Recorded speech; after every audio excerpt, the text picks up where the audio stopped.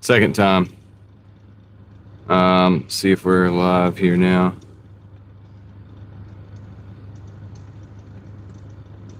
Should be. No, it's upcoming. Why is it upcoming? I don't understand that. No, I am live. Okay, cool. Sweet. All right, cool. What's up, Craig? How's it going? Let's see. Now this is disconnected, so let me get that straight, and then I gotta go make a delivery. What's up, Julie Jam? Connections. Let me try this.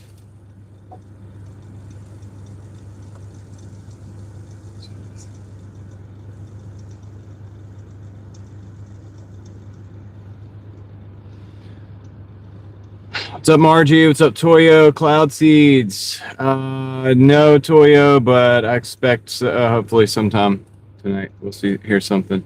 Brittany, what's up? Ellie, how's it going? Crystal, how's it going?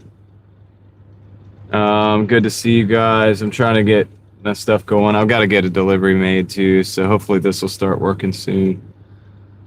Yeah, for whatever reason, the Stream Buddy just isn't. It's not doing its thing. Not doing what it's supposed to do. I'm about to just force stop it, I think.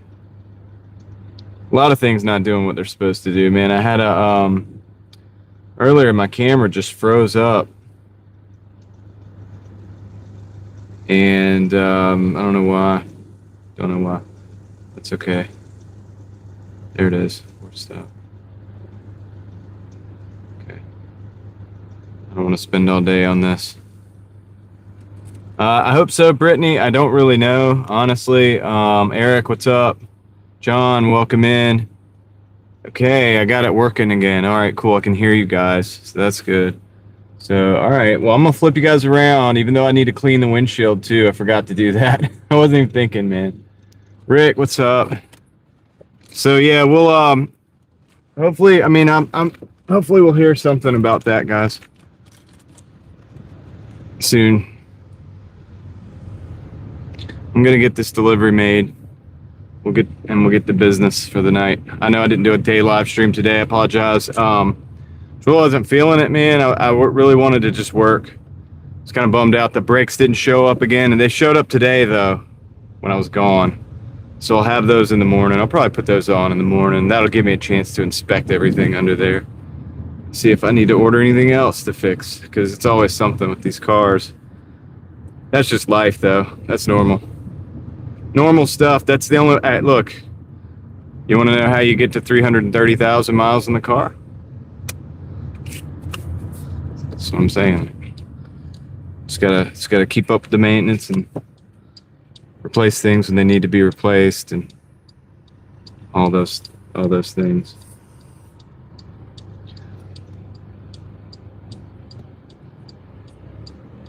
Yeah, Toyo, it's okay.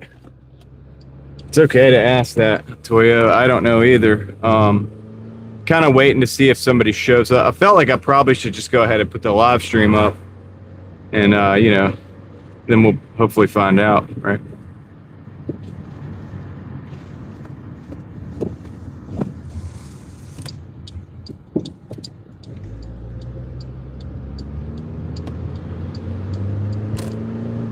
Hope everybody's having a good day. It is. What is it? Tuesday.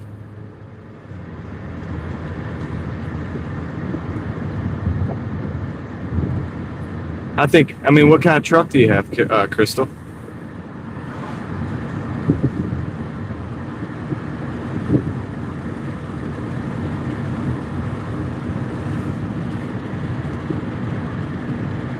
Three minutes away from the drop off, by the way. What's up, JB?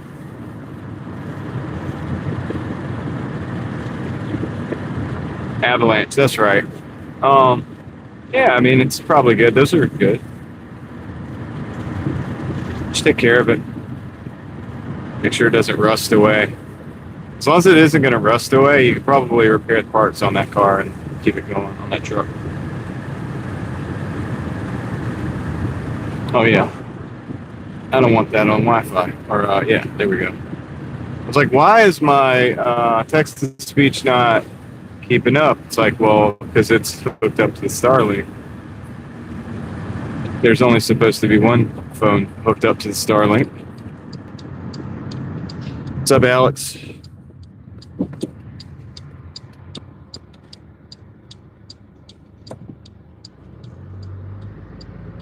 Did I say hello to Ellie? Did I say hello to Rick? I think I said hello to Eric, Brittany, Toyo, Alex, JB, Crystal, Craig. I don't know if Craig showed up in this one. Oh, yeah, he did. Craig, are you here?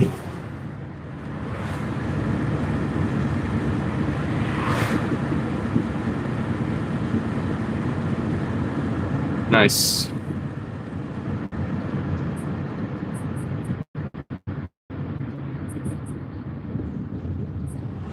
Hey, 177 is not bad for a Hyundai. Keep the maintenance up, and that'll...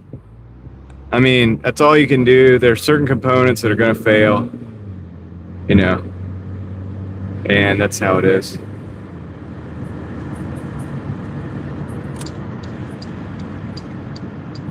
Yep, the Avalanche isn't much different than the Silverado. It's basically the same. I mean, it's not exactly the same engine that Mountain Man has, I think, but it could be. But it's probably a 5.3. I could be wrong, though. I could be all off about that, but I think it's a 5.3. Still a good engine. Totally capable. Totally capable. Just take care of your transmission and stuff.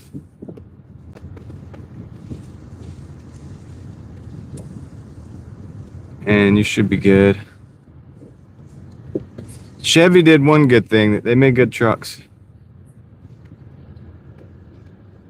They did make good trucks. All right, I'm gonna just pull right over here. Be right back, guys. I'm gonna drop this off real quick. Then I'll get the total, and then I think I'm gonna do the windshield real quick. Just need to get this done.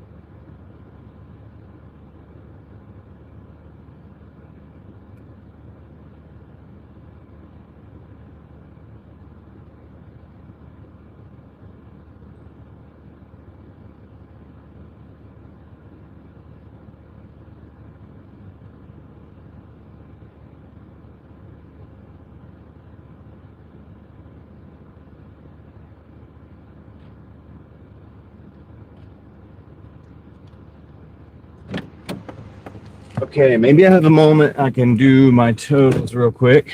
I'm gonna do that and work on that. Okay, of course. Ruckus, $2, 2.6. I'm gonna decline that. Bye-bye. All right, now it's time to do some totals. I have so far 2 dashes today. And I'll show you guys the first dash, I guess. Okay, yeah, so the first dash was this one. This 132 here, so 132.84. That's gonna be my baseline number on my calculator, 132.84. I might take this. 2 Goodberries orders, 11.35 for 10. It's not great, but I might just take that just to keep us busy. So let me do that, and then our total for the dash here is 1170 right now. So 1170 is 144.54 is our current total on the night. So let's go get these Goodberries orders. And I kind of wanted to clean the windshield, dang it, but we're gonna keep it moving for a minute. For a minute longer. Sorry guys, apologize for the windshield not being the best. We'll get it though. We'll get it. We're not known for our production value over here. Yeah, I tried to have a good head. I mean, look, yeah, I got out early. I've been working all day. It hasn't been $20 an hour, but I did. Look, I took a nap. I did all the things, man, to keep myself alive for the day, so that I keep doing this day in and day out and day in and day out for long hours. So yeah, we're good. I think we're good, and we're good for a few more hours. Like, we can do the late night session tonight, man. So I just need to clean this windshield and we'll be good to go. So,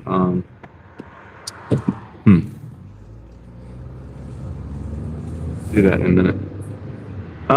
Is this my primary income source? This is a weird question because it's kind of hard to.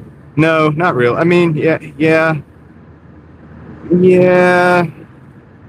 Yes and no. I have like to have multiple income sources. So, yep, Angela, how you doing? Sorry about that first stream, guys. I don't know what happened. My camera just froze up. I don't know. Like, I don't know if y'all saw that or if it looked like that to you, but my camera just froze up, and it was like, I didn't know what to do, but just go ahead and end the stream, be done with it, start a new one. I restarted the phone, restarted the app, did all the things. I think the app froze up, actually. It's kind of weird. It's the first problem I've had on this phone like that. But, so it's beautiful sky there, some trees, the backdrop. So if anybody here's from Kendra, just let us know how she's doing, guys. And if not, we're gonna carry on, and we'll be here.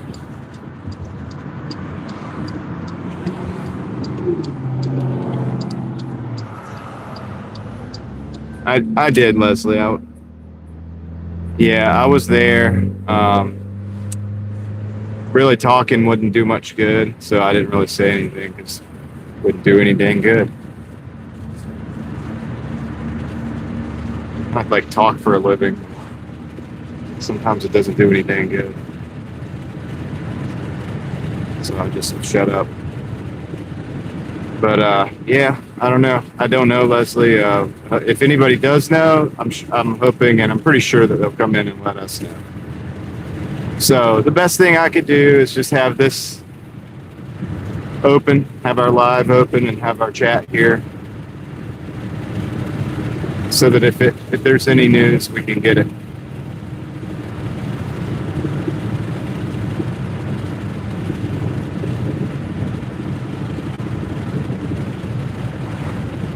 Yeah, it wasn't very good. It wasn't very fun, Crystal. But I think she'll be okay. She had seemed to be like she was getting up and recovering. So,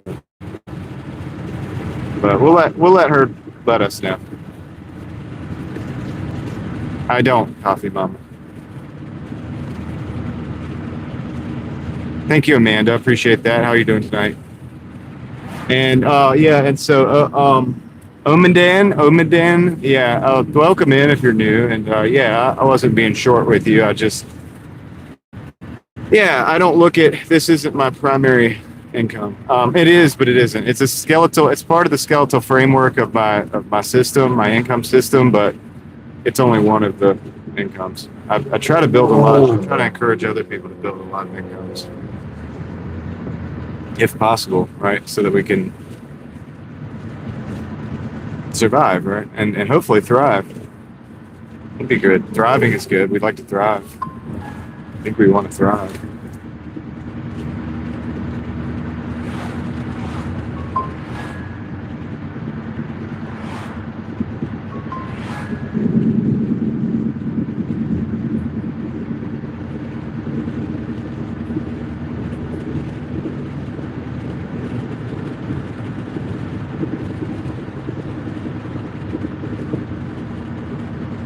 Yeah, I don't know. Yeah, maybe, Alex. I mean, I would hope that somebody would come to me. I mean, for me personally, I would just be here, and if somebody wants to come in and let us know what's going on, they can do it.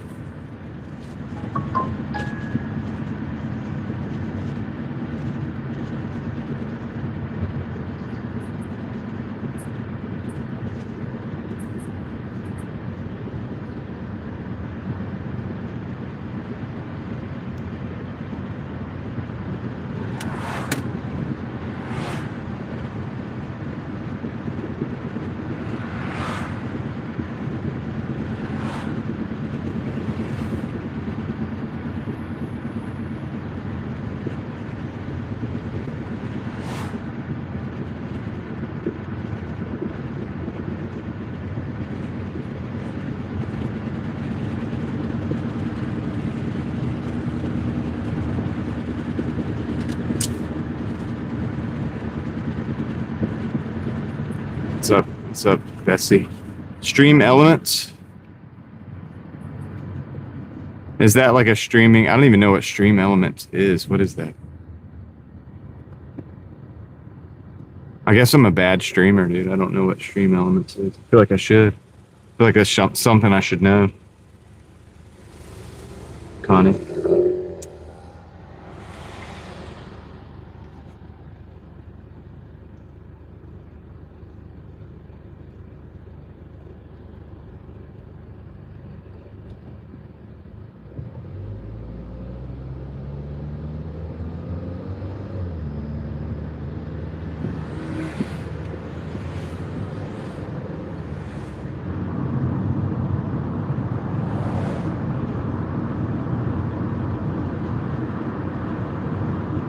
Okay. Going to Good Berries. I think I might clean this windshield when we get there. It's bugging me.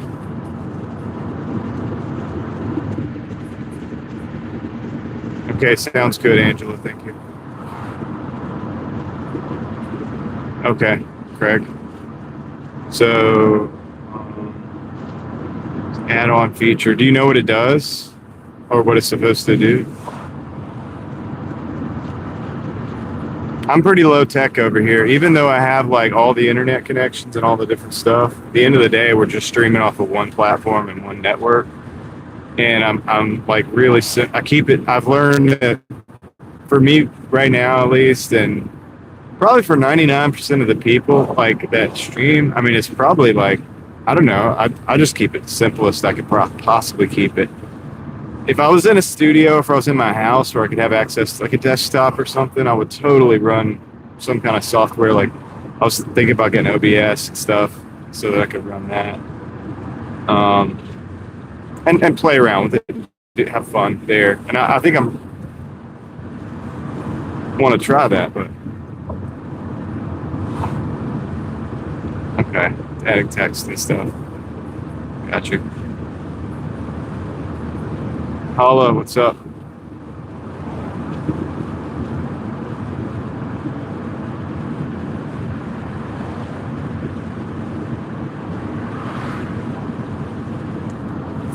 Clean this windshield real quick. Yo, mad season. How's it going?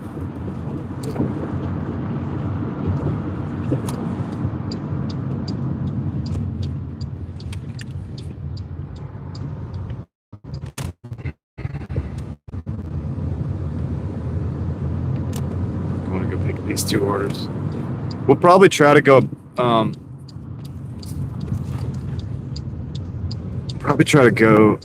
Gosh, they're busy again, man. They're really busy again. I might just like park out here and walk in. There's no parks. There's no parks. I'm just gonna park over here, I guess. And I'll walk over to the store. It's busy. Very busy.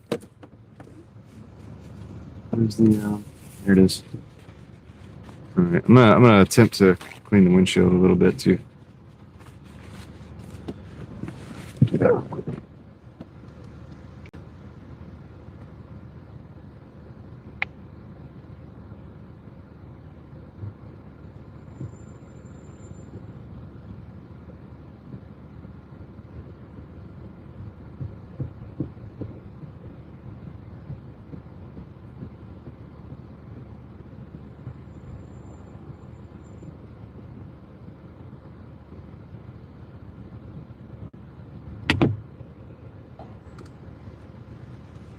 Don't know if that's good or not.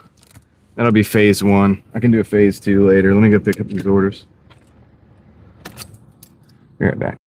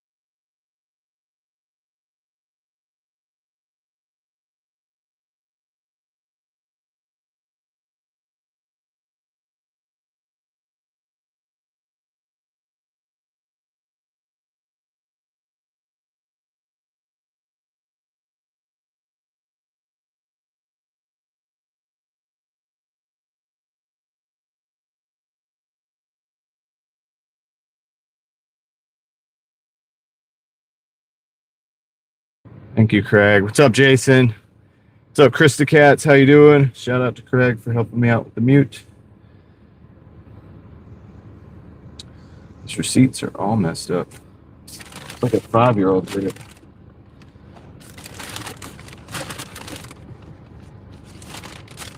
Huh?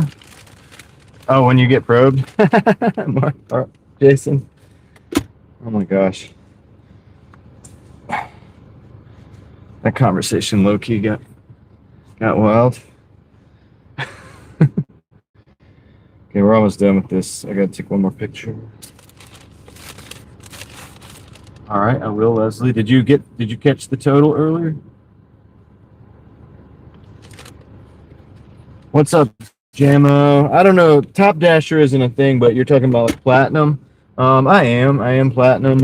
I mean, I get good orders. I don't know. I get pretty decent orders. This isn't the best, but yeah, I don't change my strategy too much with the fuel.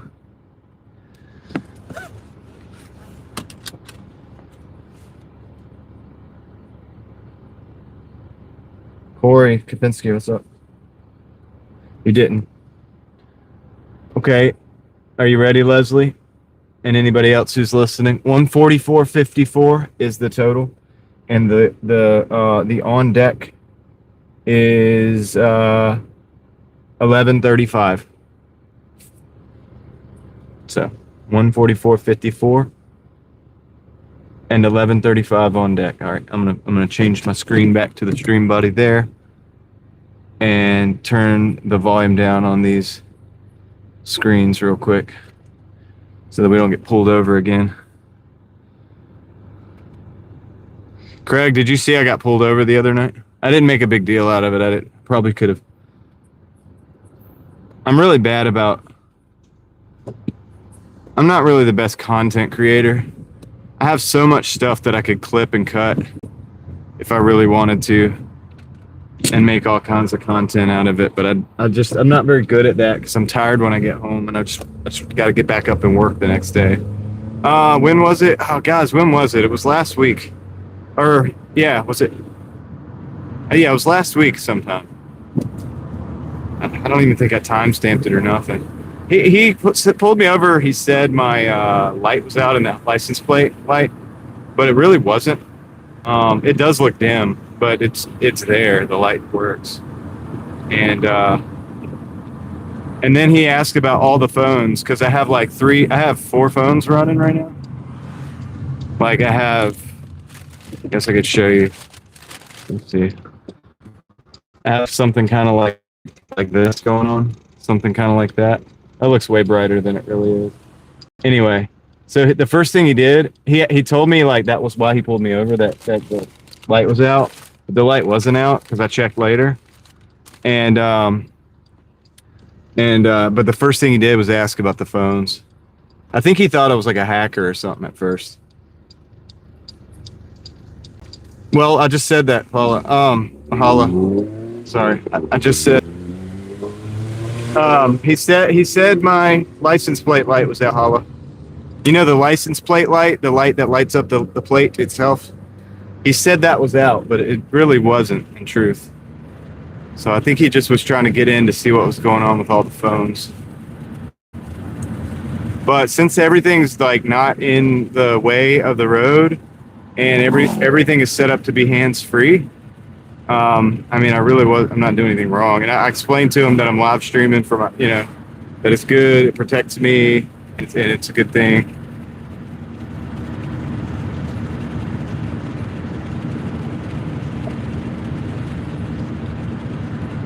He was, Craig. He did end up running my license again. He took the license, he ran that, he came back, and he shook my hand. And he said he hoped I had a great night and that to be safe out here.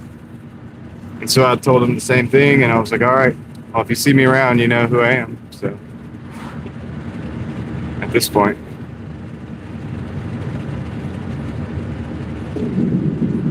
I was live and I did stay online. I did mute it when he came up because I didn't want to dox myself. Because, sometimes they're like, I'll use the name Rogers, like Mr. Rogers, right? Say some guy's name is like Clyde Rogers. and they'll be like, you know what I mean? They'll be like, "How you doing tonight, Mr. Rogers?" You know what I mean? So I didn't want them to like do all that. Is this where you live? Dot dot dot dot dot dot. dot 1, 2, 3, 4. Cool Breeze Lane.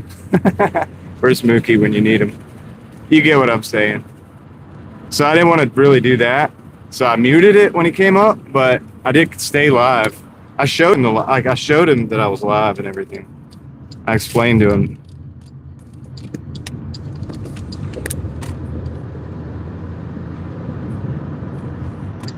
Yeah, no, it's okay, Hala.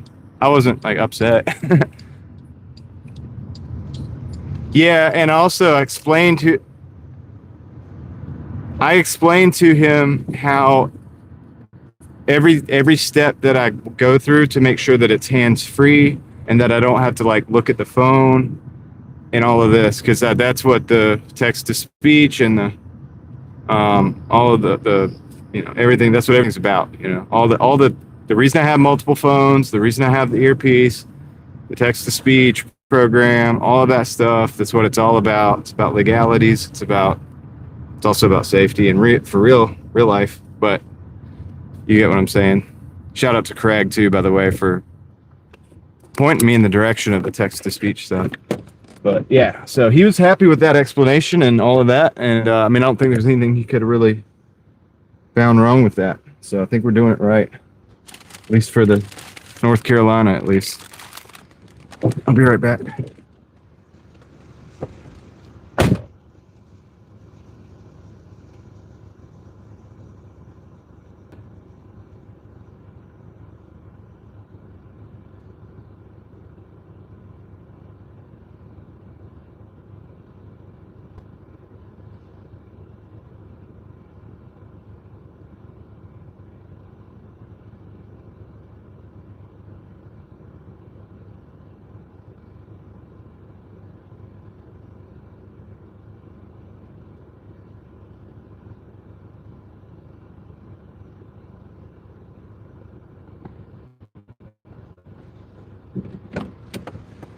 Yeah, I thought about that, Craig. That's why I was like, because everybody was in my ear talking about this stuff. They were like, "Why do you pull you over?" Like, and I told them why, and they were like, "That's BS." Like, you know what I mean?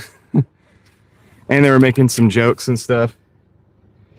But most people were just like, "Hope he's okay."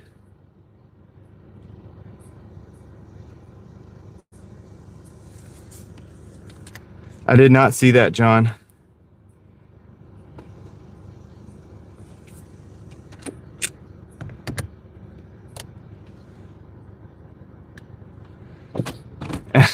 Free donuts.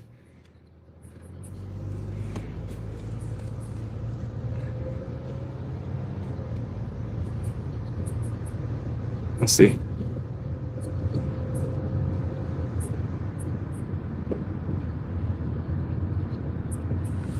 Dude, they don't. Okay, I'll address what John Johnson said in a minute. So, first of all, Craig, you are a moving target because you are the donut man when it comes to the 5-0. That is definitely for sure. Second of all, Hala, I did not ask him to subscribe to the channel. I actually did not tell him the name of the channel. He did not ask. But he could clearly see that I had I think at the time I had about 150 people watching. So, because I think it was a Friday night or a Saturday, whatever you guys said. You guys know more better than I do what day it was. I just do the days and move on to the next day. Yeah, it's just interesting. And now, so to what John was saying, and so anyway, he seemed to think, this guy at least specifically seemed to think that the live streaming was a good idea, because I was like, it can protect me in a lot of different ways. I was explaining to him like legally and otherwise and all. He was like, yeah, that's true. Like, I don't know. He seemed to think it was a good idea. So he was in a very good mood afterwards. Now, Troy, you asked me earlier about the repairs. As you can hear, there's a little screeching there. The brakes did not arrive until later today. So I've been working, waiting on those to come in. They didn't come in, so I stayed working. And I guess I'm going to be doing them in the morning because they did arrive. I see a little picture of them on my doorstep. So, they you know, and I got the alert from the cameras and everything that the Amazon, that somebody was walking. It was the Amazon guy delivering my brakes. So anyway, so that's the deal with that. But we see that just everything seems to be holding up pretty good. Now, and now in regards to what John Johnson said, that is very interesting because I have no way of seeing what it is that they're claiming that you can see. As a DoorDasher, I'm not able to see that, and there's no way that I'm able to stack the orders. Now, maybe DoorDash can, but the driver has no control over that whatsoever. And even if that was the case, I don't see how that would hurt anything, because you, as a delivery service, you want to route everything as, you know, you want to route as many deliveries at once as you can so that you can get them on out the door. So I'm really not sure. That's kind of a weird thing, but I'm going to look that up, John Johnson. And if you want to, I'll tell you what, if you're still here, John, I don't know if you have Instagram or not, but if you would like to send that to my Instagram, a link to that story, I would definitely want to read that. I want to read that. That's interesting. So I can wrap my head around what's really going on there. Because as the driver, I have no ability to dispatch an order to myself. Even if I know the order's up there, it doesn't make a difference. Now, DoorDash, the company of DoorDash, they should have that information, because if they don't have that information, how are they going to route the orders? You know, they have to have a little bit of advanced knowledge as far as the software company that is DoorDash. That they have to have some advanced knowledge of these orders. Otherwise,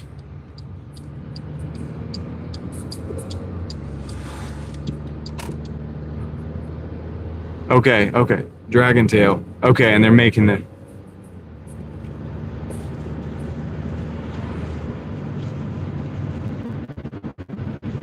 So Pizza Hut is suing DoorDash. That's what I got the first time, but now you're saying it, Craig. Just want to make sure I'm getting this straight.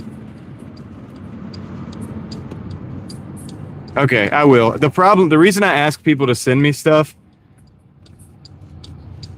is because I can't remember all this stuff sometimes to even do it. You know what I mean? It's a lot of stuff. I got a lot of stories every day, and I don't know what to look up, and I don't have time to really. I don't even think to look it up, because when I get home, you know what I'm thinking about is food. But if you send me that link, I'll go look at it, because I tend to look at if I know who's sending it and stuff, not just anybody. I just don't just like open up random links. But you get the idea. All right, I'll be right back though. Let me go drop this.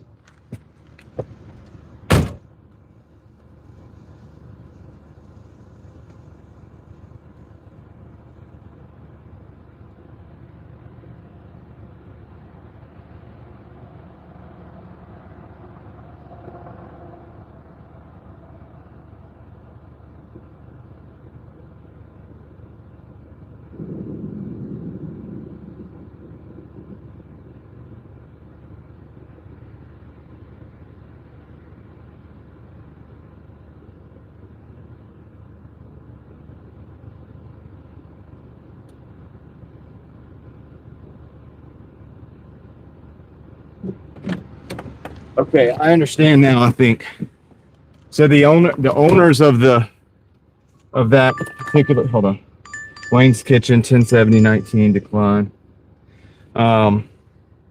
So like the actual owners of the businesses on the ground are suing. Thank you, Troy. 69th like. Oh, we're already to 70. Thank you, guys. There's a Wings Kitchen, $5.70 for 10.8. We're going to decline that as well. That's also a garbage order. Okay, numbers. 2305.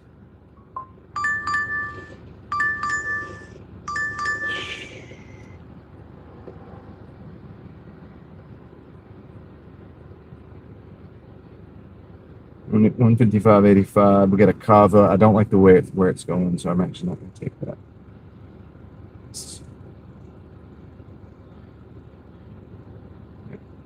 Decline. I got you. I understand, John.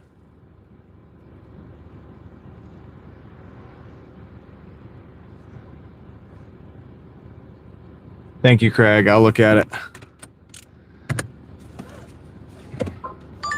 This kind of stuff's going to be happening a lot, guys, as this adoption, of these different technologies. Outback Steakhouse and a Mod Pizza at $11.50 for 7 miles. Honestly, on a Tuesday night, we're not going to get much better than that, so I'm going to take that. I've already got some bangers today, so I'm not thinking that. I'm not counting on a whole lot of more bangers. I mean, we might get a few, but I already got a couple, like a 20 and a 17, and some decent ones today. So I'm gonna kind of, these mediocre ones, we're gonna stack with them. We're gonna lean with it, rock with it.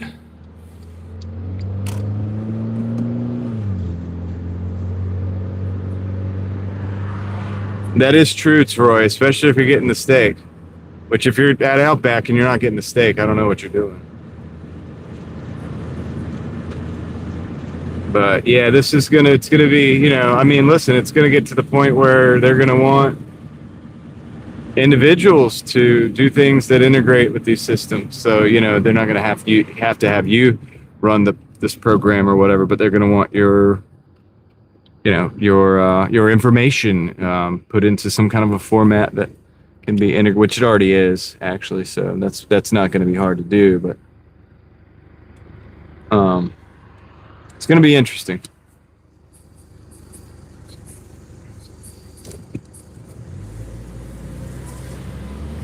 Yeah, of course they're going to want to maximize earnings. Yeah, they got to think these things out, and you really can't even blame the Dashers. You really can't in that case.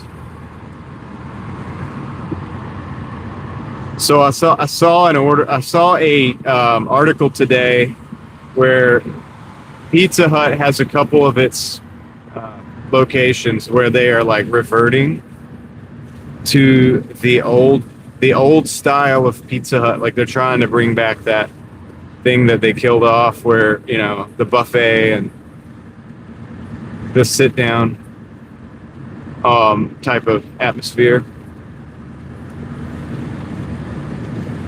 And I wonder if it's, I think that's I think it's smart. I think listen, I go to the mall every day, guys, to pick up. And other than Triangle, like I was saying the other day, because too many people get shot over there. But like at Crabtree Mountain Mall, it is busy every single day.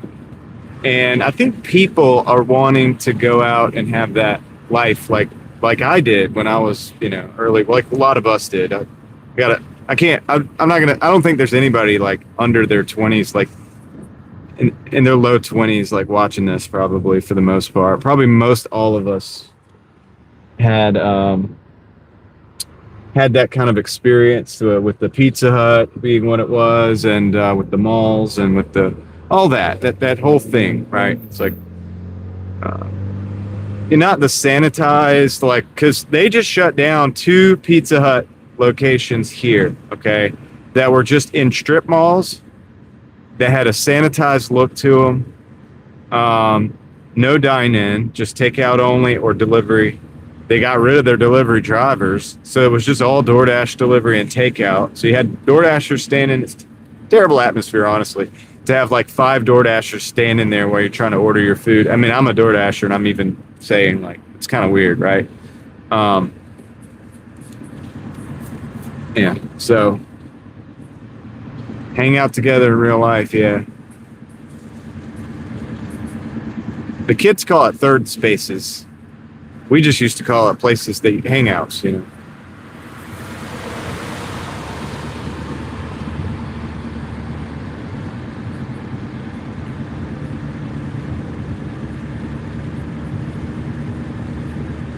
Angela, that's interesting. So if you go into Walmart and you got that expression on your face, like you're ready to buy stuff, this ties into the potential like changing of prices. The dynamic pricing, Um, if somebody is in the mood to buy stuff, and you put the and you set the prices up a little higher because you know that person's like more willing to buy today. I mean, it's crazy, but I honestly think sometimes I wonder if that's happening already on the internet with the internet shopping. They could tell your behaviors a little bit. They could tell if you're being a little trigger happy with the old credit card, and they start advertising certain things. Pizza Hut did used to have good pizza, Victor. Sure did. And me and my friends growing up, this would be when I was like probably 7, 8, 9 years old or something. We used to have pizza eating contests, you know, because it was all you can eat. And so we would eat just as much as you could. I don't think the Pizza Hut is quite as quality now as it was then. Like I don't know if it was quality then, but it's definitely not as good now as it was then. And let them know I arrived at the store. I think it's better than Domino's personally. I think Papa John's might be better than both of those, and I think Little Caesars is at the bottom. Nice look. Do you pull the bubble off and eat it that way?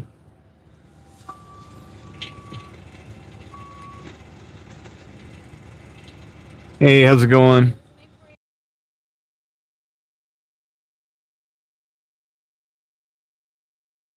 Okay, I got she knows the name so we can talk again.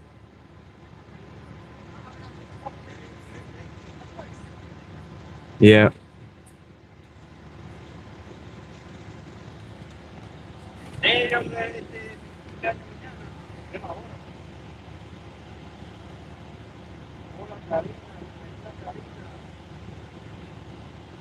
You bite into the bubble. Okay. Yo, Moxie Man. Moxie Man just dropped 10 gifted memberships. We got 3 new ones, he says. Let's see what we got. I'm going to flip you guys back around. I do this better when you guys aren't watching. It's like embarrassing, okay? No, I'm just playing. Congratulations, Tia Nina 1, Brian Guerrero 562, Ers 247, Helen OS, Hallelujah 79, Arthur Dad's House 123, Mickey's Adventures, Craig Family 24, Sharpencil, the artist, Sharp Pencil the artist, 8007, Face Checks Llama. Congratulations. All right, guys. So we got some new ones though. Congratulations, Ers 247, Helen OS, and Brian Aguero. I said that wrong the first time. Brian Aguero.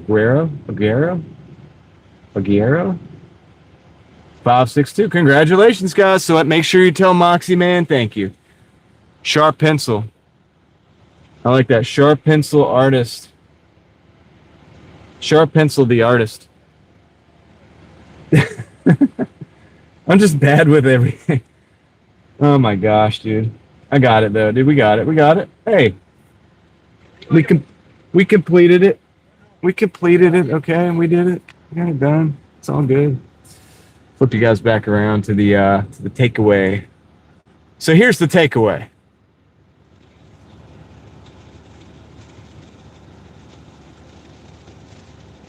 Let's see.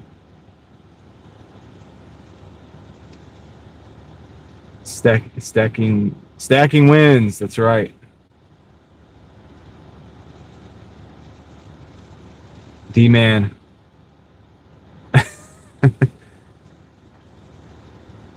Red Robin. Yeah, but that's like frozen pizza. That doesn't count. What's up, Ella Anna / AKA alias Mafia alias Alana 95. Uh-huh. Thank you very much. You too. Yeah.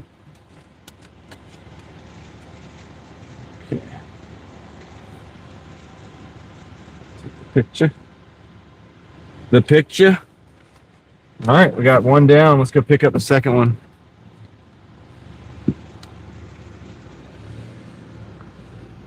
get the second one.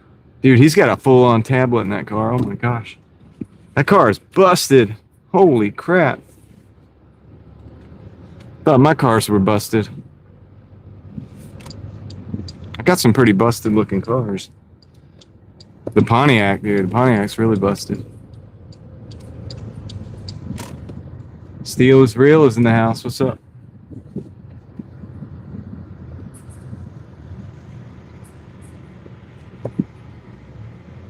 Ten members.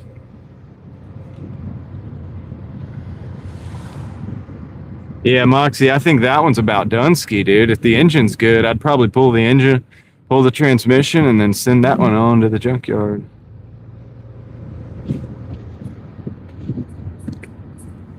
Could potentially keep another Corolla. Could be a donor car for another Corolla to keep it on the road. A good-looking Corolla. Yo, what's up, Heather? Hope you're doing good. We're doing all right. I mean, you know, it's another night. It's a Tuesday. We're in the dash on a Tuesday.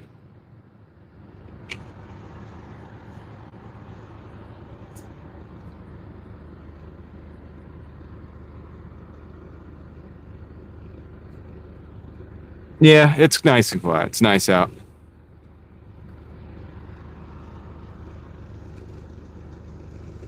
Very nice.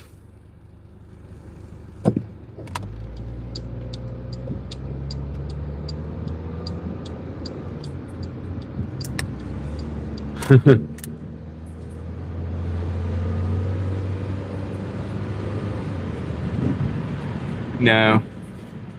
Yeah, they came in today, Ilana. I think I'm gonna do them tomorrow morning. I will like wake up, have coffee, go look at the car for about 5 minutes, and then get started.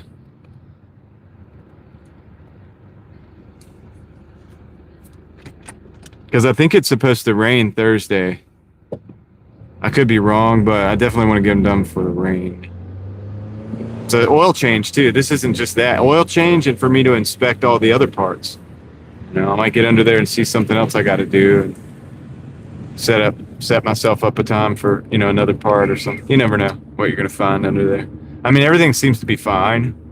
But like, you know, maybe I get a ripped boot in the caliper or something. I'll put it back together and everything. But then I might, you know, if it doesn't look good, if it looks like I need to replace calipers or something, I'll order those. And those are easy. You know, I'm just got to bleed the brakes after. But it's, I can leave the rotors and pads in place and just pull the calipers off and disconnect the lines and everything, put them back on, bleed it out. I mean, it's all doable. You know what I mean? It's all like, it's not a big deal. So if I need to do that, I'm going to inspect it because I think last time I thought about it and I forgot to actually order the calipers this time. So technically I should be putting everything on. I should be putting new calipers on too, probably.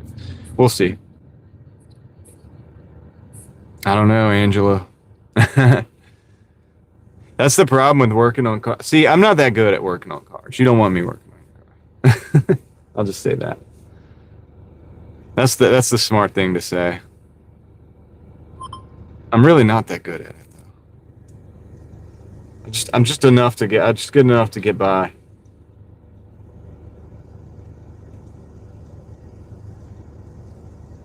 We're going to Mod Pizza. Made on demand, I think is what we discovered that was supposed to stand for. Mod, made on demand. So I hope it doesn't rain tomorrow. I didn't even check. I've just been assuming that it's not raining because it's been kind of a drought. What's up, Joe? Is this number 14? Dude, Joe is on a roll, dude. The movie man. Movie man Joe. What's up, dude? When it's movie night, we're going to call Joe. He's going to bring up over all the DVDs. Actually, he doesn't have the DVDs. He has that program that he uses.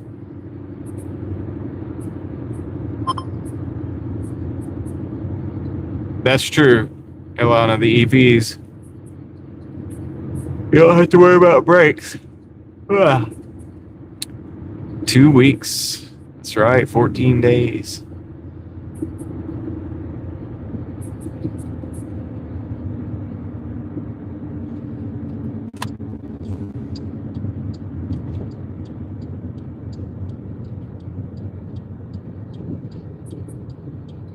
Yeah, cabin engine filter is probably the easiest of all those. Cabin filter, maybe not so bad. A lot of different cars, it's in the behind the glove box, but not always.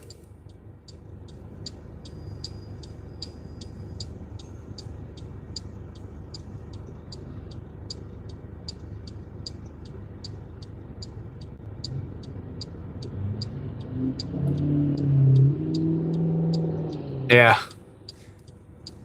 archive indeed. Yeah, I like DVDs personally, but I think it's nothing wrong with having, you know, I don't know. I think about it with games. Like older games. I've got all these cartridges, for like old cartridge games, 64-bit and 16-bit stuff, and all that stuff can be fit on a ROM card. I have a ROM card as well for the N64, for example, and it's got like it's perfect, but it's got almost all of the games like that you can imagine. Not all of them work perfectly though, but that's just on like an SD card, dude, and a ROM chip. Just makes you think, and you can kind of own that. You can like you have it, you do hold and own that. Like, I mean, I don't know if you have a license to it, but it's physical in a way. That's a physical game, and becomes a physical game as soon as you download it onto a you know some kind of device that you can play the game on. Kind of hold that DLC. I mean, it's what I'm saying. It's like you might get it somewhere off the internet. I mean, I don't know if I'm not saying that's like a thing that you should do. Let's just say if you had the license to do it, right? If you're allowed to do it, you have to do it legally. But say you have the game, right? That you got and you've put it on a device, now you own that. You can own that forever pretty much. As opposed to the DLC lifestyle, the digital license as well. All right, so let me go get this order.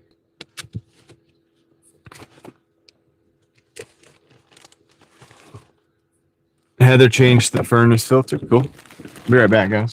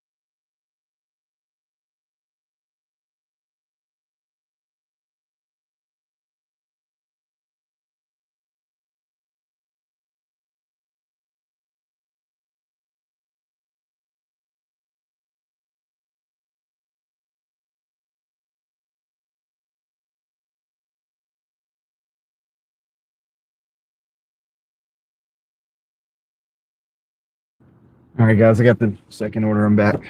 Not to startle you. Oops, turn this down. Not to startle you. Um, yeah, you're probably right, Joe. Probably get in trouble if I did that. Okay, let's. The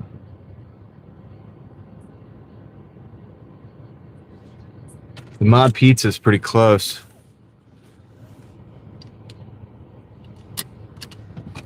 Sean, been in the crew for 2 months. Been in the crew for longer than that, man. Thank you. Yeah, I know. You're right, Jason. It's just, I sure will. Just give us a minute. A 4% discrepancy. I will look. I will be looking.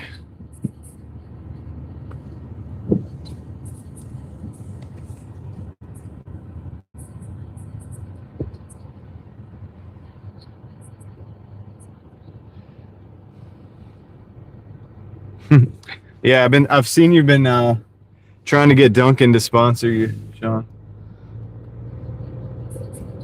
Wonder if they will. Persistence might pay off, you know. You never know. Adjust this a little bit. All right, let's go. Short drive down the road.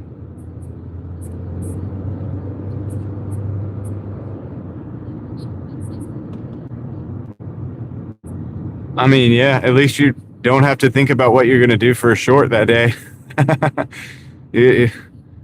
Endless content, really.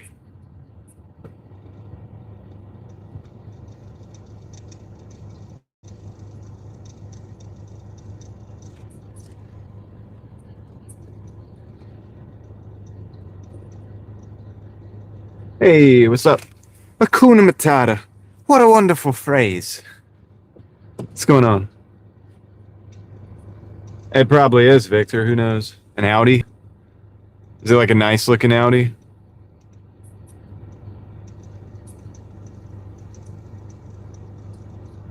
The old pod. That's the old school podcast, David.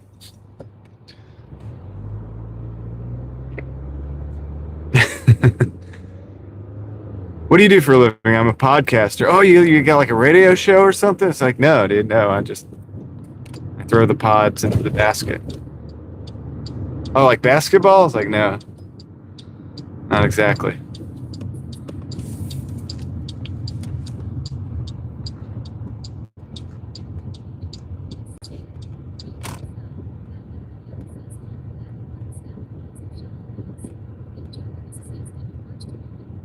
We used to do that, like watch TV while we did it.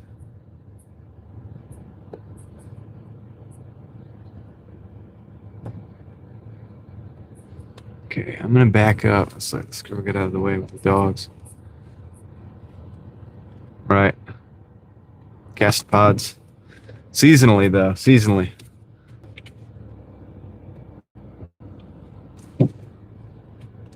It's kind of a part-time gig. All right. Let me go drop the mod pizza. The mod pizza.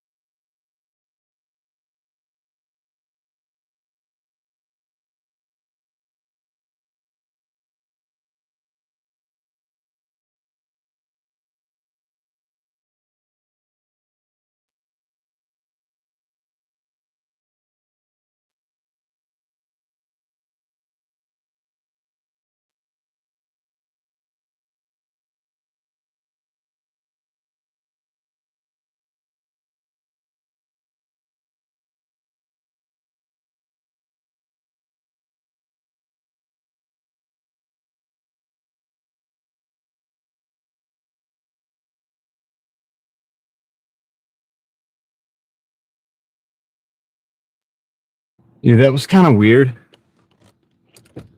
Every other building in this apartment complex has power except for the one I just delivered to. The very building, the single building, not a single room has power. It's weird. Wonder how that happened. One building.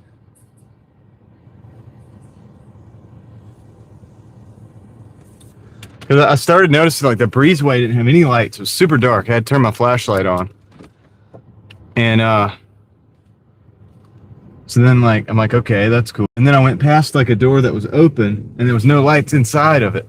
They had the door open, probably because they don't have AC. Yeah. Yeah. The main breaker to the whole building. The main incoming has been turned off for some reason. Somebody's probably messing with them, dude. And they're all sitting in there and all that needs to be done is the switch needs to be flipped. Probably. I don't know though. But anyway, whatever. Not my problem.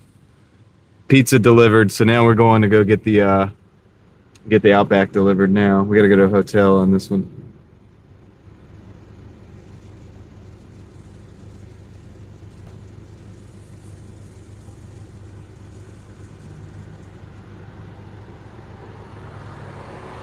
Do I like rock music, Joe? I mean kinda, yeah, some of it.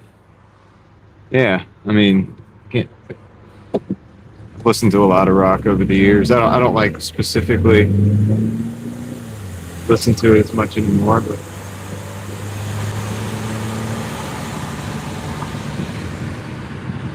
well, I mean it's obvious like what Max Hakuna Matata.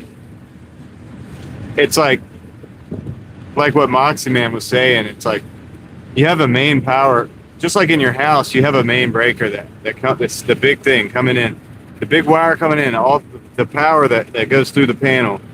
You turn one big breaker off. It's the main breaker. You turn that off, and you have to shut everything off to all the other breakers. So everything's off. So that's probably what it is. It's either tripped somehow. It got surged and it tripped, or somebody's messing around and flipped it. Gained access to the panel and flipped it or something. There's got to be some version of that for the apartment complex. I'm not exactly sure how that works, but right, we're gonna go the back way here.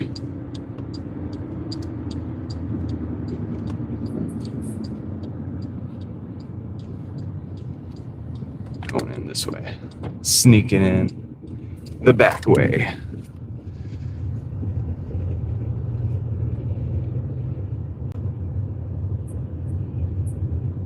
I gotta go to the third floor.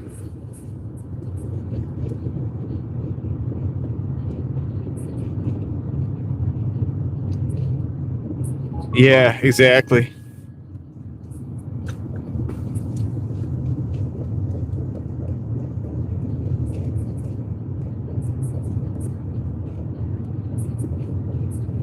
$30 for 6, Moxie? Huh. That ain't bad.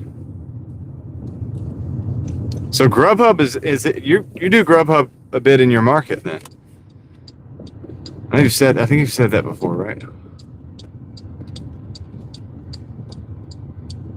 I have zero experience. That's a rare thing. A lot of markets I think don't have Grubhub anymore at all, but some apparently do. So, all right, I'm gonna. Got you. Makes sense. All right, I'm gonna leave this right here, and I'm gonna run in. I gotta go up to the third floor. Shouldn't take long. Drop this off. I'll be right back.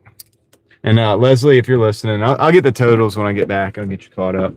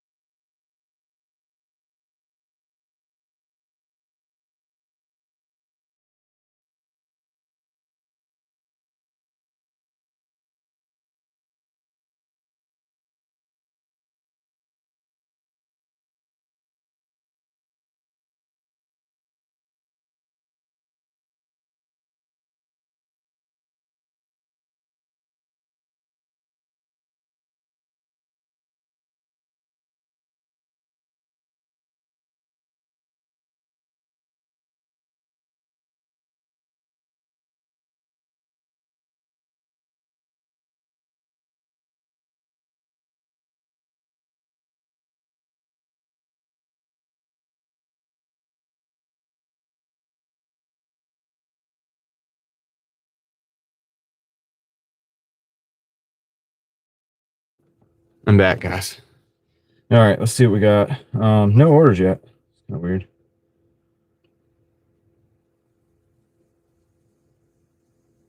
Kind of weird.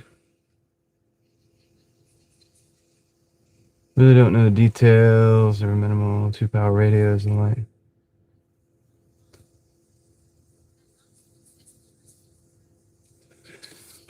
That's the $30 order, Mox.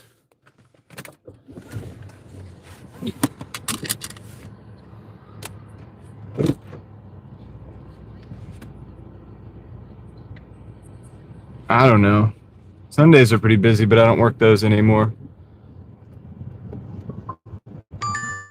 All right, we got a 7 for $5 cheesecake. We're right at the cheesecake, so let's take that.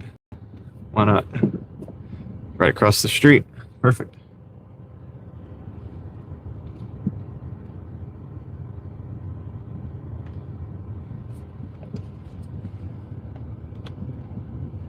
Really can't beat it.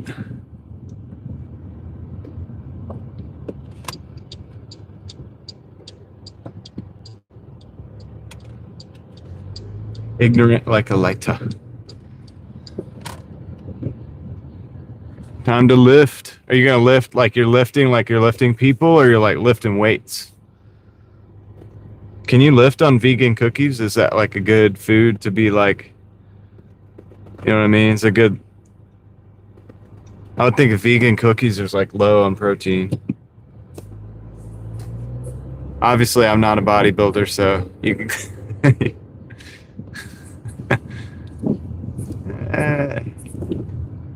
That's the problem with solar, David.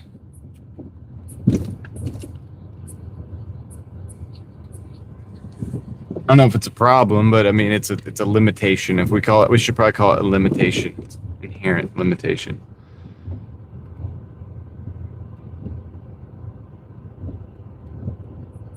The okra cookies. Where's David Hunt when you need one? We'll give him a nice little box of okra cookies.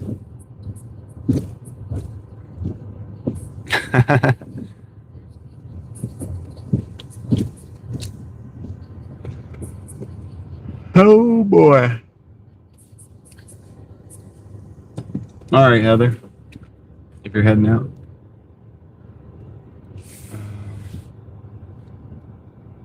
Yeah, I guess we'll just shoot. Hold on. Park in this first spot. I'm gonna park in the first spot. What's up, Sam? Enjoying that sauna. I hear. I heard. You heard? All right. All right. Are you calling us a herd, or are you saying that we heard you? Okay, let me see. Let me go pick up this order. I'll be right back. And for anybody who wanted to know the totals, I'll give you that too, real quick, as an update. I messed up. I can't. It's too complicated. I'll be right back. I'll be right back. I'll do the totals in a minute. I'll be right back. I really just need to go get this order. Oh, don't do that.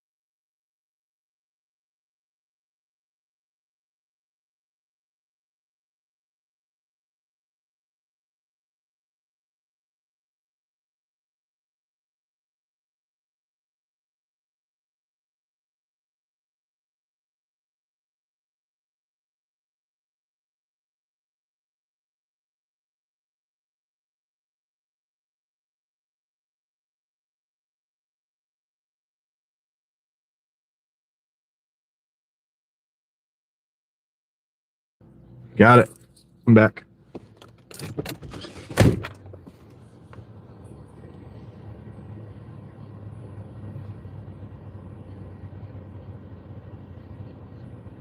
Vacation food.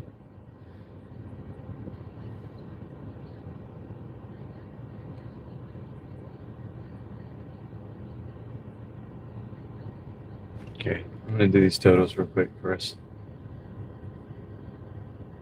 Yo, what's up, Bobby? Yes, sir. We are stacking. We've been stacking. Actually, I'm totaling up right now where we're at so far. We are stacking some wins. All right, 132.84 was the first dash. I'm trying to get my baseline back on that.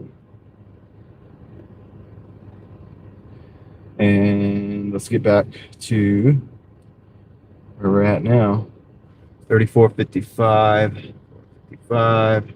All right, we're at 167.39 so far. And we've got a $7 on deck. I didn't, Sammy, but thankfully I have some life left in these enough to go. But they did arrive. I got the notification from both Amazon and my camera system at home. Thank you, Tom. That they were delivered today, so I do have the parts that I need. Until I get the car lifted up and look at it and see if there's anything else I need, which it's always something, dude. So we'll see. What's up, Albert? How's it going?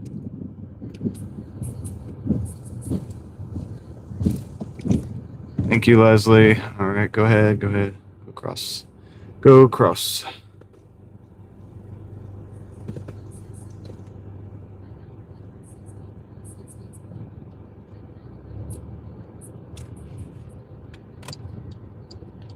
I don't know if I'm going to 250 or not, but maybe. That's right. Another day, another Doordash dollar. I'm going to go this way. I just had to go around that crowd. They're walking in the street. It's like, dude, I know you guys want to be together and stuff. It's cool that you guys are out hanging out. I love that. But just walk on the sidewalk. Just for your safety, you know what I mean? It's like, okay.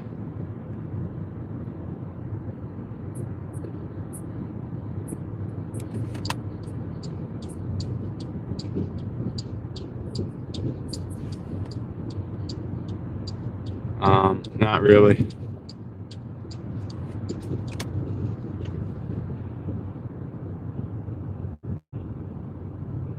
Don't have any plans, anything special.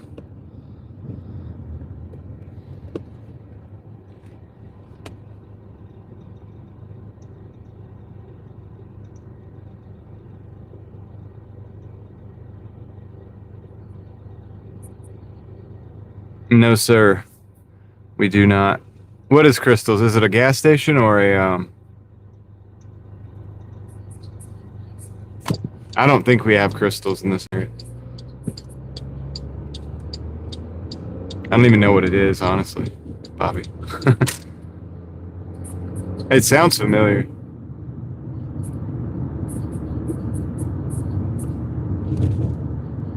Oh, it's a burger place?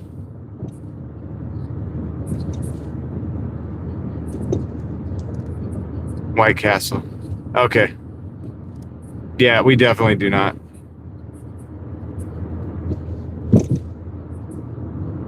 Got you. We definitely don't have that.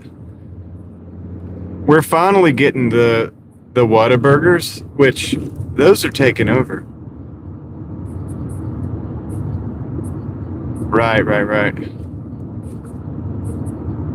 Is it good? Like, are they good? Slider burgers like White Castle, you got to get like a few of those, right? To make it worth it.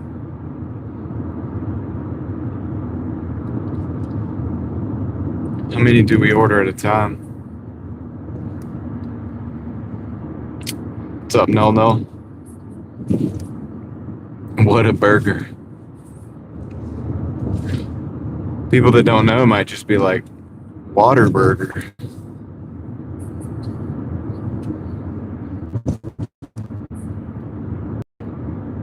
That's correct, Warren.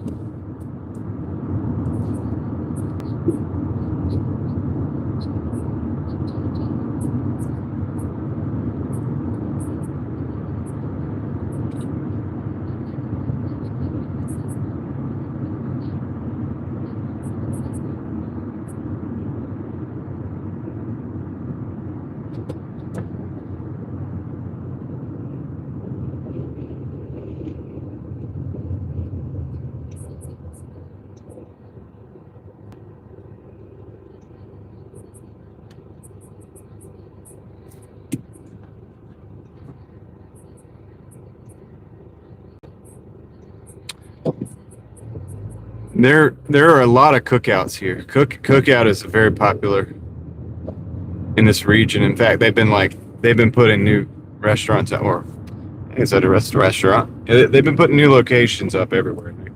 Here they have one on Strickland. They have one in Wake Forest. They have one up north over in Butner, in a small town. They have one in Oxford. They have one in Durham. Like, they're all over the place. They have multiple ones here. They have one on Capitol as well.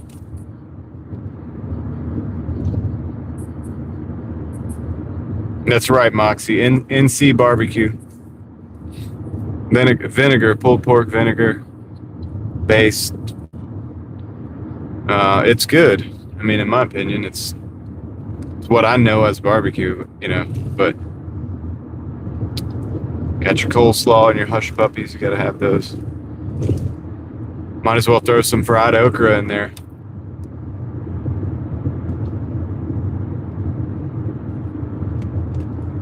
On the side, just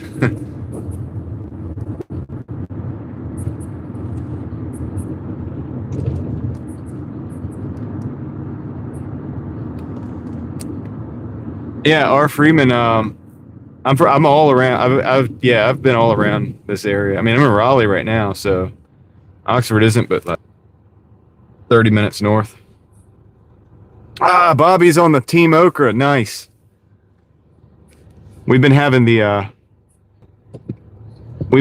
great okra wars in the chat, Bobby. Some people are adamantly against it. It seems to be a love or a hate type of thing.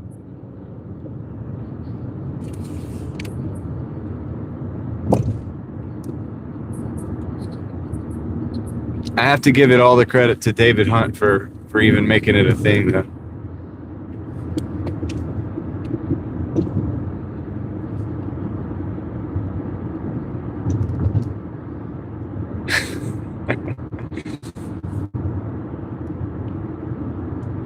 Yes, sir. Fried okra.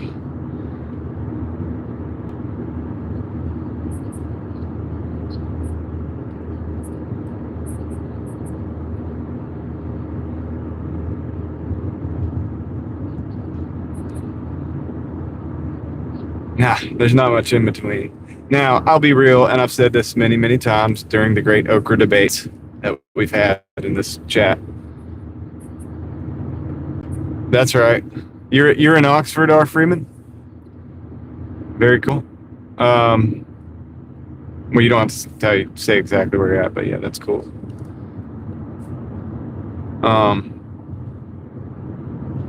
Yeah, I'm familiar with, so I've lived all around, and I'm familiar with the whole area.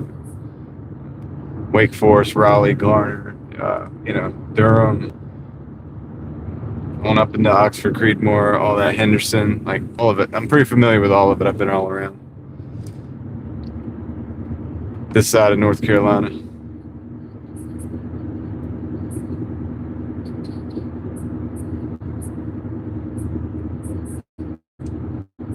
Seven whole doll hairs.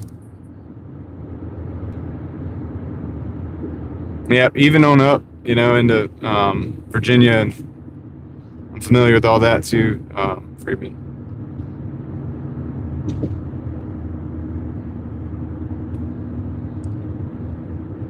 Clarksville and all that. All that. The whole lake, pretty much.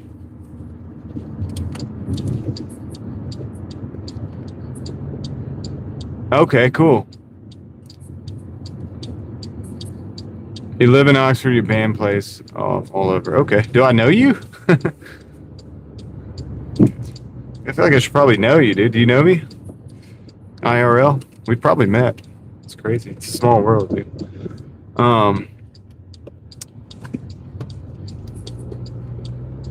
You probably spend a lot of time at the lake then, up there. Or maybe not, but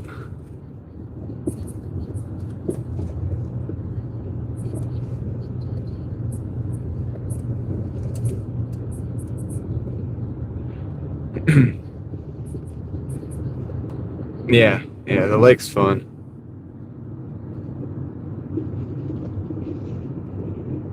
Clarksville's cool. I like it when it's quiet, and it's fun when it's, when they got something going on and it's a bunch of people. It's also fun. All right, later, Moxie. Yeah, Wiley, I mean, it's a lot like that goes into a burger. Okay, gotcha. Right on, man. Well, thanks for tuning in, hanging out.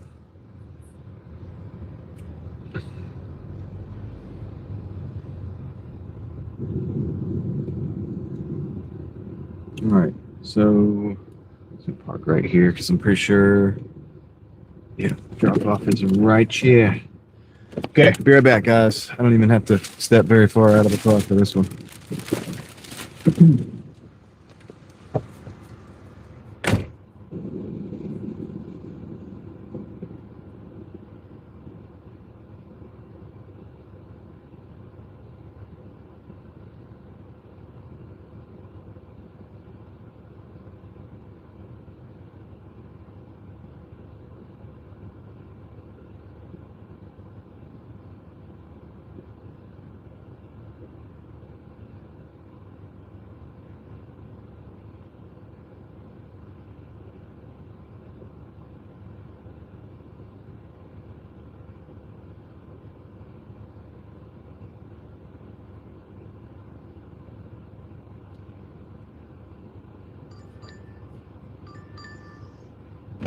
Okay, guys, we got an IHOP coming in. $9 for 6.3, so I'm going to take that. Yeah, actually, guys, we could go explore Clarksville. That'd be on a quiet day. I'd like to do it on a quiet day. Honestly, in the off-season quiet days, it's the best for exploring because there's not a lot going on. There used to be a consignment shop up there. I used to go in and hang out, look around and see. I like to see that because I'm a reseller, so I never put my stuff in a booth at a consignment shop or anything. I've thought about it, but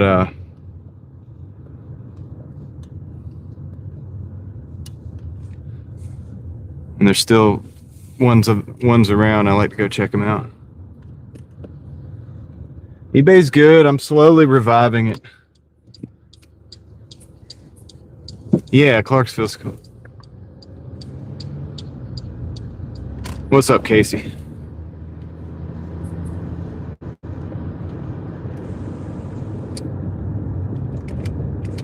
Barbecue and motor oil? I think I missed something, but that's cool. Sounds cool.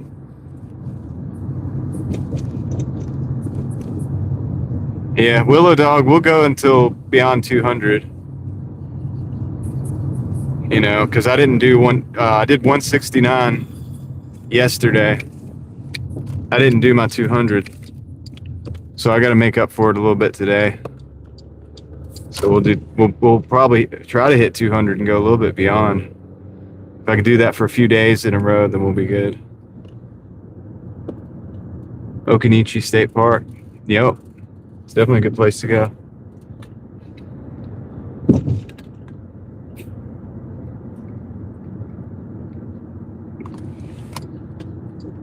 Honestly, this area, yeah, 225-ish, maybe. I mean, maybe, I don't know. That'd be good because I feel like if I do that a couple days, we'd be making up. I got to do the brakes tomorrow because they finally came in, but But this area and north, like up where Jeremy's talking about, and Casey are talking about, and out in Durham, I mean, there's a lot in Wake Forest and beyond. There's a ton of trails and parks, and it's just actually a really cool place. You played in 94-degree weather. How long? How long was the gig?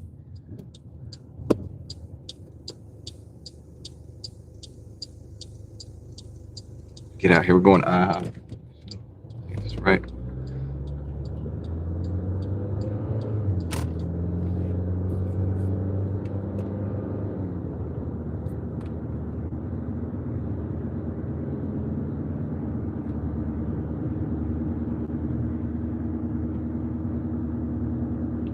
Yeah, there's a ton of places around here if you like parks and hiking and nature walks and things like that. I mean, there's just really like a wealth of that. If you come from a place where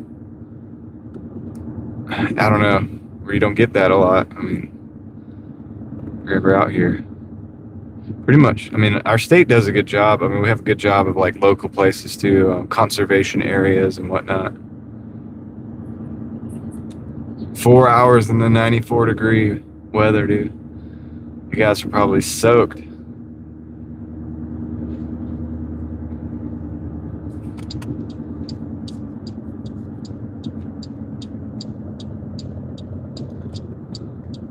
Yeah, something to be said for those nighttime gigs.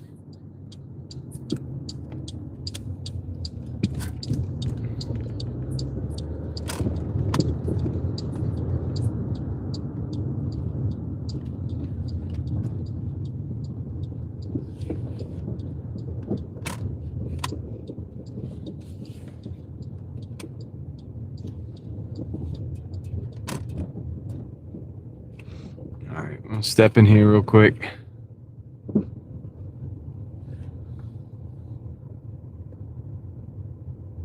Park so I can swing wide and get out. We were here last night. Same image, basically.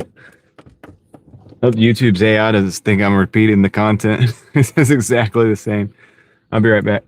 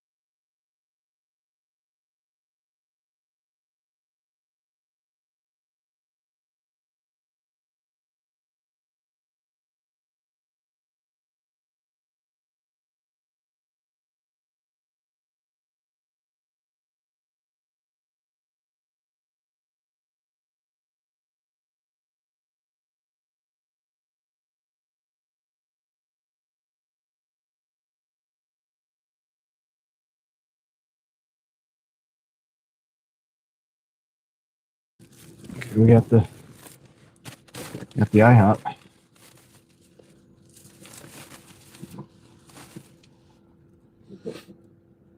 Directions. We got looks like it's 9 minutes. It says 9 minutes, 4 miles. Oh, we gotta go over to Lake Lynn. Okay, Ray Road. No problem. Easy. I used to live over here. Where we're going? By the lake.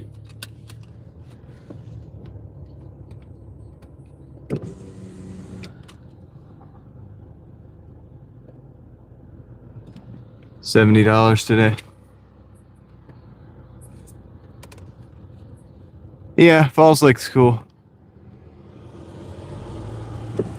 Jeremy, let's see. You haven't been live today or at all, Heather? You could go live. Let's see. You go live, give us an update. We'll see you in the coffee when I have coffee. I haven't seen you in a while. When I had coffee in the morning. Of course, I haven't been really good about getting on YouTube in the mornings. I've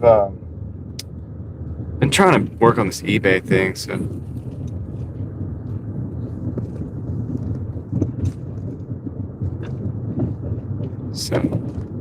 But if I see you on there, I'm gonna hop in.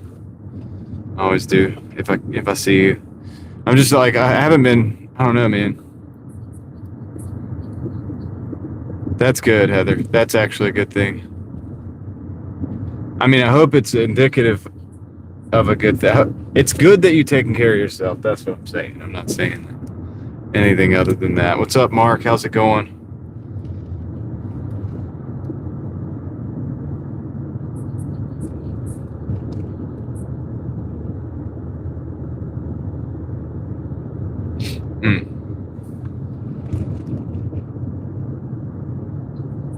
Well, anything you're going through now, Heather, has the capability of making you that much stronger.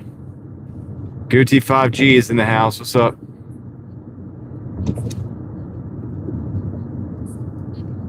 Yeah, definitely take care of yourself first. Can't have much of an impact if you don't. You know, I gotta remember that too. Like sometimes it's like, dude, I didn't go live today because I was like, you know what? Yeah, I just need to work. I need to work, and I need to do the things that I'm doing. I work on several things at a time. Like when I'm Doordashing, I usually have a couple of things going on, and maybe phone calls, maybe not. But I mean, do whatever you got to do. The internet can wait.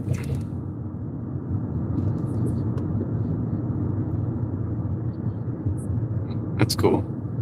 Right on.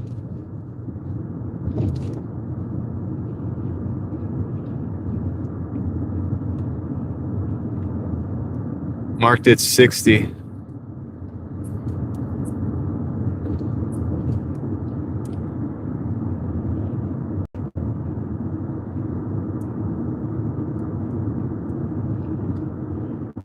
Well, like when I was doing 7 days a week,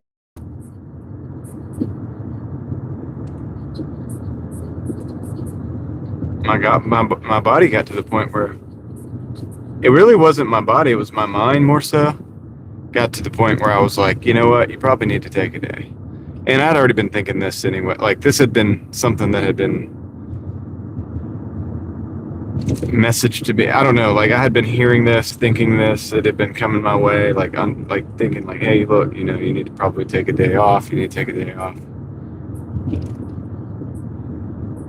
And so it turns out it's a good thing. So I think I've been working more productively each day for the 6 days that I work than for all 7 days combined.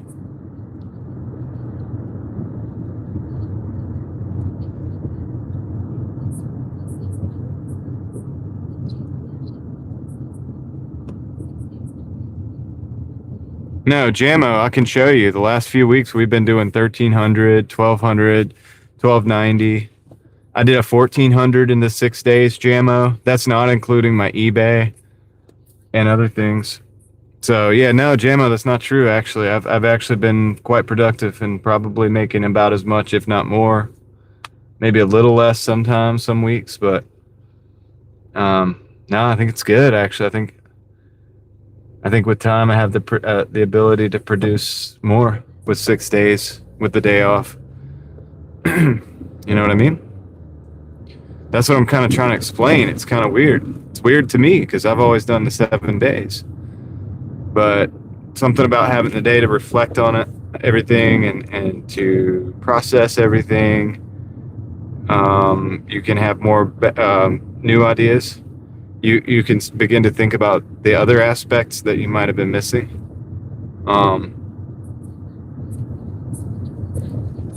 When you're just dialed in like 7 days in a row.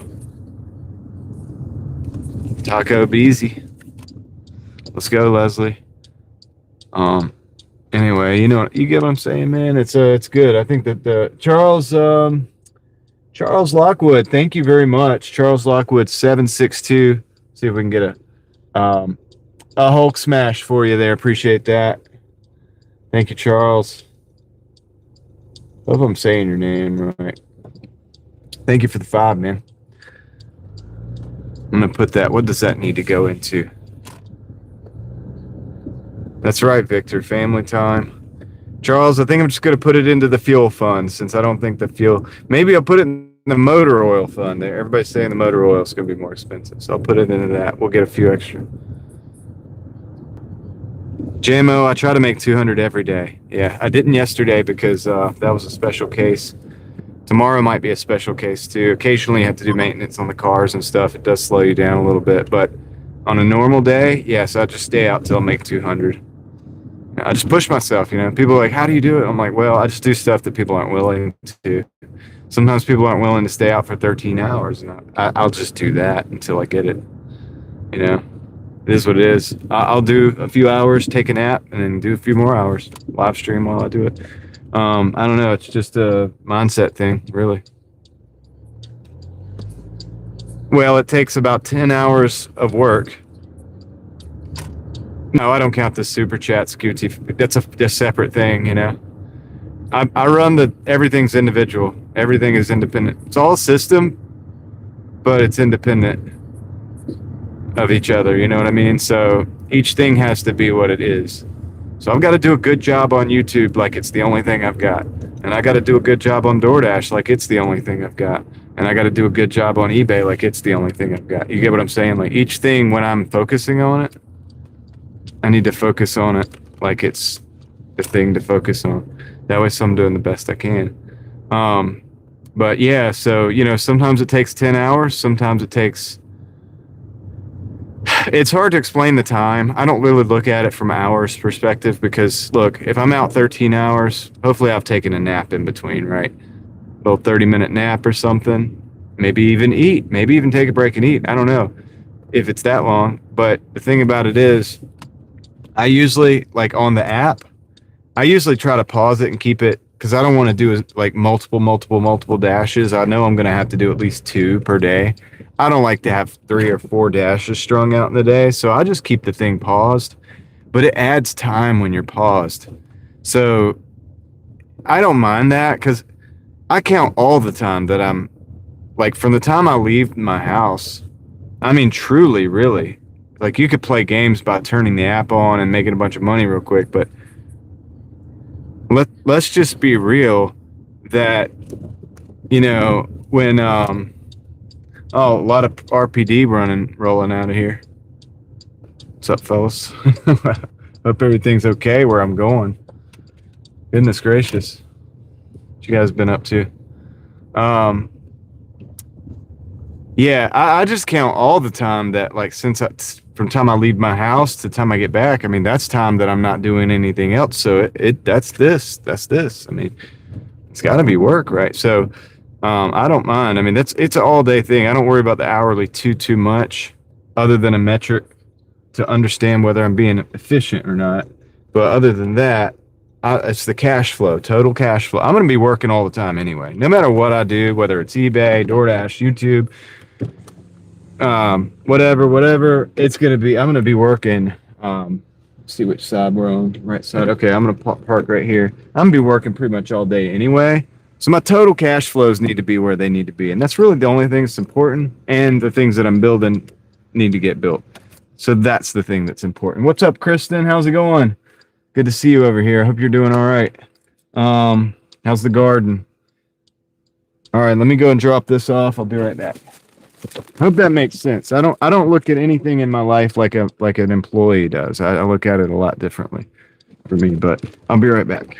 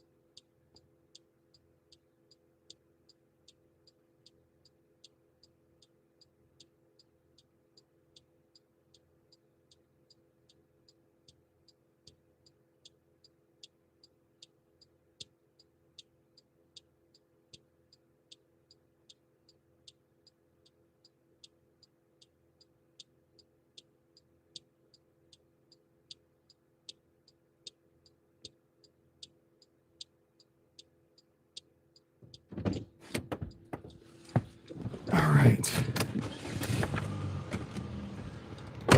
All right, I'm back. 50-55. Let's do some totals. How do we get there?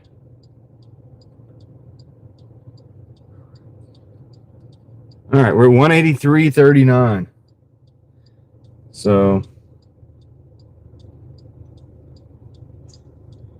let's move back into positioning somewhere, see if we can get some orders. Might have to transition and try to get over to Wake Forest or something. You know, a lot of more business over there possibly this time of day. So let's see what we got.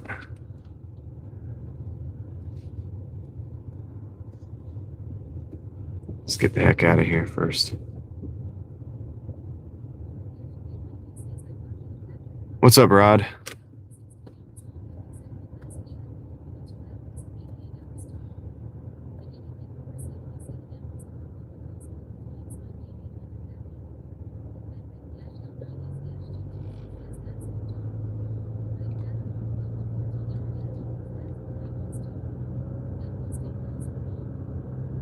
Yeah, I mean, look, it's not for everybody. If I'm not an expert at this stuff, guys. I'm just trying to survive too, just like everybody else. But I think, if you figure out what kind of cash flow you need to build the kind of assets that you need to build or whatever it is that you got to do, right? And then you just work till you get that. You figure it out if you're brute forcing it. This Doordash stuff from a business standpoint is what we call low-hanging fruit. It's definitely low-hanging fruit. We're not producing a product. We're not developing a product. We're not designing something and producing it and bringing it to the market. We're not solving huge problems doing that. We're solving a person's problem of wanting to go get their food, but they can't, so they have it delivered, or they want to just have it delivered so they don't have to drive or whatever. We're solving that problem about 27 times a day. And that's it. It's just a little brute force method to kind of get some cash flow. And that's all we're doing. It's low hanging fruit. So what I do is I take that but here's the thing. Okay. Here's the deal. You can take low hanging fruit. If that fruit is lemons, you can make lemonade with that fruit. See where I'm going with that? So you need to do, now that is another step. That's a one more step in complexity, maybe two more steps in complexity. All right. So you go out to DoorDash, you do the low hanging fruit, you get the lemons. And you go back and you make lemonade. In other words, for me, it's the money multiplier, eBay, whatever. You go buy products, you flip them, you sell them, whatever. Or you buy some stuff that you need. Go ahead, start a YouTube channel. Or I'm just giving you examples from my life, but you know, there's other things too. Write a book. I don't know.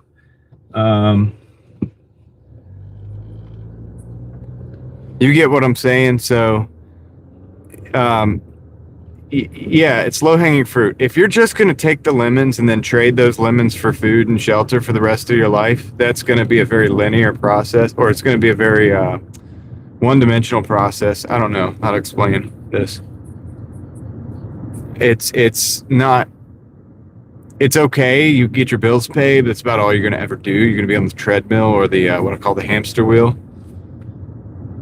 But if you get the low-hanging fruit and then you use that fruit to create another industry, like say, or get involved in another industry, like say, like I said, you're making the lemonade. Now you're producing a product.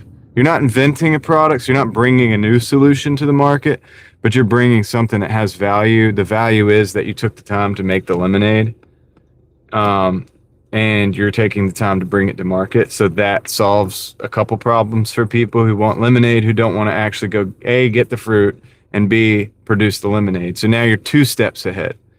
And so say you do that, and then you start multiple lemonade stands. I don't know. I'm just saying. So it starts with that. That's true. The budgeting, seems to be important, Crystal.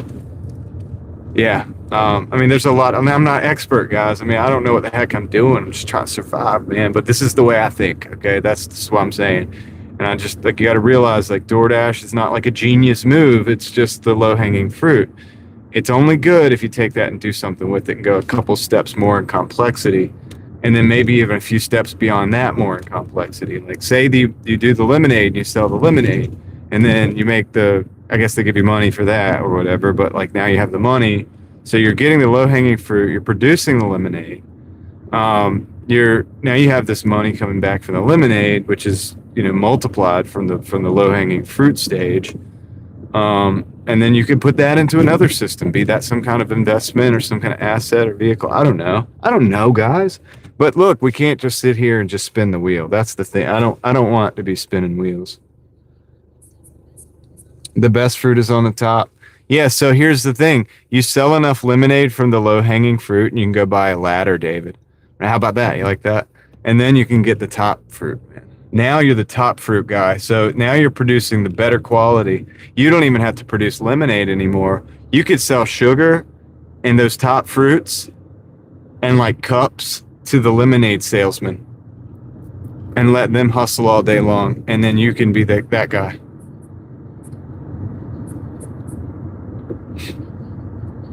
Keep the overhead as low as possible. True. That's true, Casey. Yeah. I mean, so example of that is I'm failing an example of that, but I'm winning an example of that. And I'll explain what I'm talking about. So my car here, very low cost as far as the actual car. I don't have payments like car payments or whatever. So I'm keeping that cost low. I'm failing that, or at least I'm getting a 6 out of 10 or whatever instead of an 8 or 9 out of 10 because the car doesn't get the best fuel mileage. So something I could do, for example, and any of you guys could do, but I could do something that's better. This is a problem with my system, with the low-hanging fruit process. I could have a car that gets 30 or 40 miles to the gallon, between 35 and 40 miles to the gallon. That would be an improvement on my system, for sure. So even if we're just brute forcing it, see, none of this stuff matters if you just have a 9-to-5 job. You don't have the ability to make these changes that really make that big of a difference. Because if you got a 9-to-5, you're getting paid hourly, you're on what I call a fixed income. And so, yeah, you really don't have a whole lot of opportunity. And no matter how efficient you make your car, it's really not going to help you that much. We have a hemp haven order. This is a hemp order. Usually the hemp people are okay. I'm actually going to take it at $16 for 15 miles, but the 15 miles is taking us into Wake Forest, and I actually want to be in Wake Forest because it's better over there. So I'm going to accept this order actually and take the risk on the hemp. We'll see what happens. It's not like an alcohol order. It's a little different. Like the hemp people, man, they're usually real chill. They're usually really excited to see, but not really excited, like excited. They're just like happy to see you, and they're just very compliant. Like they're like, here's my ID. Like, here's my face. Do you see my face? That's my ID. Yeah, Sammy, that's the 15 miles we want, brother. I want to go to Wake Forest right now, and this is going to pay us to go to Wake Forest. So this is what I call a win, because it's really kind of like going to quiet down in this part of the market as we get later into the night, and Wake Forest has those late night orders, and so that's where we kind of want to be anyway. So this will get us to just about 100, close to $100, if not at $100. And then no, $200 rather. And then so we'll be in Wake Forest where we could be staged for some more orders, hopefully for some sheets orders or something like that. So yeah, this is a strategic 1-to-1 ratio right here, because where I'm going, I'm going to switch zones. Whether they let me switch zones or not, if they don't let me switch zones, I'm going to end the dash and start another dash in that zone. Either way, we're going to stay over in Wake Forest. So pretty happy with that. So yeah, guys, I don't know what the heck I'm talking about. Definitely like take what I say with a grain of salt. It's just, I'm just trying to kind of like share with you guys a little bit of what I'm doing, or like what I'm thinking about when I'm doing the DoorDash, because I know a lot of people come in and they're like, yeah, I want to do that. And it's like, well, yeah, but just got to think about why and how you are going to be doing it, because there undoubtedly are a lot of people that are not really getting anywhere with the gig apps, kind of spinning the wheels, so to speak. So I don't want to be a reason anybody's spinning their wheels. I want us to do better. I'm trying to do better, and yeah, we're all just trying to survive, really, but we'd like to thrive, right? It'd be cool to thrive. I want you guys to thrive. That'd be cool. I want to thrive. Do you want to thrive? It'd be cool anyway. So that's what I'm thinking about. But anyway, this is the, let me go into this shop real quick and grab this order. I'll be right back.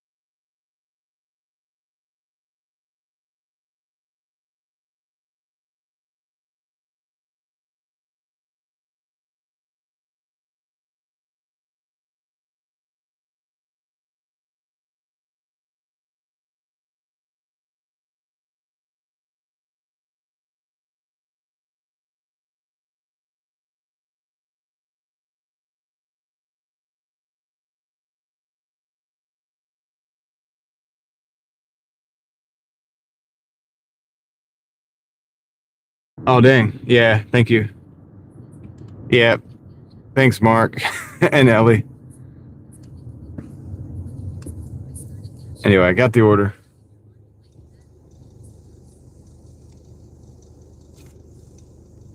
Yeah, that's true, Rick. I love how Rick like wrote a book and then let me know we were muted. Yeah, so this is some kind of drinks or whatever, some enhanced drinks or something. I don't know. That's what I'm delivering. So we're gonna go and take those now. We got about a 22-minute ride over to Wake Forest. Gonna bang this out and yeah.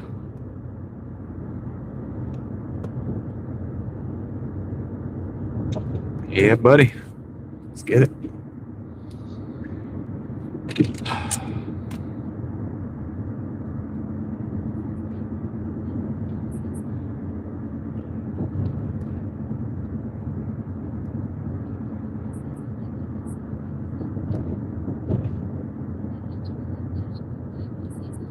Yeah, it's something like that, David. Low quantities for what I can see on the when it says the details that it says on my list. But welcome back, Angela.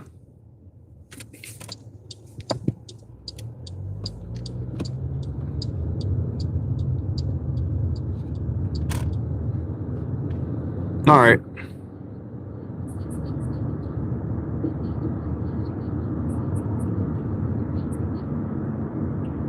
Yeah, I don't think these are anything near that, David.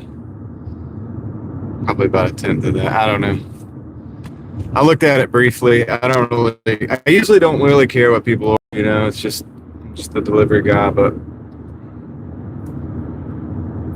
this is good, man. It's going to get us in our zone, so we want to be in. Hopefully they'll let us actually hit the switch button because usually it seems to work better. I bet you did, David. All right, let's go. We're on the road again.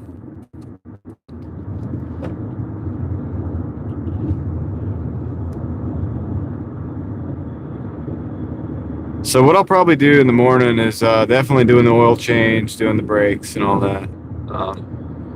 I'll inspect if I need to order any parts. I'll order the parts that I need. Everything's good enough that taking it apart, put it back together should be good to drive for a while. But if I see anything that,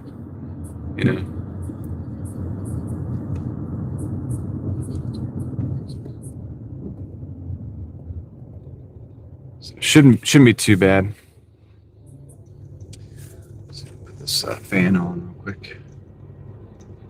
Appreciate you guys riding with me, by the way. We've got 145 people in the car, and thank you to the 131 people that hit the like button. I appreciate that too. Thanks for the engagement. You guys rock.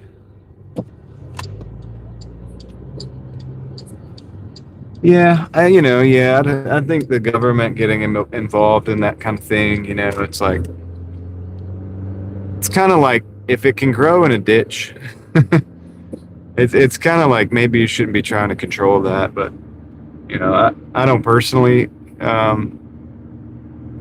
any of that at this time in my life, but I don't think it should be necessarily regulated, or maybe regulate, but I don't know. I just don't think.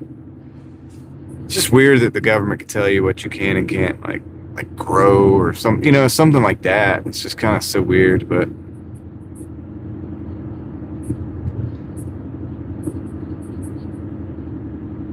Thank you, Crystal. I appreciate that. You're welcome. I don't like to ask. I just like to point it out and say thank you. If you come from a place of being thankful, I think it's good. Yeah, I don't really know the name on Wake Forest, really. I know it's Wake County.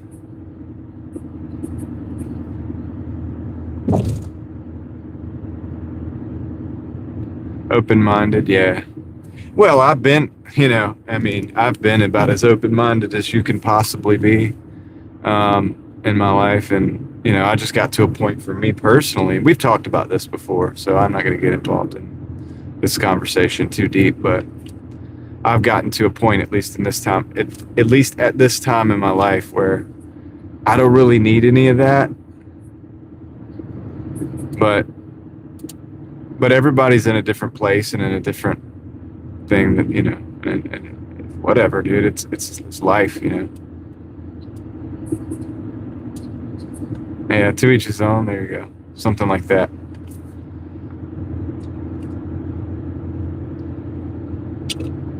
It's life, man. There's a lot of aspects to it, And a lot of times other people are living different parts of life. Like, they're living these different aspects of it. And, so no matter where you're at and what you do, there's somebody else somewhere else doing something completely different, looking at it a completely different way for a completely different set of reasons. They still have the same emotions that they work with, the same feelings that they work with, the same,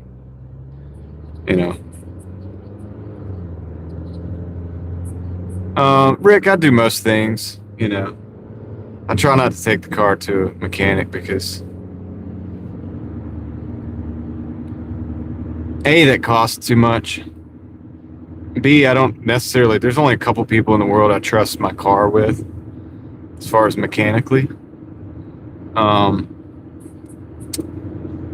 B, I see. Is that C?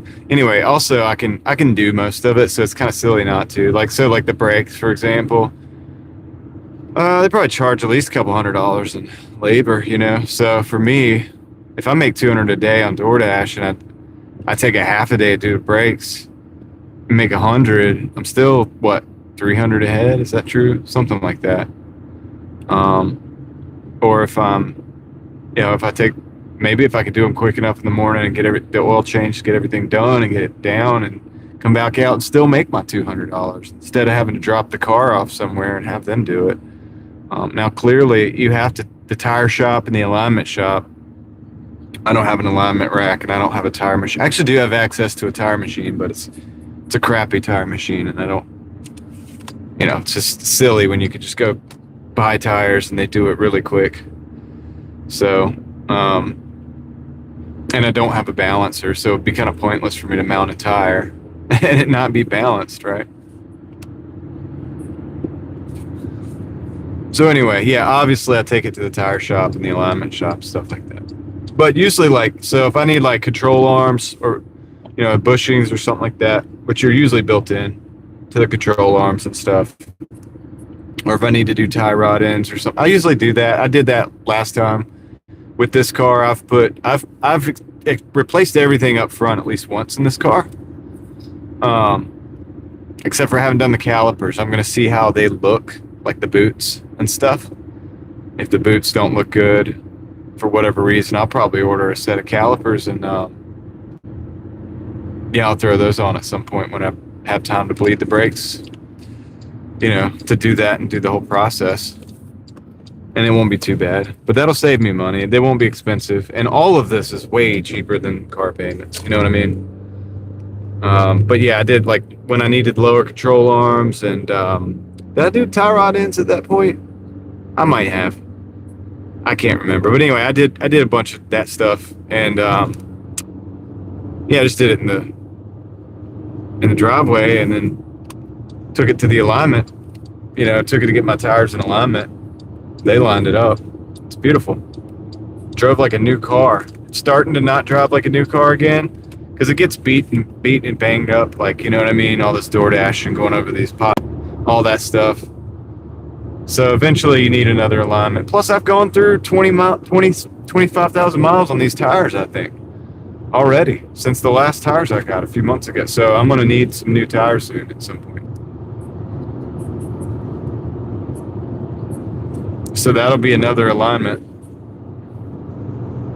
So I want to fix anything that I need to fix, probably before I go get tires in alignment. You know what I mean? And just do it all within the first couple days or whatever. So if I need to replace anything that, get what I'm saying? Like, I'm thinking about putting struts in the front of this because they're definitely shot. I mean, they're kind of shot. Like, you know what I mean? They're not great. They're not terrible, but they're not good either. So I was thinking about ordering some quick struts and maybe having those on hand. And the next time I go to get tires, put the struts in first and get it lined up after I get the tires and everything all at once. That kind of thing, you know what I mean? I just kind of try to do the planning around it but also to where I can keep the car on the road for the maximum amount of time so that it can make the most money possible.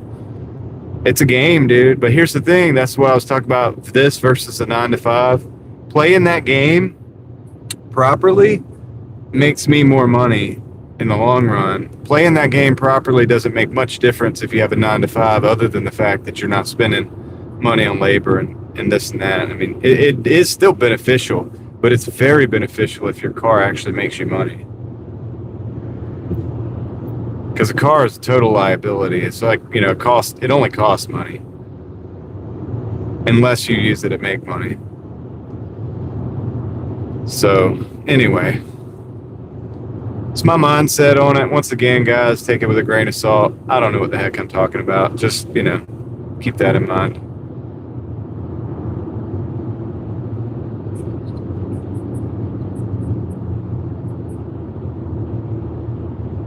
Does it drive like a new car, Rick?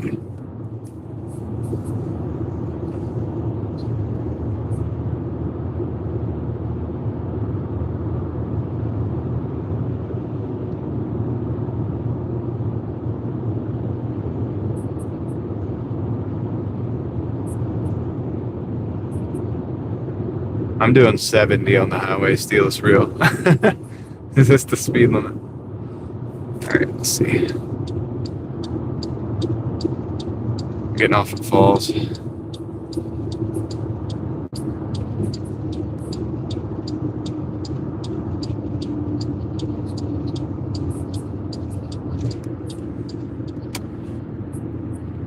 Oh yeah, the inner tie rods and tie rod ends and stuff. Huge difference on steering, you know, steering positivity, like the feel and the response.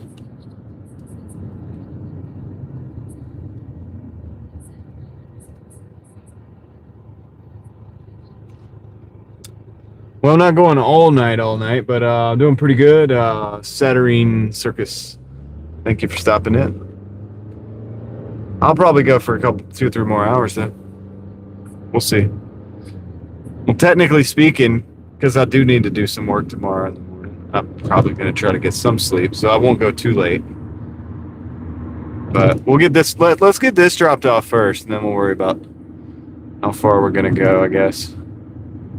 I'm playing it by ear tonight. We'll stack as much as we can, but still try to get sleep, you know, at the end of the day. That's why I had to cut it off last night, dude. We were at 169, weren't getting any orders, and I hated to do that because I've been able to consecutively do 200 every single day for so long, and I hate breaking that. Like, that's just something mental with me. Like, I hate just, like, breaking that streak. But it just made more sense to come out today, and we'll make it up. We're going to make it up.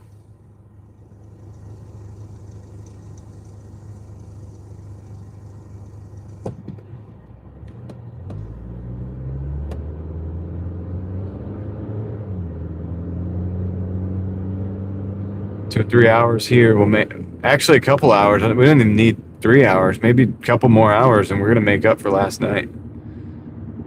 We'll surpass the 2 and make up for last night.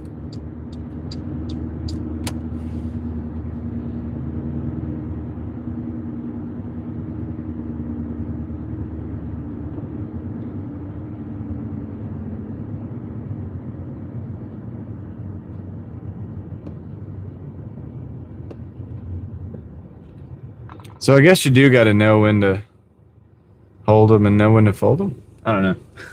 You got to know when to call it. Like, there's something to be said to that. But the thing is like, I don't stress that very much because most people They don't need that strength. They already have that strength. You know, I'm calling it, man. It's dead out here. I'm going home. Most people don't need help with that part. It's, you know, that's, I don't want to like stress that too much.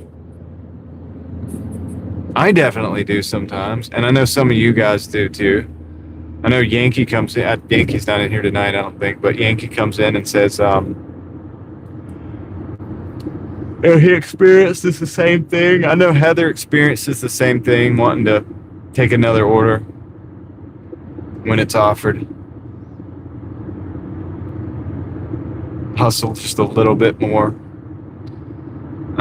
It's a good mindset most of the time, but there's limits to it. There's a point where it's like, okay, you've got to go home, get some rest so that you can get back up, so you can get back out, so you can, you know, and so on and so forth. Like, you have to work it in cyclically somehow, or otherwise you start burning out. And if you burn out, that ain't good, because you're gonna end up doing nothing for a period of time, whether that be a few hours or a day. You know, you just don't want to go to work at all.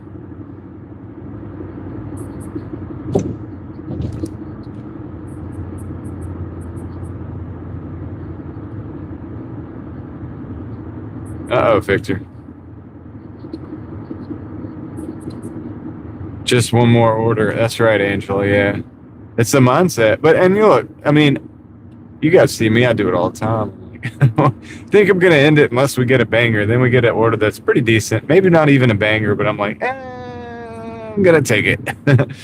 But that's a good thing when you have the time and the bandwidth to do it. It can make a difference because, you know, you're bringing more cash in as long as you're smart with that. But yeah, you know, gosh, there's a limit to it though, you know.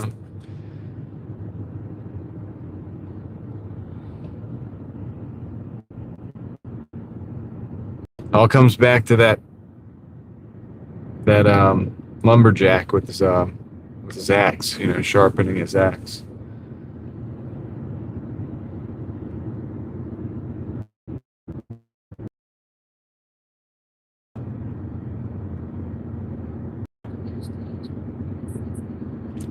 All right, Victor.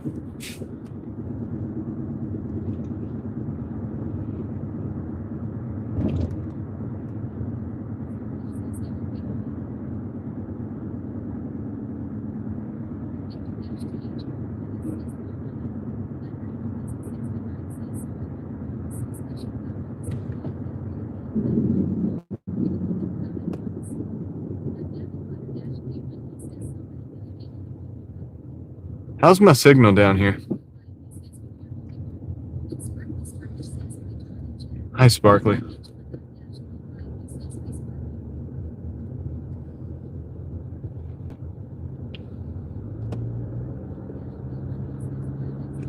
Sweet. Everybody's on the Wi-Fi. That's good. So I'm taking up whatever bandwidth is down here. It's usually not a lot. That's why I'm asking.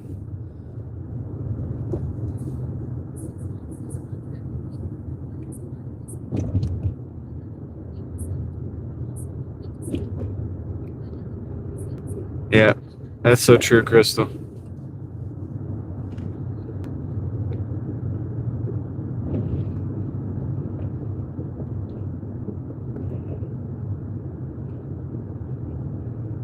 It goes both ways. It's kind of like the throttle on a car, you know?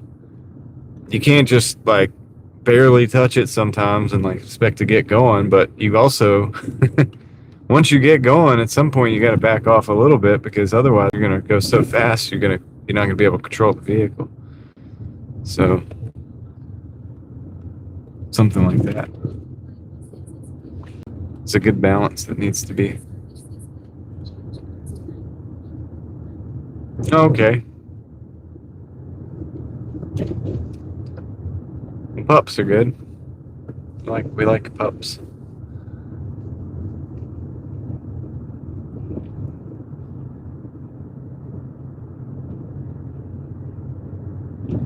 Man, this is back here. This library is back here, man. Hope they let us switch zones.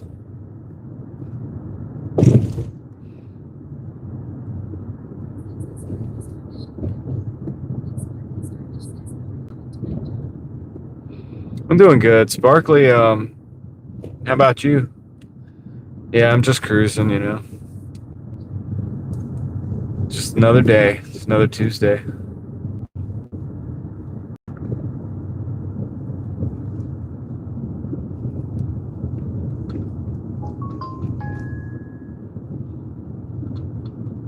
Just another Tuesday getting notifications.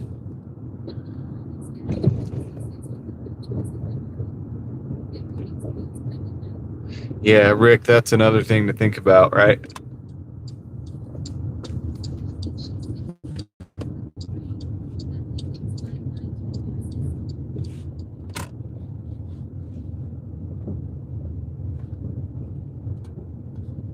Sawyer. I haven't seen Sawyer.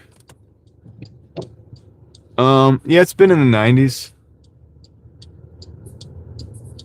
It's been kind of dry too.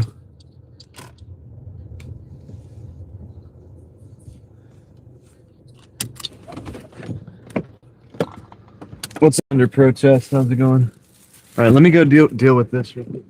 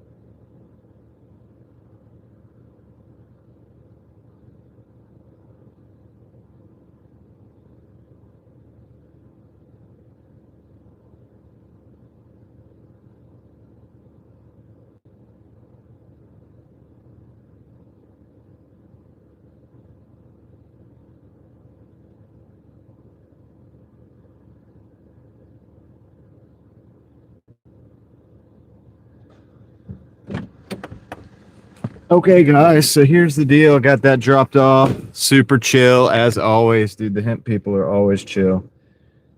So I'm gonna. They're not saying that we can switch gears or shift market or whatever. So what I'm gonna do is I'm gonna end this dash. I'll show you this dash. This is a 6770 for 3.8 or 3 hours and minutes. So that's not terrible. And let me just plug that number in real quick.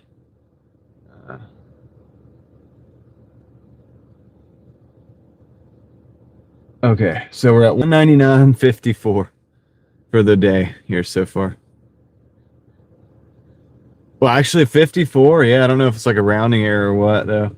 It's not a big deal. So 199.54 technically, Ellie. And it could have been my mistake. Anyway, I'm gonna hit the dash button. So we're dashing in Wake Forest now. So let me do that. Yeah, I don't know, Elliot. Yeah, no, it's okay. Sparkly, I started late. I started at like 8 or 8:30. I can't remember. I started anyway. I had a friend that had a live stream. So, and I didn't do a day stream. I usually do a day stream on Tuesdays and then a night stream, but I didn't do a day stream today for whatever reason. I just wasn't feeling it. I just felt like just grinding, just working, you know. That's why we're at 199 right now. Yeah, it could have been, Leslie. Maybe they added a tip. I don't know. I don't see that though. I really don't know, man. I don't know why, but that's what the total is. We'll go through it later. And look at all the like at the end of the night, we'll go back and look at each dash and verify the numbers, but it's pennies. If it's off, it's pennies anyway. So equals that.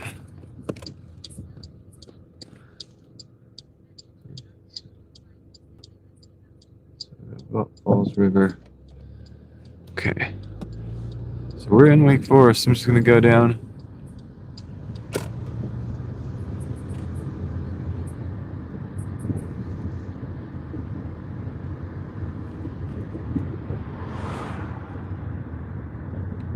You growl, grow? Is that correct? You growl, grow? How's it going? Welcome to the live stream.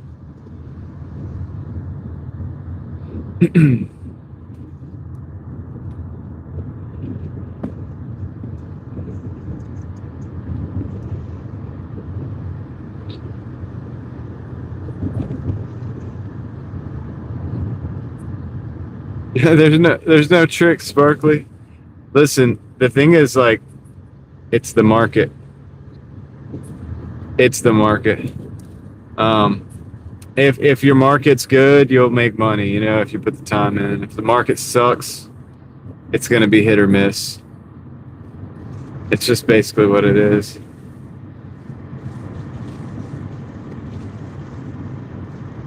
There's probably some level of tips that you could have, but I mean, generally, yeah. I don't even live in a big city under protest. I drive in. I live in the middle of nowhere, but I drive into the city because I know that's where I'm going to be able to get my $200 days. And that makes sense, doesn't it? I mean, you know, if you think about it, a lot of people drive into a city so that they can work a job.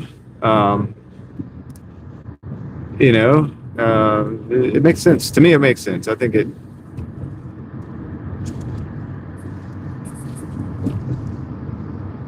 I don't travel that far. 20 minutes or so, something like that. I mean, I'm outside. I'm in the middle of nowhere comparative to this.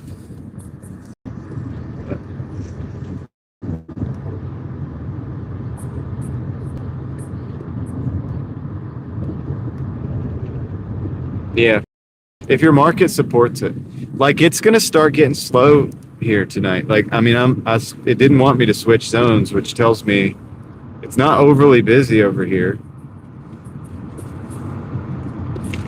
But we're already at 200, so we only really need $15, $20 or something like that, just to kind of make up for last night. And we'll do another day where we do $15, $20 to make up for last night.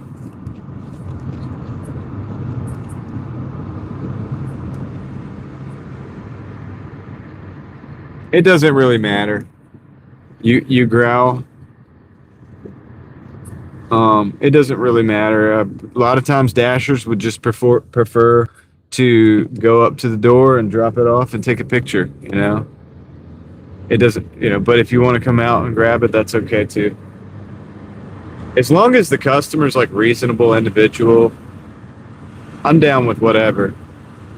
Because if the customer's reasonable and you have a PIN code, they're going to give you the PIN code. There's not going to be a problem. If they're reasonable and they want to hand it to you and you need to take a picture because the way you have the setting is such that you have to take a picture, they'll understand and allow you to take that picture. You know what I'm saying? So two reasonable individuals, both the customer and the driver, can get this done.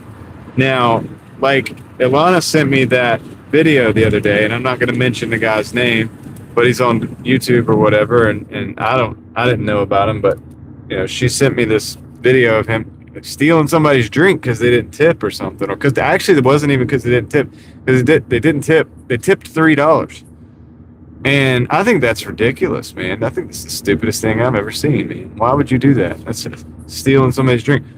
Don't take the order, you know. It's like, I think he was doing earn by time or something, but it's like, well, don't do earn by time. You know? What's up, Yankee? Yeah, it can kind of mess the flow up, but you do understand what I'm saying about two people that are reasonable. As long as, you know, whenever you have reasonable individuals on all sides, like you can make things happen. You can make a lot of things happen. And you can afford to have some differentiation and some different variables and stuff. You can overcome those variables. But when the customer becomes, you know, combative, or the dasher becomes combative, well, now you got problems. Like I said, like that guy taking that drink. He was drinking the drink on I don't know if it was live stream or video, but he was like drinking this customer's drink because they only tipped $3 on an earn by time. And I think that's just stupid. First of all, it's theft.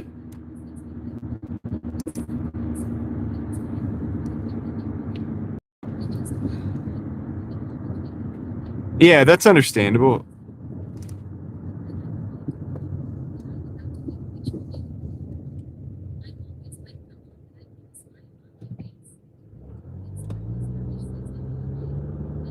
Yeah.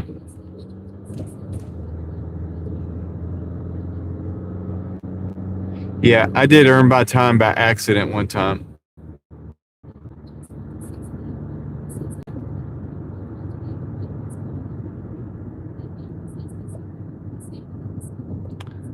Oh yeah, no worries, Yankee. No, just Ilana who comes in here. Who her name's actually, I guess, Ella Anna, but it's like I call her Ilana. That's her mafia nickname.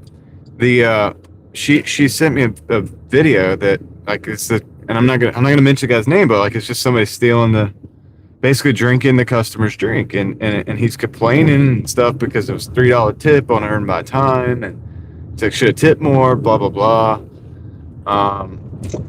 Now he did make a point about making the drinks, and I agree with him about making the drinks, but it doesn't mean that you can keep the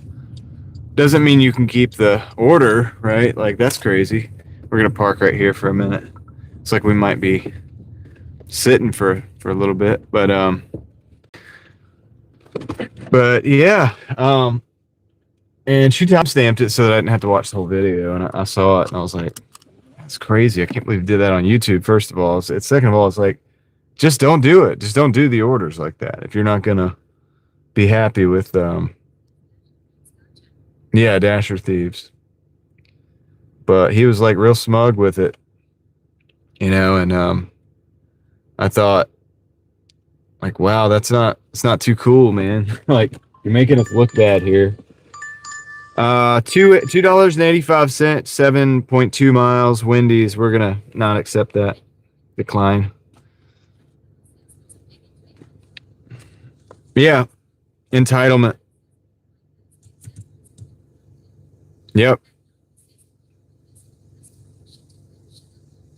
Dude, he's on YouTube. He's got, I think, more subscribers than I do. I don't know. I'm not even gonna mention his name though.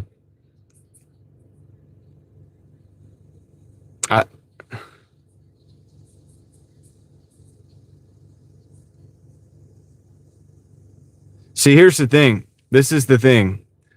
If you don't like it, and this guy was complaining about $3 tip or whatever. If you don't like it, go get a job. Like, go get a W-2.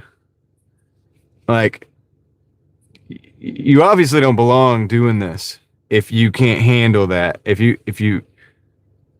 gonna like, oh, well, I'm gonna drink the customer's drink because you didn't tip $3. It's like, well, dude, homie, you ain't cut out for this. Like, you need to go do something else. You need to go work at Dollar General or something. It's like, obviously, you don't understand how this works.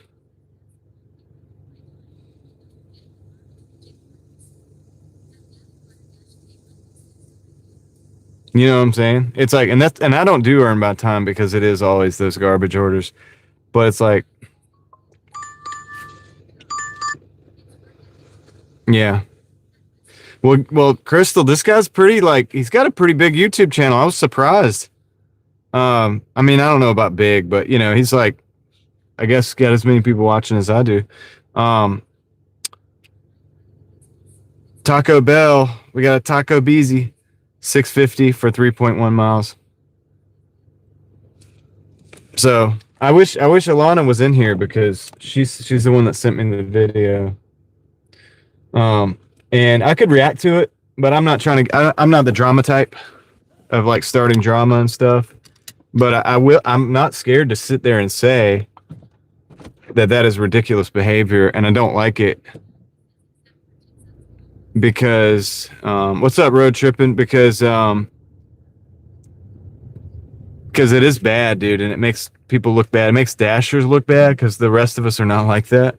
I don't know. There's a lot of people that are like that. People that watch that show are like that. People that watch that show are like that, you know. And I get it, but I'm not like that. And we're not like that over here. Yeah, I mean, I know. I guess it was a video. I don't think it was a live, but it could have been cut from a live. But if you guys see Alana, you can ask her about it. All right. Oh, I think I might know what you're talking about, Leslie, but send it anyway. But yeah, definitely, like, I want to see that. But yeah, I think I know what you're talking about, though, where they were like all driving in a circle and they're like basically blocking the street in the neighborhood or something. Send the article. Send the article. We'll look at it. But yeah, it's only a matter of time till that happens, right? Oh my goodness. But anyway, so if you're out there, you know, most of us, there are dashers like me, and like many people, pretty much all of my people that watch here, because you know, and that we're not interested in that. We're not involved in that kind of thing. We don't care to. We're not. We're not gonna drink the customer's drink. Like, dude, like we realize it's a business, but it's a juvenile class of individuals who doesn't understand business, doesn't understand how to do this thing. They don't understand that it's not a job, that you give them a binky so that they can stop crying, you know, or a little blankie or something so that they can comfort themselves, you know. All right. I'll be right back. Let me go pick up this order.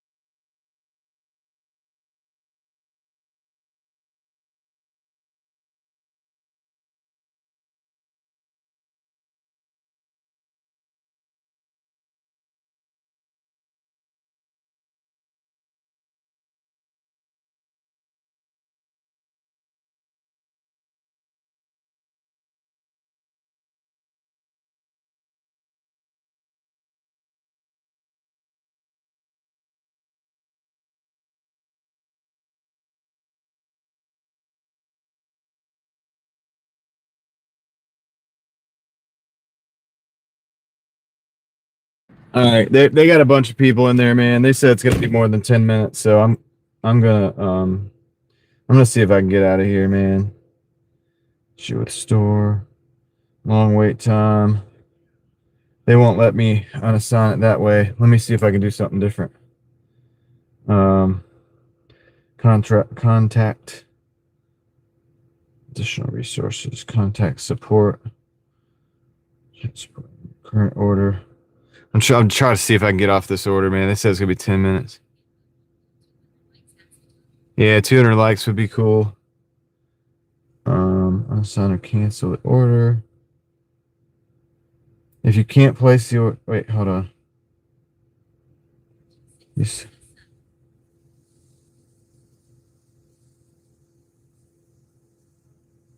You can unassign. Okay, let me see. Unassign me from the order. You've been unassigned from the order. All right. Yo, what's up? I bet with the goat. How's it going? We are grinding. All right, so I am now unassigned from this order. Yeah, I could technically. Actually, there's a 150 live promo on until 130 right now, so that's $6. Kind of glad I did that. Now let me go over. I'm going to go over to my ratings real quick and make sure that didn't hit me. It didn't. So, all right. So let me do this too real quick. Dispute. I'm gonna dispute some stuff while I'm sitting here. Some late ratings that I haven't disputed yet. Okay. All right. Good. We got that.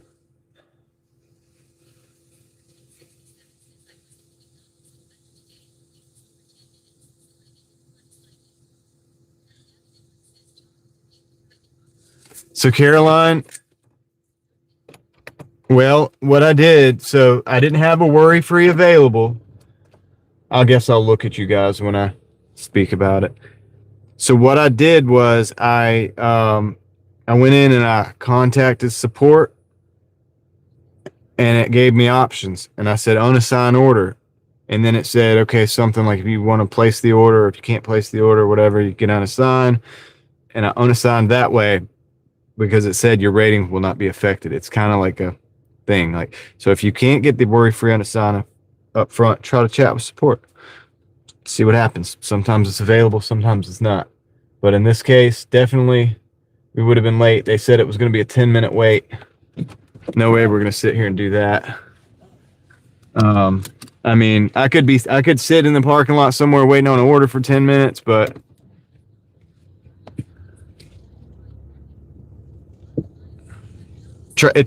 it's worth a try, guys, because used to they had the worry-free unassigned right up front. I haven't seen that in days, unless it's really busy out. Anyway, so yeah, see if we can get some more orders here. I really don't I don't really know where to go right now, but yeah, they were telling me like it's gonna probably be 10 minutes or more. Like, nah, I don't think I want to do that. So, not sure where I'm really gonna go right now, but this is not it. Yeah. Okay, we got a Papa John's 5.9 for 7.2, but remember we got a 150 on, so no, I'm gonna decline that. 5.9 and 150 is minus 150 is like 4.4, so that's a 4.40 for 7. This is a big nope. It's a big nope.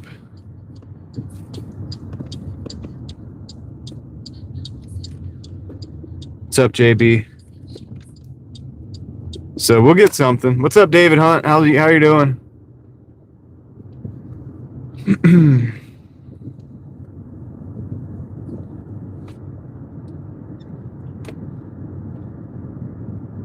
Yeah, that was a terrible order right there. I'm doing that. We're kind of doing the weave right now a little bit.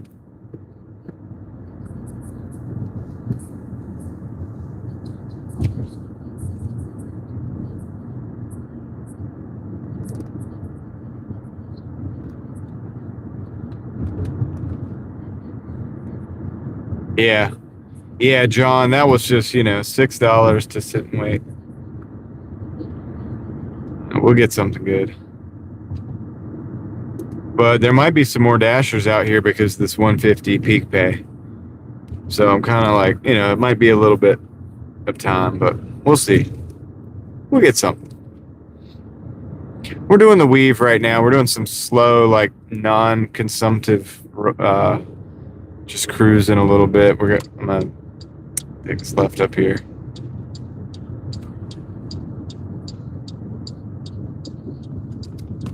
They marked you late. Were you late?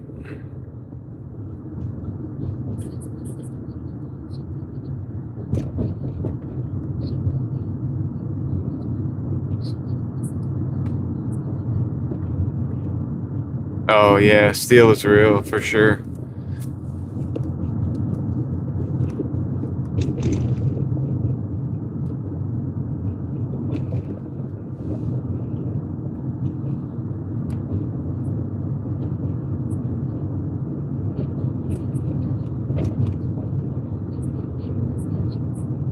Yeah.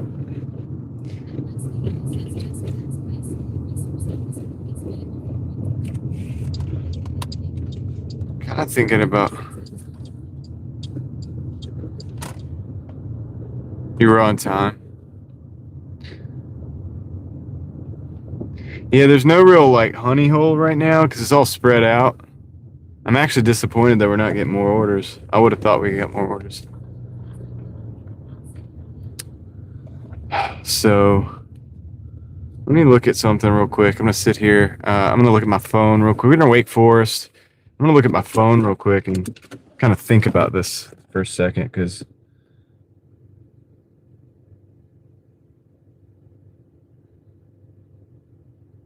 ordinarily I don't really have to be anywhere in particular in Wake Forest.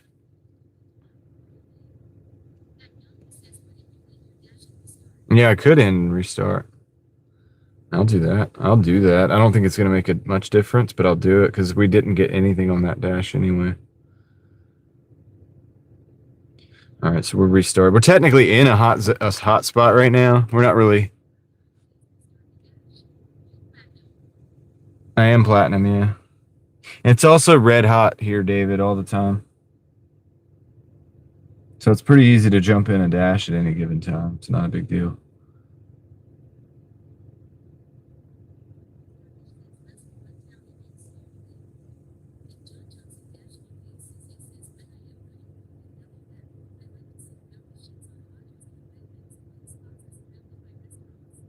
Yeah, but John, you got to think right now, most of those restaurants are closed.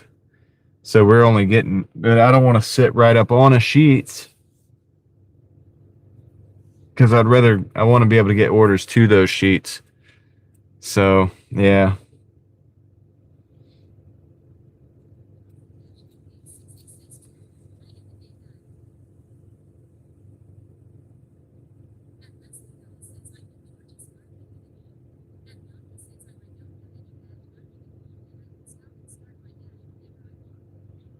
Okay, just looking at this map.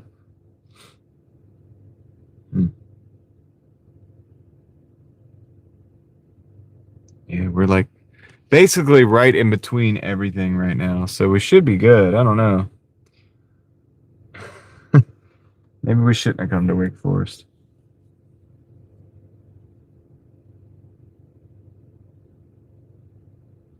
We really only need like 10 or 15 bucks, man. I just want to add a little bit to like I just want to kind of add a little bit to our totals so that it makes up for yesterday. That's all. And I'm willing to make up for yesterday over the course of 2 or 3 days. So if I get like an extra 10 or 15 bucks today and then do 200 plus the extra 10 or 15 bucks Thursday, like, yeah, it's fine.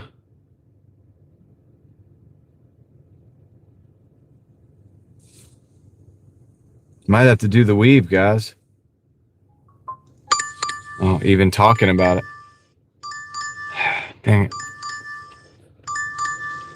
Yeah, they came in today, so I'll be doing those tomorrow before I come out.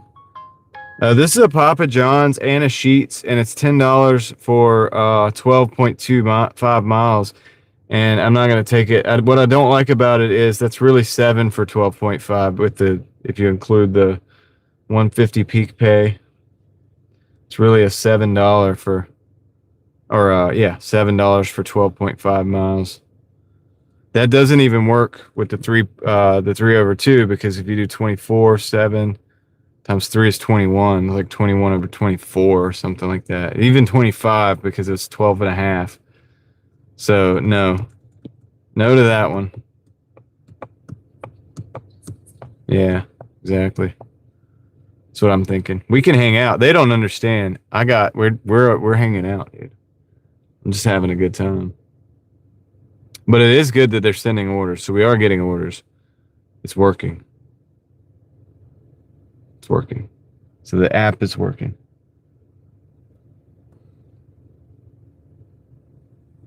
We'll get something. How's everybody's night going?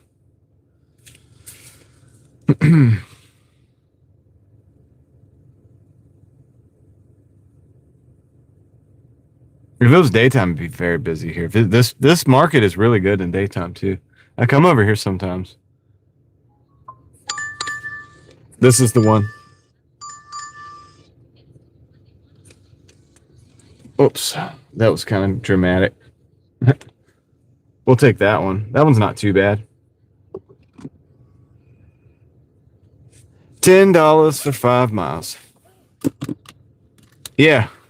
That's like, dude, I'm gonna leverage my YouTube, but the fact that we're on YouTube hanging out, right? Like if nothing else, we'll just hang out and do something cool. So we're going to Ale House. Going to Ale House.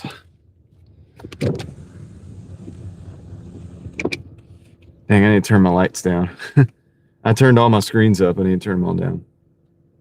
That's definitely like inviting to the police, I'm sure. All right. So I'm pretty sure that's why the other guy pulled me over the other day. Oh, turn this on. Yeah. That's right.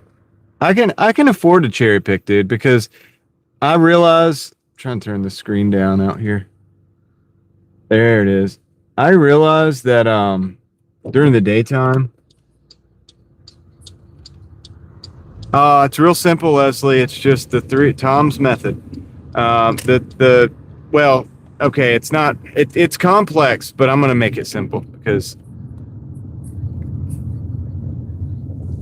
I'm gonna explain it simple, like I was doing it. You know what I mean?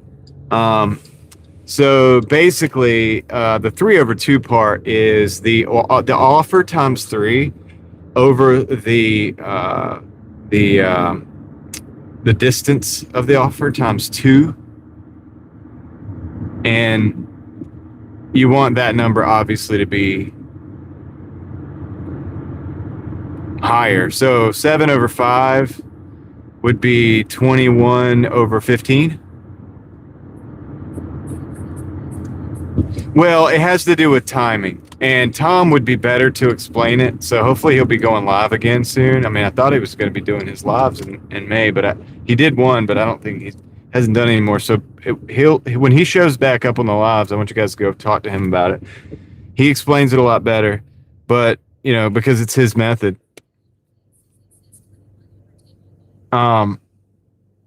Wait. No, 2/3. I'm so sorry. I'm John. Thank you. You're correct, but I said it wrong. It's 2/3. In other words, so the way that works is this guy's playing loud music. It's 2/3. So I'm sorry, I said that wrong. So wait, did I do that wrong? No.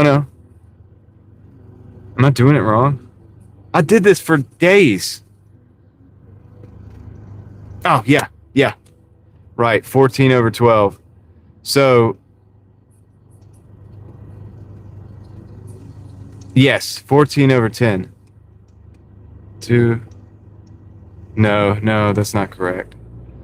Dude, why am I drawing a blank right now? I did this for days and days and days on the thing. It's 2/3. 14. No, it's 3/2. It's definitely 3/2. It's definitely the price 3/2. I said it correctly to begin with. All right. It's that would be 7/5 would be 21/10. It's obviously a take. Um, no, that's not correct either. Dude, I'll get my. Why is my brain all messed up? That's why I told you guys just ask Tom. I did it for like weeks. What am I even talking about, dude? See, this is why I need a break. Sometimes this is why I'm taking the days off because my brain's getting fried. Um, I, I'll think this over. I wish Tom was in here to just explain it.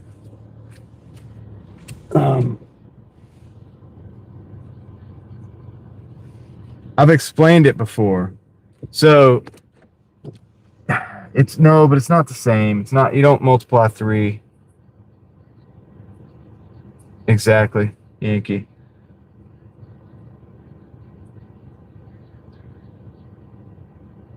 It's 3/2, I'm pretty sure. Yes, it is. It is. It's totally 3/2. All right. All right. I'm back.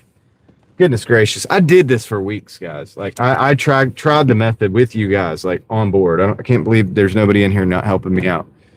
Because you guys saw me do it over and over and over and over again. It is 3/2. I said it right to begin with. I just did the numbers backwards, and and John screwed me up. You screwed me up, John. No, I'm just playing. So let's say you have a 5/7. Let's say you have $5 order over 7 miles. A lot of people won't take that because it's upside down. But if you multiply, this is how it is right here. Okay, you ready? If you multiply the $5 offer times 3, that's 15. If you multiply the 7 miles times 2, that's 14. 15 is actually greater than 14, so technically it's a taker. Do you know what I'm saying? So it's 3/2. All right, so let's do another one. $12 over 15 miles, right?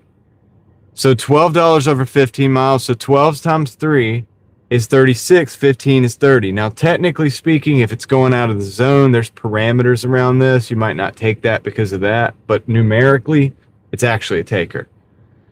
So, but if you don't take any twos, no 350s, and I don't take 350s or below. So you take all the garbage out. You end up working what the method ends up doing. The significance is time, Sam, and that's the part that Tom can explain more. But the way he explains it is that they're buying your time with the offer.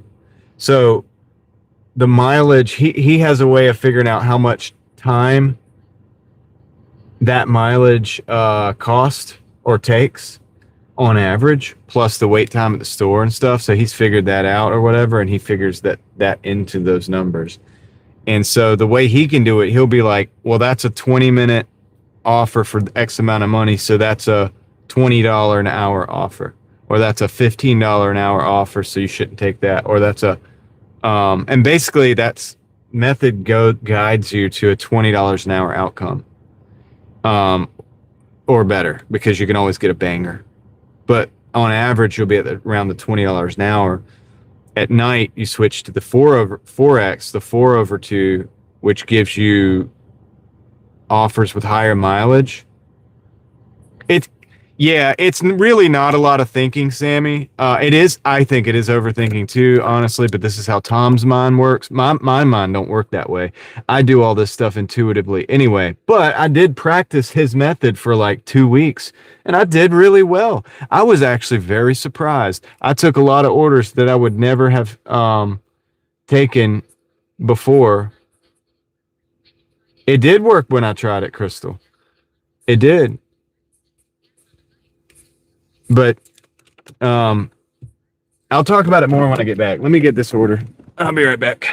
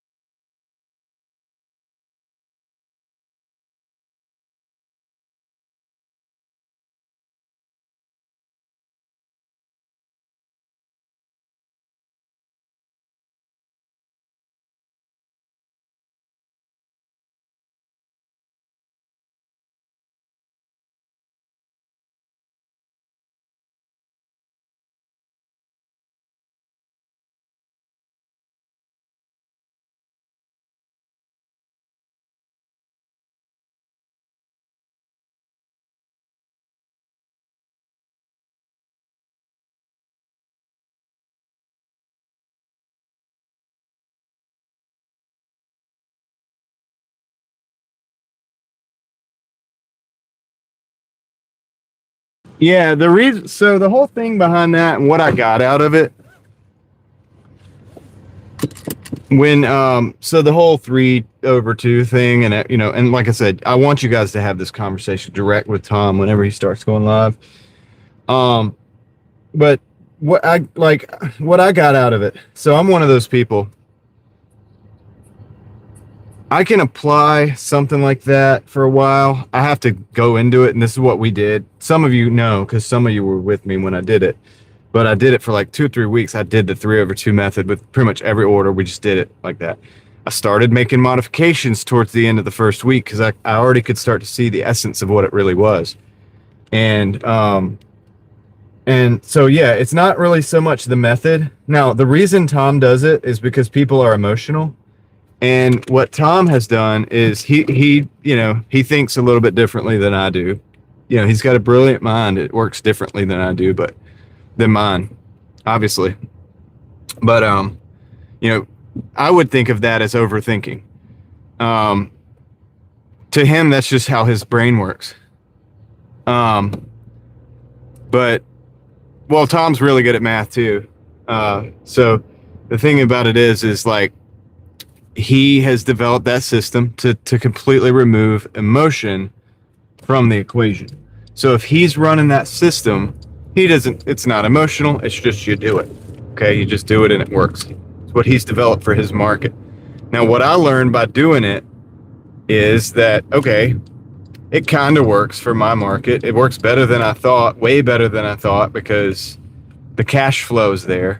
The wheels are always turning. You're always getting orders. I think it feeds into the algorithm too, because I think the algorithm likes the activity, because when I was doing it, it was just bam, bam, bam, bam, bam, orders after orders after orders. You were constantly busy. You looked up and it was like, dang, you made more than you thought you would, taking orders that you thought weren't that good.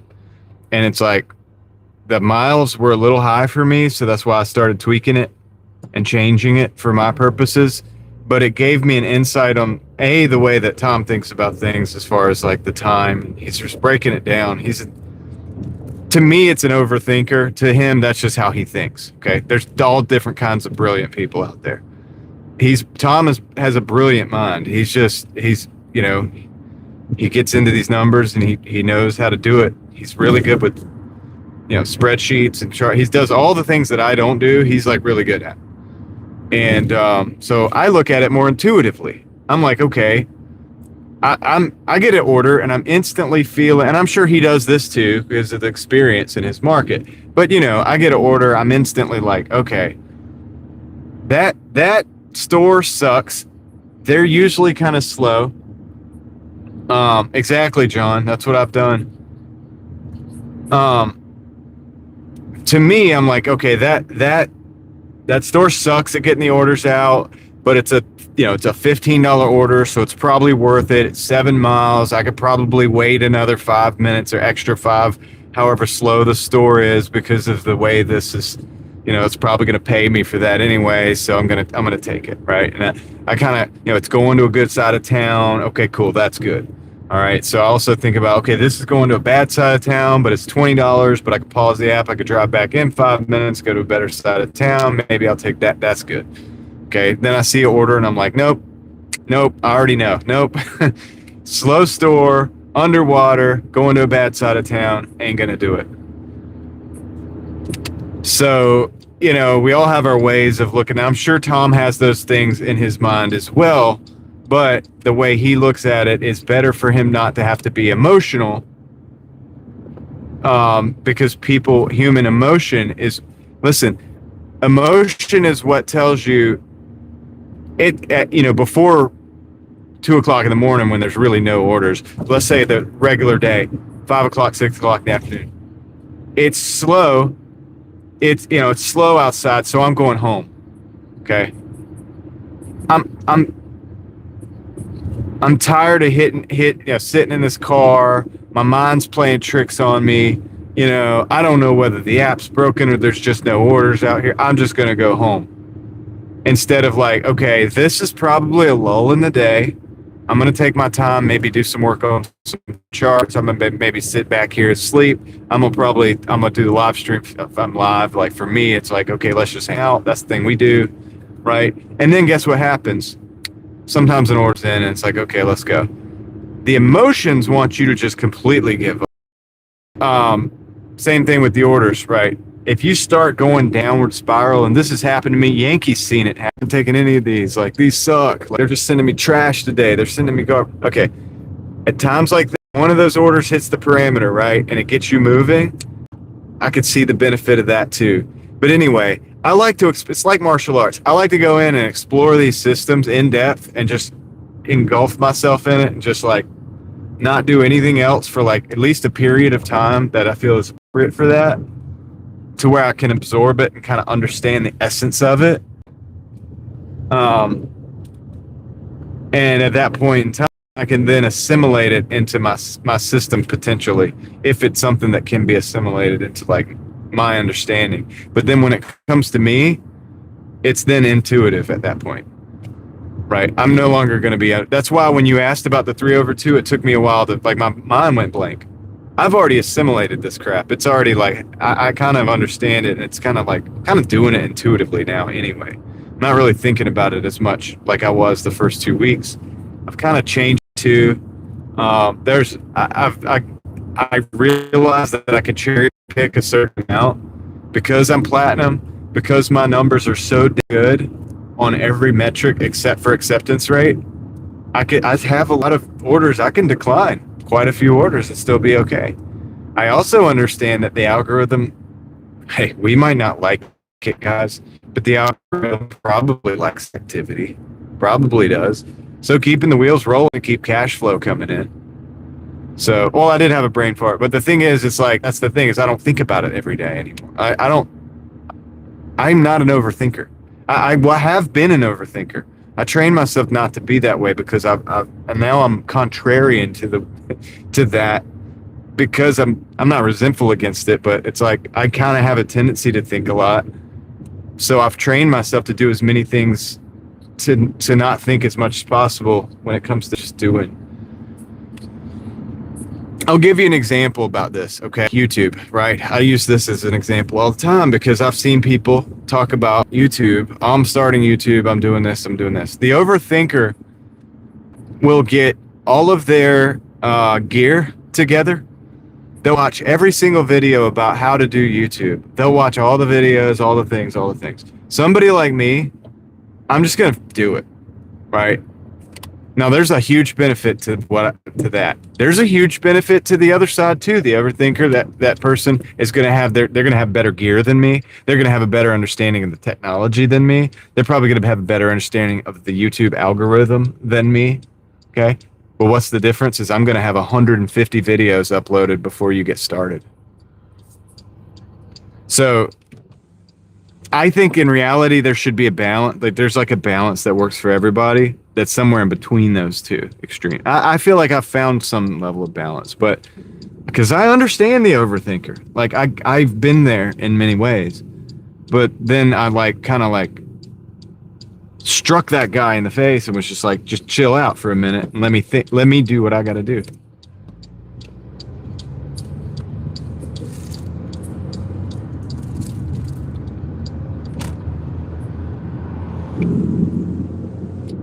Yeah. So when it comes to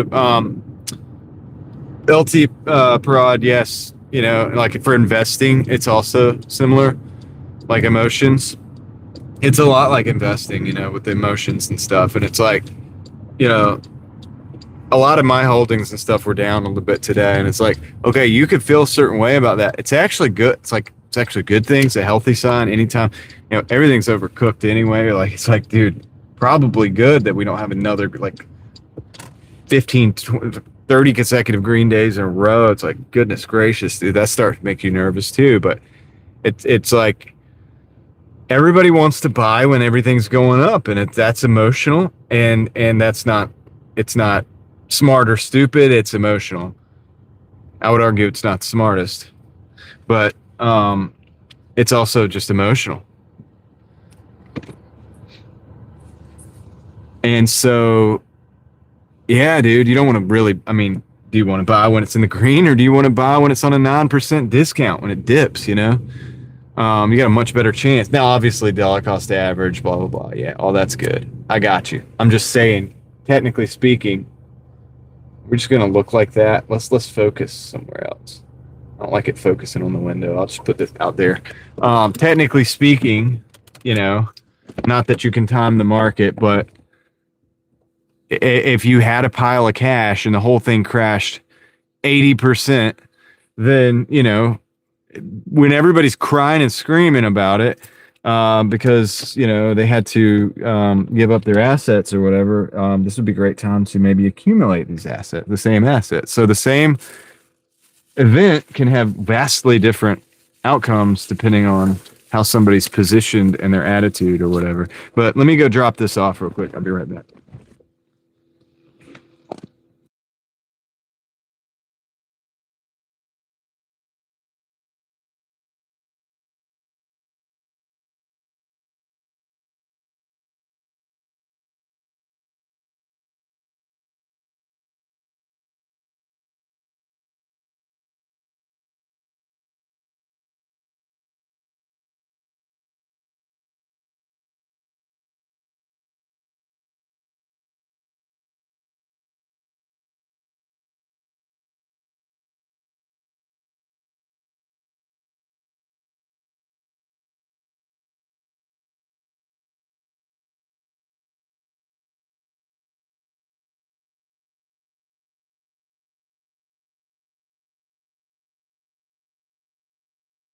All right, cool. This is a see. This is a sheets. It's two sheets orders. 750 for 13.8, and we have a 150 on. No, dude, that's like a 350. That's like a $3. No, it's like a $4.50 order for 13.8 miles. Of course, I mean, I was already hitting the decline button, but if we want to look at it and analyze it, of course, we can analyze why that's a terrible order. I'm not taking it. We're going to see what else comes in. Not that you can time the market, but you got to take profits. It's easier to do with options. Well, yeah, I understand. The options trade. I don't. Yeah, I know what you mean. I got you. But yeah, man, I mean, it's not that you can time the market. Here's the thing about it, though. It's like, if you know, something had, I don't know, dude. If an asset's like a good asset and it's like way cheaper today, probably doesn't mean to sell it. But if you have a system, a lot of investors that, you know, do it for a living or whatever, like for other people, they have a system. It's not necessarily a risky system. It's a play it safe system. That most advisors have a play it safe type of system, right? Whatever system that they use. I think that that's kind of where Tom is coming from. That's a play it. That's like a, hey, look, we get out here every day. We're going to get this cash flow. And it's systematic. And I get that. I understand why he does that.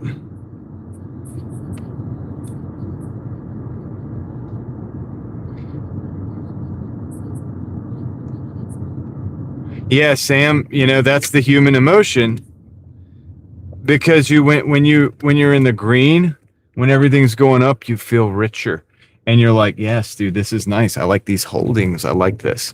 And we're not talking about options. We're not talking about, you know, shorting the market. We're not talking about any of this different stuff. We're just talking about, we have assets. We hold an asset.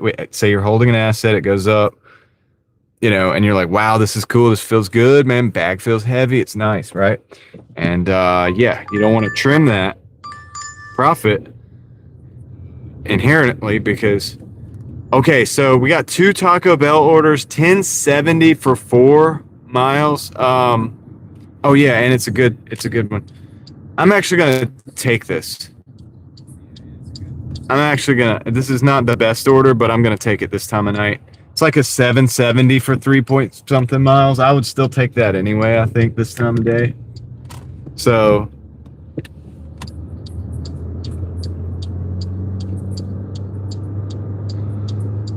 maximize profits, minimize losses, exactly.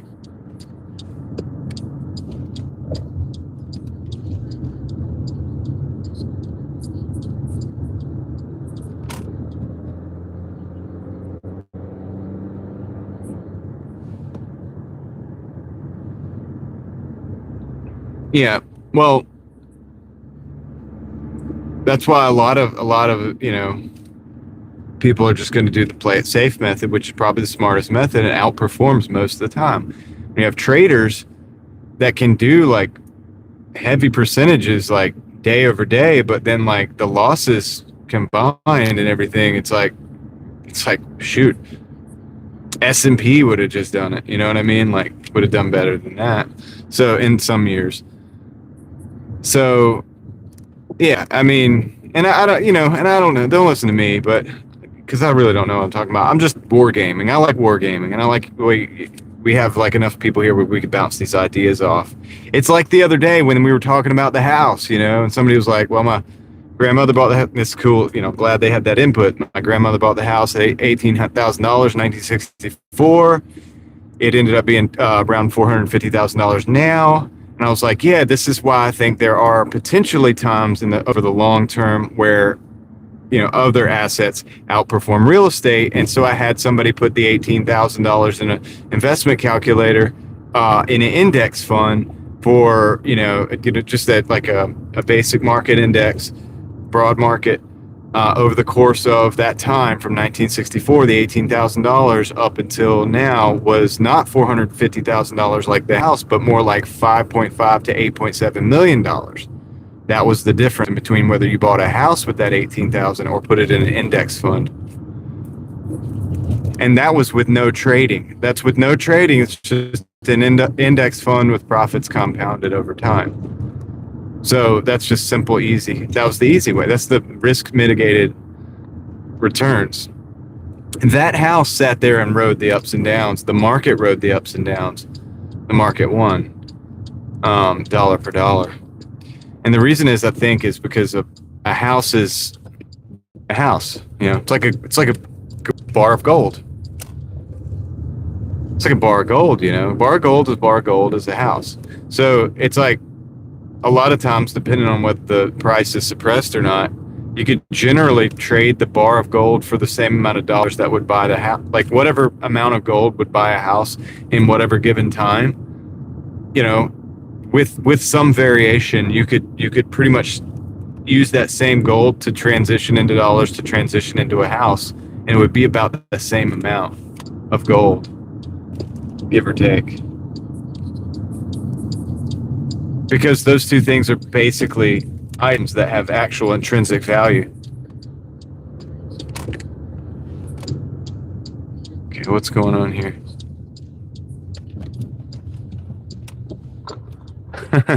Yeah, that's something to think about. Can we go in? No, I don't think so. Right. Well, and that's kind of what we're talking about, Yankee, and this person was talking about the house, and I got it. I totally understood. Yeah. I mean, that's great. That's great. It's 18,000 to 450, but straight up index way beat the house, like 10 times the value of the house it ended up being, which is, it's crazy. Yeah. But that's how it ended up being. It's what ended up working out to. I was just simply saying, like, I think there's different, depending on where I'm at. Alonso Lopez, welcome in. We got kind of a line over here. I don't really like it, but the good thing is we got $10 on this dash. So our total for the day, we really only need this dash that we're on right now because 199. So 209.54 plus we got a $10 on deck. $10.70 on deck. That'll be $220.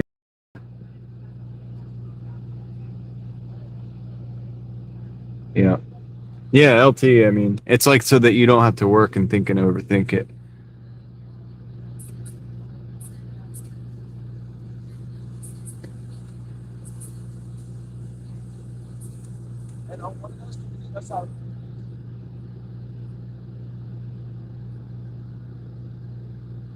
Yeah, and I think some people say the same thing. Could be wrong, but about the house, that's why they're like, well, don't pay the house off as quick. Like, definitely pay like credit cards down. There's this high interest, like 12, 15, 20%. Whatever.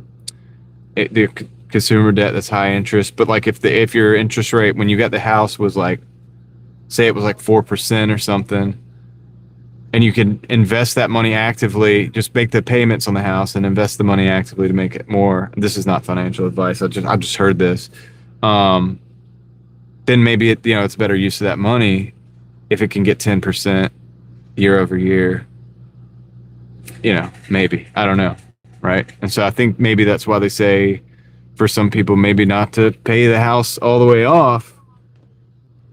But I don't think that that's necessarily a bad thing to do either if you could pay the house all the way off, because then you could still just that money that you would make those payments normally that you don't have to make anymore, you could just completely invest with that too. So I guess both are good.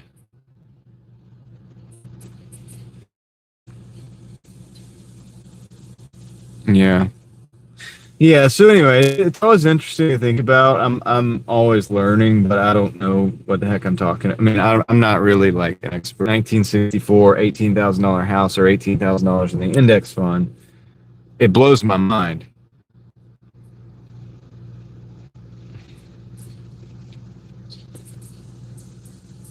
Yeah, yeah. I mean, if you had 0%, treasuries would outpace that. So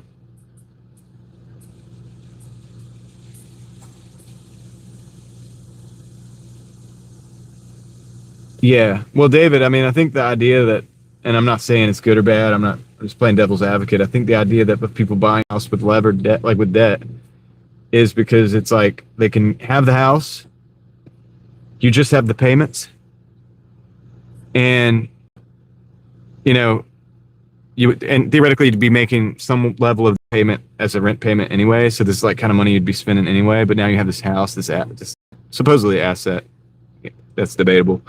Um, but you have this thing that may or may not go up in value, and you still have. Wait, well, here's the thing, David. This is the idea. You're giving the money to somebody else if you rent. You're giving it to, you're obviously paying back the financing if you buy, but it's like levered, so you can actually use the money. You could free up the extra money that you would. So let's say you have, for example, let's just talk about like a cheap house. Let's say it's you have $150 $1,000 cash, and you got a $150,000 house you want to buy. I'm not talking about fees or anything like that. Let's just say that. So you could, and let's just not talk about taxes, fees, any of that stuff. Let's just say straight up, we just live in a simple world where you have $150,000 and you buy a $150,000 house with that money, right? In that world, the idea is that if you use the debt to buy the house, you now have the $150,000 free. You still have the house now, which you're making the payments on, but you now still have the $150,000 that you can also now go do something else with. And if you go do something else wise with that $150,000, it can outpace the interest rate on the payments on the house.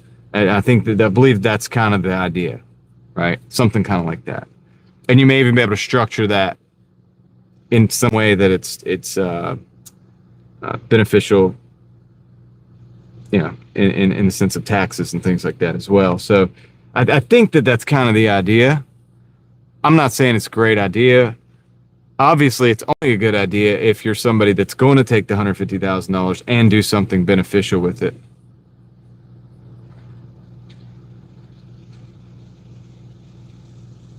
Yeah, I mean, so that's the thing. It's like, we're not talking about somebody that doesn't have a dime to their name and they're going out and buying a house on this levered debt or whatever that they have interest payments on as well. We're talking about you have $150,000, you got a $150,000 house. You're basically doubling.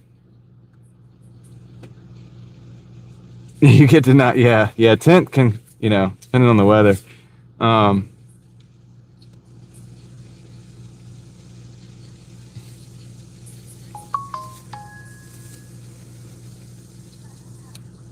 I don't know why this is taking so long. Yeah, yeah. So that's the argument against the renting the debt, and I'm with it, dude. Like I understand it. You know, like I guess the benefit, what I'm talking about with this, I guess, right? I mean, is what we're talking about is if you have cash flow, and the cash flow could pay for the house, be that from a job or some kind of investment. You buy the house, you have the 150, you can have the best of both worlds. It's like it's kind of like being in 1964 with our different example, and you take the 18,000, and instead of buying the house, you buy the house with debt, and you take the 18,000, you still put it in the index, and so you still end up with the $450,000 house in 2026, but you also still end up, your family still ends up with the 5.5 to 8.5 million dollars as well. Taco Bell. Yeah. So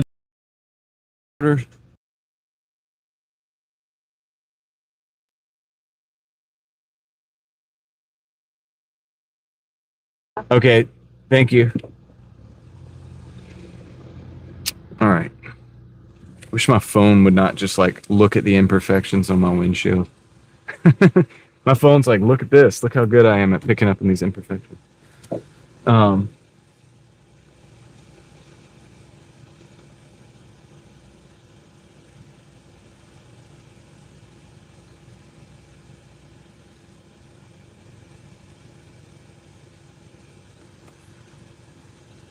yeah. So these are conversations my wife and I have. But at the end of the day, it's also not to say that if you're renting, say you're 1964, but we're in today, but you're $19,000. You rent, you invest the 18,000, and now you still cash flow some other stuff.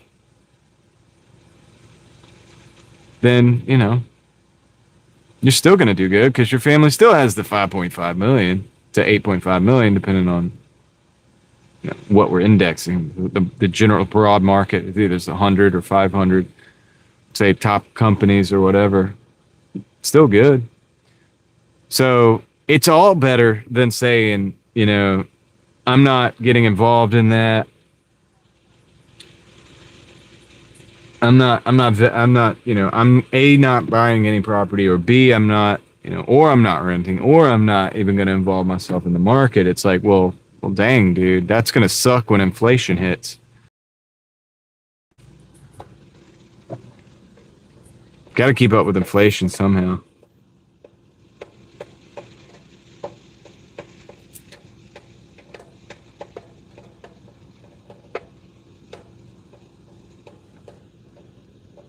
This water is like dripping down this.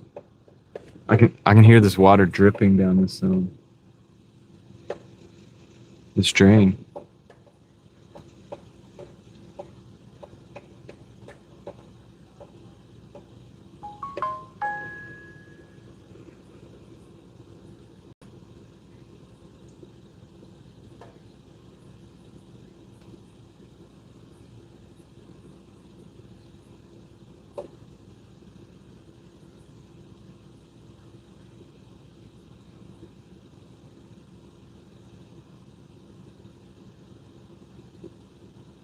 A real estate investor, yeah.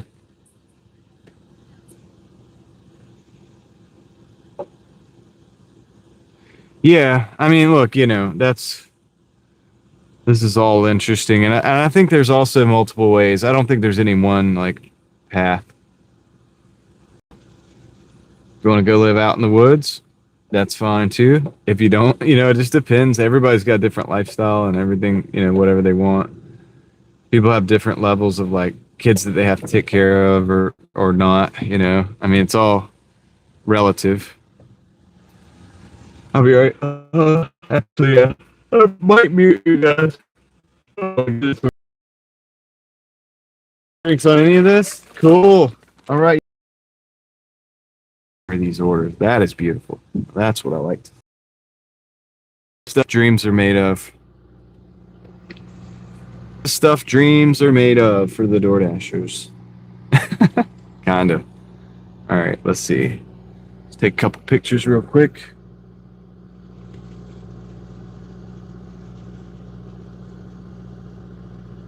Come on, take the picture. Okay. And now I'm going to take another picture. All these buttons we have to push on the app really takes a lot of time. So yeah, I'm thinking about, and it's like, okay, it could be argued playing devil's advocate too. I'm not saying David's not right for doing what he's doing. I think that's really cool. Let's play devil's advocate though and say, and because John's like, well, that's gonna save an additional $100 a month. Okay, can we figure out a way to make an extra $100 a month? I mean, if we're just looking at it monetarily, sometimes it's good just to have the solar panels. It's like I was about to say, it's like I have the Starlink. Starlink costs me a lot, dude, $165 a month. But there are times when it's just good to have that. It doesn't make financial sense, but it makes sense in some cases, right? Now, if we were just talking about it from a financial standpoint, well, now I'm thinking, okay, shoot, what can we just make $100 a month? Can we throw an investment at something that pays us $100 a month in dividends instead? Because now I can just do that from the comfort of my living room and I'm done. I'm basically done with that, and I go back to cash flowing however I cash flow elsewhere. I could just build that $100 a month. So is that something that helps? I don't know. I don't know. I'm asking the universe. I'm just, throwing it out there, but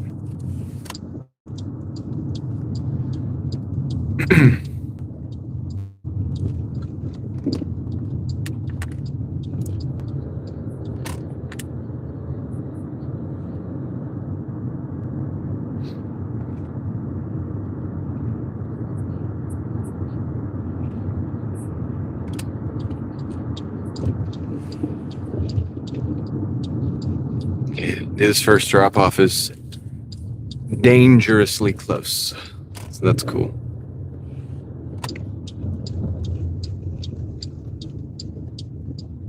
We'll have this one done in no time. And then we got the second one. I don't know exactly where that's at. But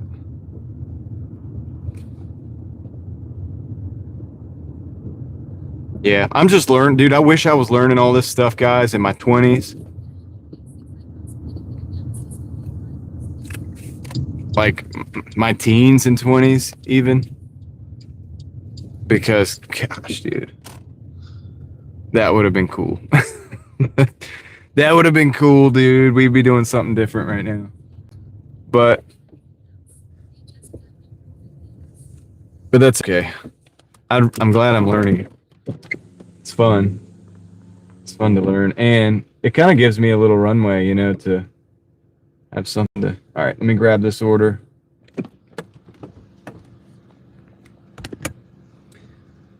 And this one, I'll be right back.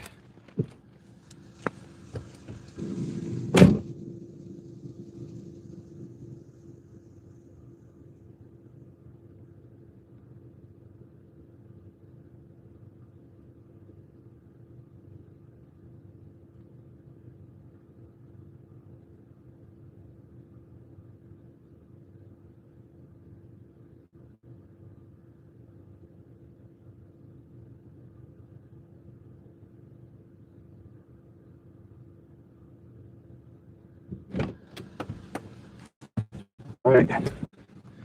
What's up, T-Gun? Yeah. Yeah. I'm going to teach my kids, man, because I didn't learn it. And I don't blame my parents. They were busy doing what they needed. They were working and doing it the way kind of they were taught to do it, and doing a dang good job of it, by the way, considering. But, I feel like it's my responsibility to learn these things too, and kind of pass things along, improve the generations, improve as we go, if we can.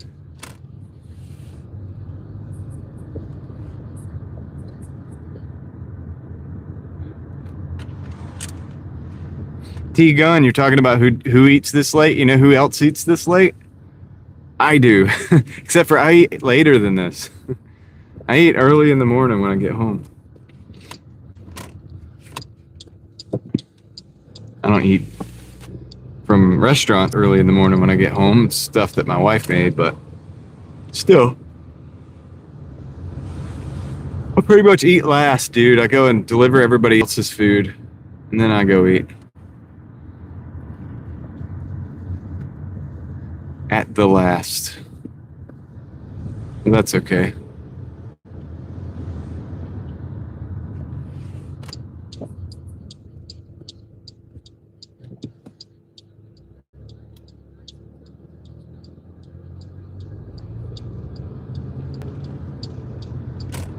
Hedge fund people, they were working at a rental car place.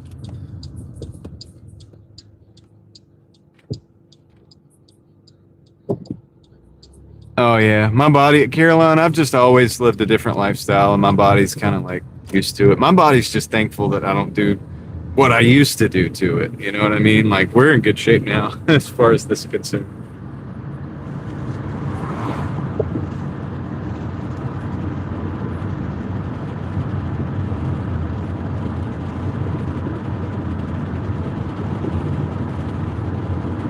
Yeah.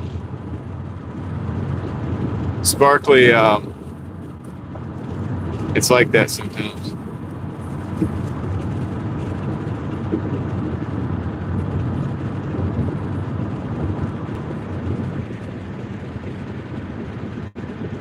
Yeah. Well, and I've learned from people like in your position, John, who made mistakes too, and then now you're very adamant about cost benefit analysis, for example, and like, yeah, because you found what that's like, crap, this actually matters, you know, like, but yeah, I've made, you know, a bunch of mistakes, and so at the end of the day, we're all trying to figure it out. Some of us are advanced further than others because we're at different stages of figuring it out, and that's why I love having these conversations, because, and there's different things too, you know, it's like David is happy to build his solar system and live, you know, in the situation he's in, and that's cool for him. So we all have different goals too, I guess. I mean, I think the solar system thing's dope. I think it's really cool. I don't know if we can look at it from a monetary standpoint, and I mean, I could probably beat that monetarily, but it's cool. It's definitely awesome. It's something to learn from. I'll be right back.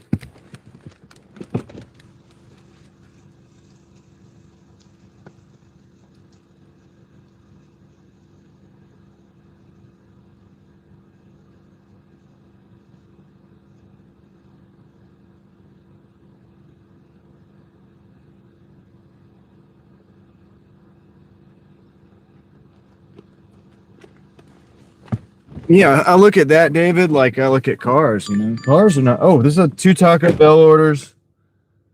11.15 for 4.3, so we're gonna take that too and stack. We're about to make up for the $31 deficit yesterday. All right, so I gotta turn around to get out of here though. So yeah, I look at that, David, like I look at like cars and stuff. It's like, you can't really even look at when you're building a car, how awesome you can build a car. You can't really even look at it monetarily like you do investments. I get you can, because that's probably the most efficient way to make sure that you actually get the job finished. You got to count the cost, you know, but that's not an investment in that way. It's mankind like building something cool. It's like, you know, we like to build machines that do things, and it's awesome. And the first machines that ever get built of a certain class or type, they're usually not very cost effective. That comes later as the technology gets perfected or replicated or mass produced. But we do like to do that, right? We like to build those machines. And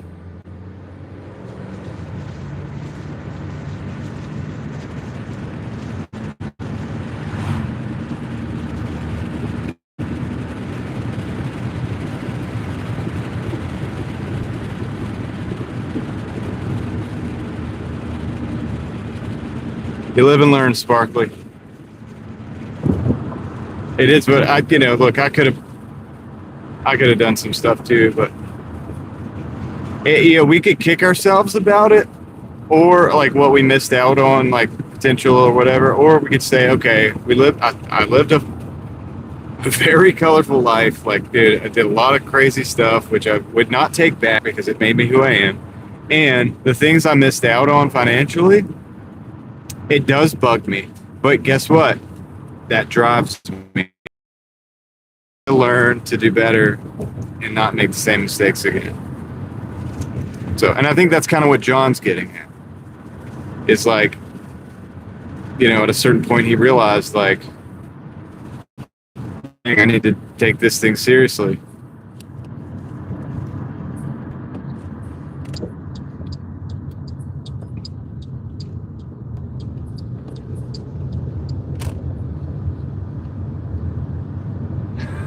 Tom, what's up?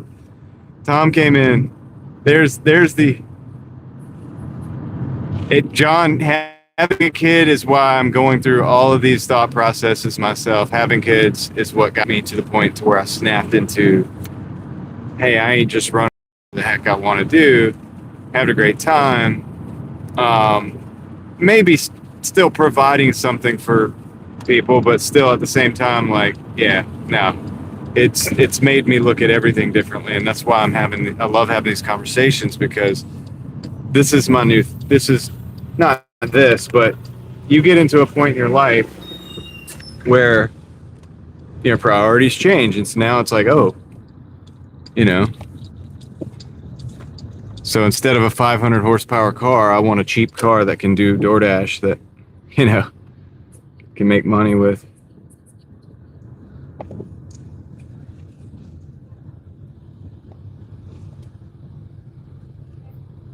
Tom, I will say my fundamental understanding is sound, okay? And it's not because it should have been 4, because we're going to stick to 3 in this market, buddy. I'm sticking to 3. I like number 3, Tom. It just works better for me. I hope you're doing good out there, though.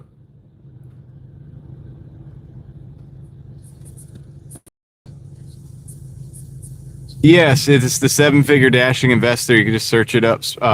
Search it up, Sparkly. Search it up. Go subscribe. Do all the things. All right. Well, let me talk about. Let them know I'm here. Hold on.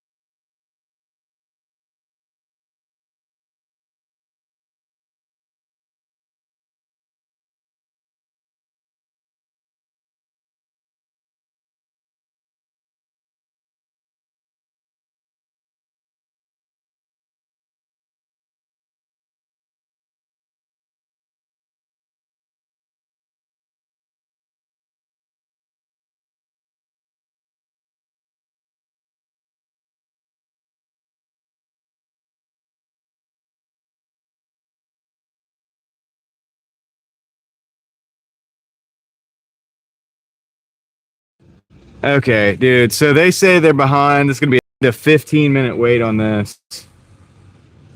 I don't know if this. Okay. I guess I'm going to wait. I guess I need to get back in line. 10 to 15 minute wait on these orders. I guess I need to go to the window. This car surpassed me. She said they have all these backed up DoorDash orders.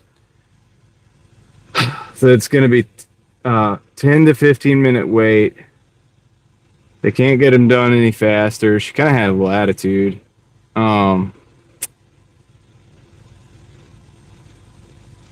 So I got to try to figure it because it's 2 orders. I can't just. I don't think I can unassign both of them. I don't think I can get out of both of them. It's good numbers. Like it's an $11 order. So.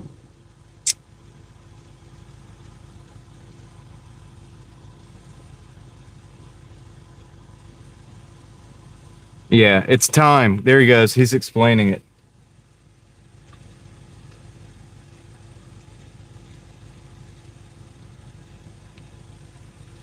Yeah, I understand she's getting beat up, John. I mean, yeah.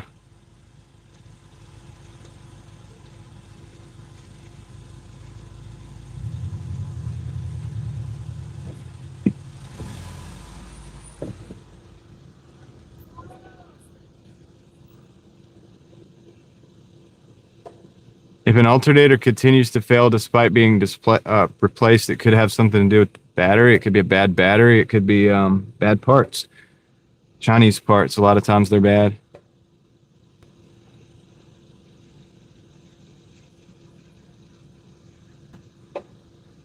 Yeah, the problem, John, is that's going to be 2 unassigns, not 1. Really? The connection? Dang it.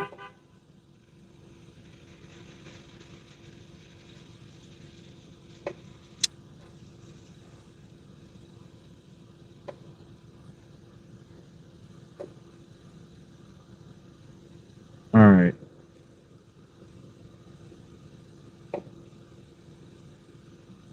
Yeah, the problem is that it's 2 of them. I'm not able to really unassign both orders.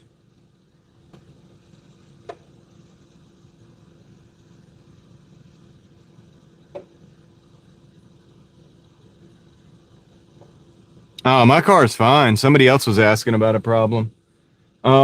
Let me do something real quick though. I'm not sure exactly how to do this. See if I can flip this or something. I gotta try to get you guys better signal. Signal's not good. Why is the signal not good?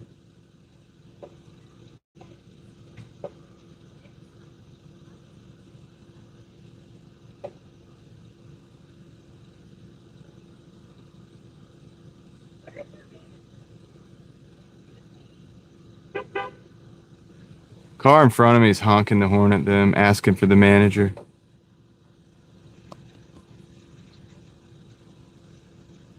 Yeah, I could try, but the thing is, it might work on one and not work on the other one. I do need to get out of here, though. This is a toxic situation, I think. They got people honking at them and asking for the manager.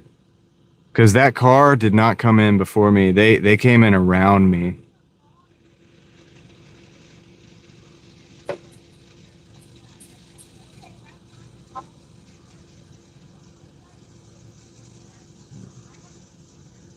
Support. I'm gonna chat with support.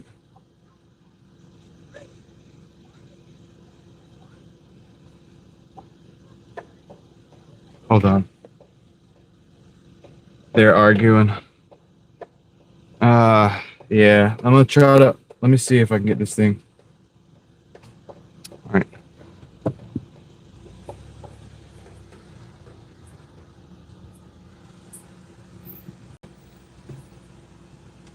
What's new?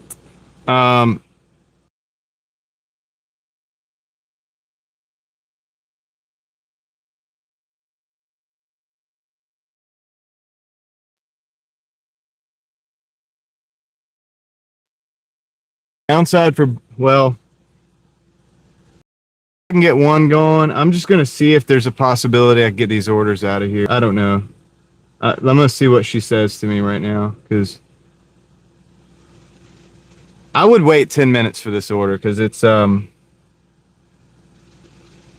It's a decent number.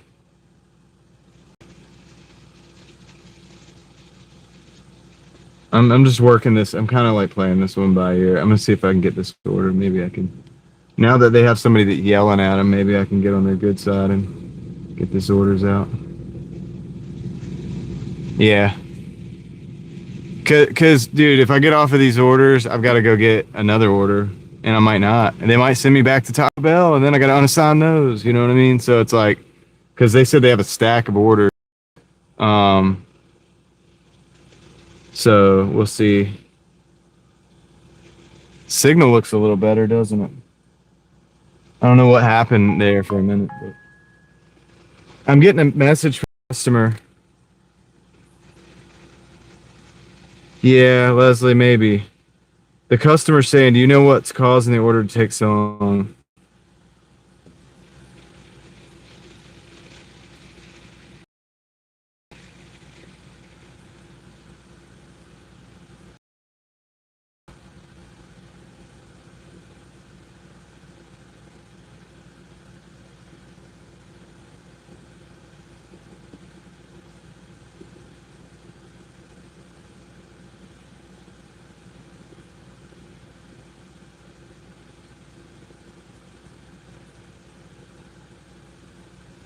I'm talking to the customer right now, telling them that the deal.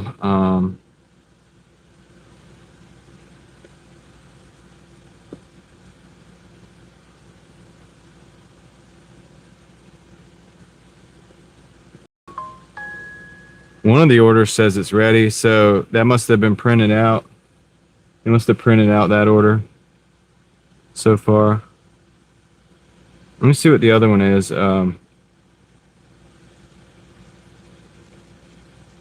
Okay, it looks like I can probably unassign at least one of these orders. So if I can get one of these out of here, one's just a burrito and nacho fries. If I can get the other one out of here and I have to unassign the one, that's fine if I'm allowed to do that. That's not that big of a deal. So I can make this work. I can make this work. I might have to mute you guys though, because she's gonna I think she's got one of the orders in her hand. I'm gonna make something work out of this, dude. I'm gonna get something out of this situation. One of these orders or both of them is coming with me.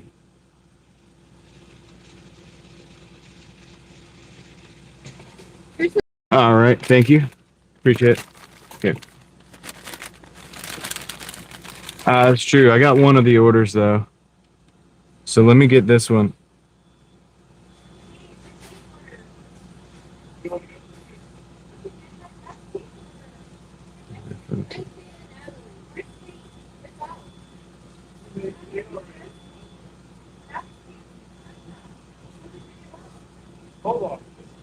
This is the right order. Yeah, this is one of my orders. She got it right. Unless you put the sticker on the wrong bag. Yeah, go. No, you're fine. They're confused about which order is which. I'm glad I didn't confirm that pickup.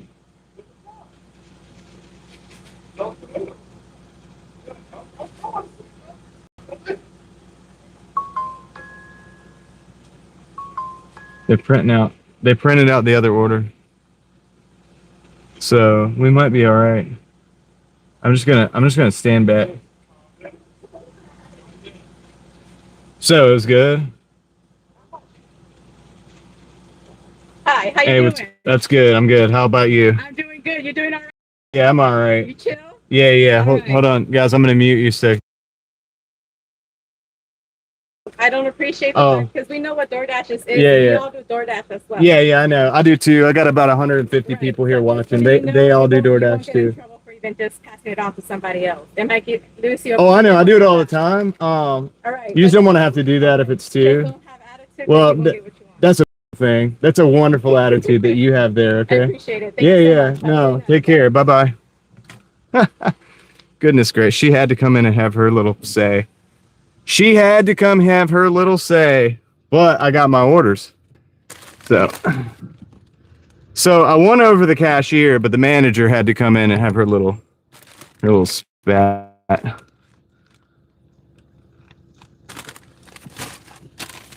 All right. Who cares? I got my orders. She's like, we don't want the attitude. She like tried to make it like I had an attitude. You can hear her smugness, couldn't you?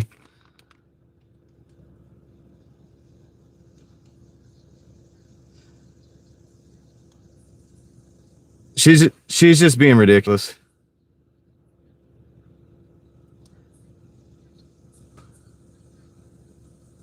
No, I kept it on. I kept it on. All right, so we got both orders. We are on the way. Let's go. All right. Yeah. She thought she was being smart, man. No, it's like, dude, your employees are way better than you. Like, you're obviously the problem. I think that attitude you have is the issue. Obviously, this wasn't. So this is obviously like not 10, 15 minutes too. So, like, good God. She pushed that girl out of the way, dude. That girl was doing a great job. She pushed her out of the way to come say that. She could not wait. She's got some issues, but that's okay. We got our orders and we're on the way. She pulled the whole like, we DoorDash in here too. We're also DoorDashers. We know, like, we also, you can unassign or pass it off to another person. I'm like, oh yeah.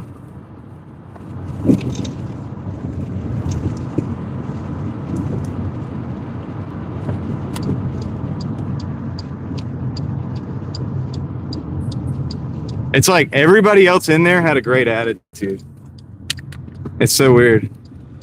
And you could tell the girl was like, oh crap, because she came in like, she shoved her out of the way. So shout out to the girl that's working the window. You're awesome.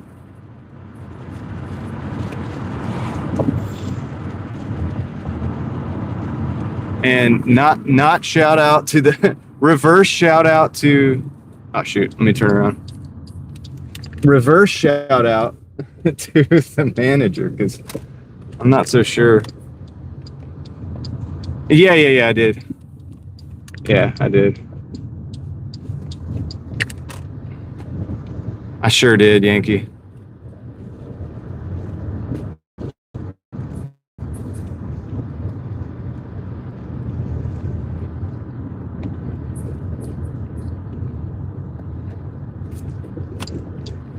She had like the bow tie, like the stuck smile, like, you know when you try to smile and you're mad.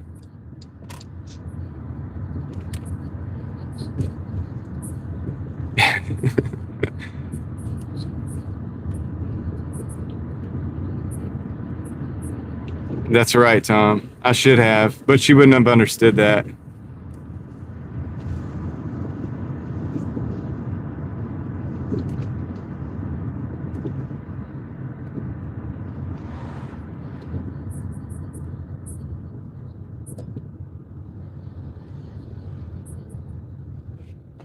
All right, cool. Be right back. Dude. Got it. Be right back.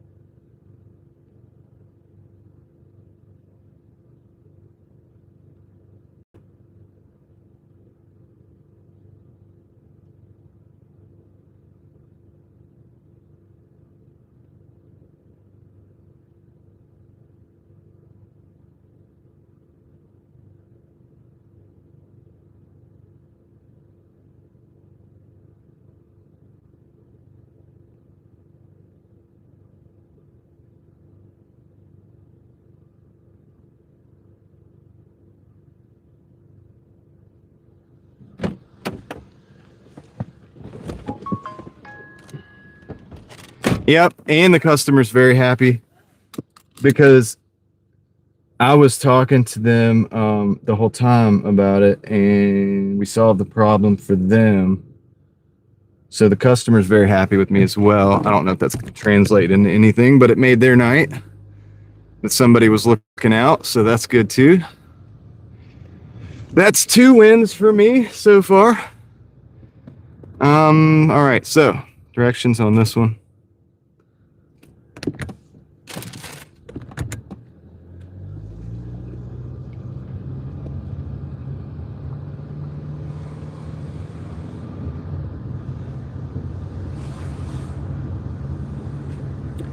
Four minutes, 1.8 miles, guys. We are in the money. I just kind of.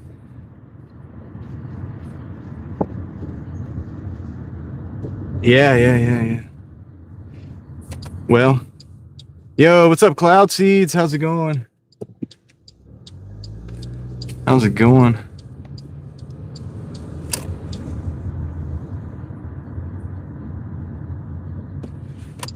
Yeah. She's still got a stack of orders to get out.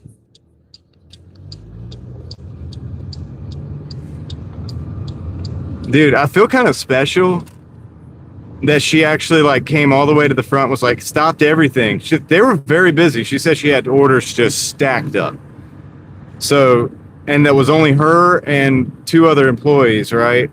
Well, she thought it was, she thought I was important enough to shove everybody out of the way and come to the front to talk to me. So I kind of feel also, I think that's a third win for me, just based on status, because I feel pretty important now. I feel pretty, like it was pretty important, you know, that she comes talks to me in that situation. So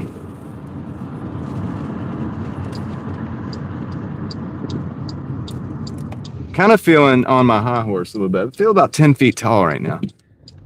Let's go. 3 minutes, 1.2. And the crazy thing is we might end up going back in there for another delivery, because Doordash is probably going to send them. And they can't stay busy like that and backed up forever. Usually that's a thing that lasts for about 20 minutes. They get a rush. I've worked in restaurants too. I don't want to get involved in that conversation with that person, but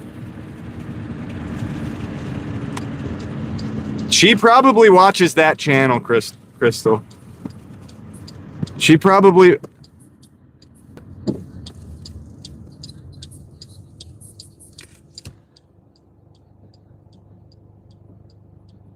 Yeah, they put them... Yeah, because I used to do that too, but I don't anymore. Yeah, I'll just stay around this area. Should be good. Yeah, I don't know, dude. She probably does watch that other channel, though. That's hilarious, Crystal. Not all DoorDashers are created equal. Well, not all DoorDashers... let me put it this way. Not all DoorDashers make themselves equal. There's people that have different types of attitudes out here.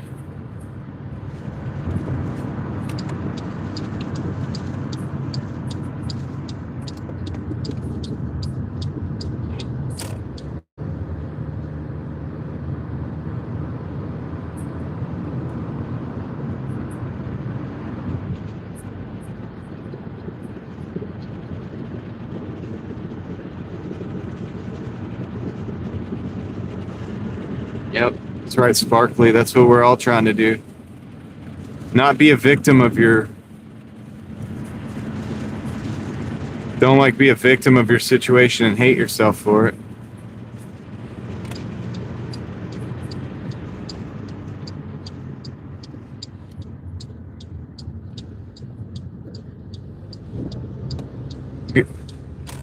Good night, Leslie. Big shout out to Leslie's daughter. Congratulations on the culinary school.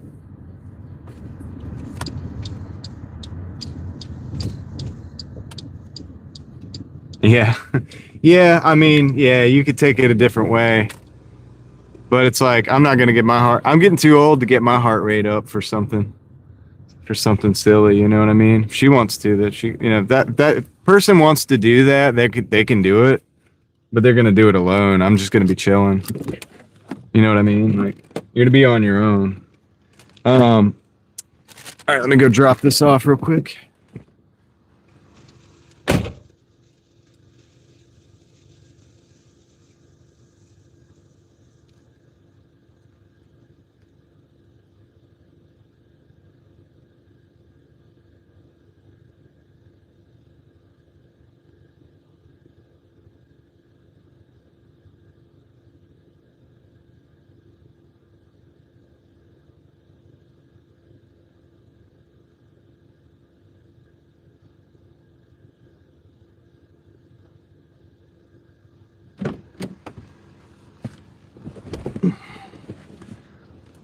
right, let's go. Glow Lewis is in the house. What's up, Glow Lewis? Oh man, it's not a Taco Bell. Dang it. We got Tarboro Road. Okay, so this one's out there. I think so, Leslie or Ellie, or who asked that? Leslie's gone. I think Ellie. I think so. All right. I'm gonna take this. It's a speedway out of Youngsville. It's gonna take us in the middle of nowhere. It's like 10 miles. It's like $10. That was Taco Bell, by the way, Yankee. Well, Ellie, you know, because you were asking the numbers. But anyway, let me give you the numbers. Hold on a second. Let's get you a fresh start here. I think you're correct. 3185. So 3185. What did you say? 231.39. Ellie, you're always on point. All right, so we're gonna take this one. That will get us to, let's see, 240 something.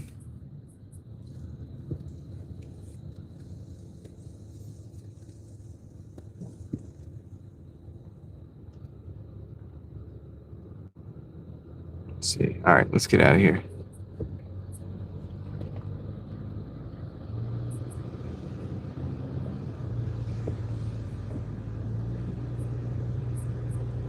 I started streaming later.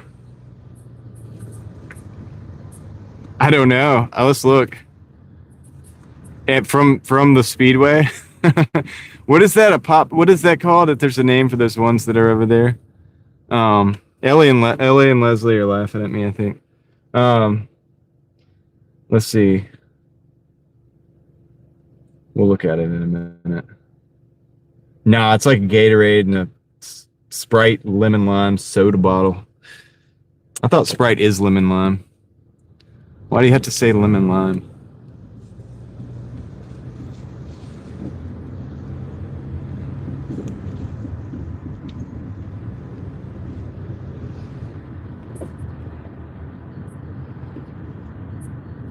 That's right.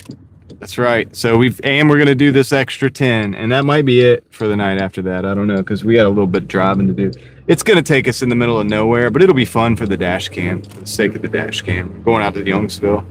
I think it's always cool when we do at least 3 different towns. A lime and a coconut. That's right. Yeah. So basically, it's like 2 drinks. I'm going to deliver 2 drinks for $10 and some change. It's like, is the customer paying that? Like, I don't know. Yes, sir. I told you guys we would make up for last night. And Yankee, you know that too. You said something too. You guys were all kind of encouraging about that. Look, guys, I really think at 169 last night, we'd been sitting for like, what, 5-10 minutes? I was feeling it. You ever get the vibe of the market? You kind of feel like it. You're like, it's dead. Like it actually is. And believe me, if anybody knows, I'm not bragging or anything, but obviously I would know, right? I should know. I'm out here every night. And yesterday, I just felt like it was just dead. I just don't think there was going to be the orders. I think we were going to be sitting there for a long time, playing mind games. And at a certain point in time, it's good to cut it off so that you can get out early, so you can do what I just did tonight. So good on you guys. Did I say doo-doo? Do-do-do-do-do-do-do-do-do-do-do-do. Do-do-do-do-do. This is downtown Wake Forest. We're not going to stay here, but this would be a cool place to look around too. We would definitely probably get asked what we were doing by the police, but that's okay. I think we'd be all right. Probably all right. Probably be okay. They aren't going to be as cool as the RPD and like probably shake my hand, but I don't think we'd be doing anything not doing anything wrong, you know, if we got the gimbal out and kind of looked at some buildings and stuff, I think we'd be okay.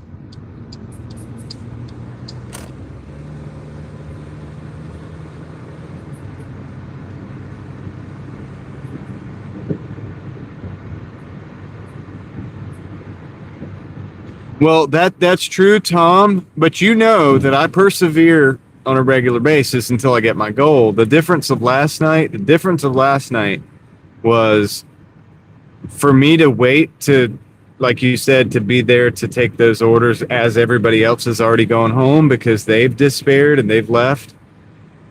The time that would have took to then stay and get those orders and take those orders would have put me at 3 o'clock. My mental state would not be what it needed to be when I got up the next day, and I would not have been able to pull the day off like I have today. Doing several different, I mean, I'm listing eBay every morning these days. I'm packing things that need to go out. Like, I'm doing all that stuff in advance as well.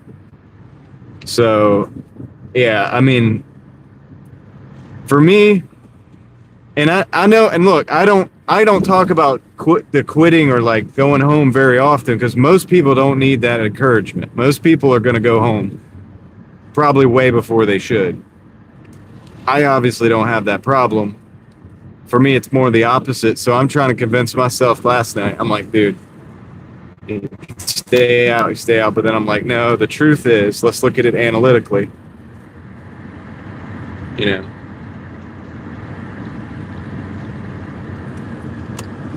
Yeah, that's true, Tom.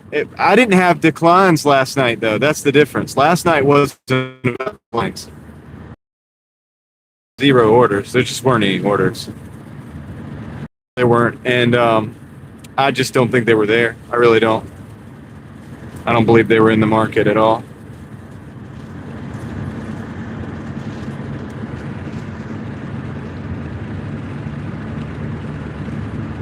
Yeah, I know everybody might have been, but Tom, at the time, it was so late. I don't know if it was the top or not, but at the time, it was so late that for me to take the amount of orders to get to my $200 goal,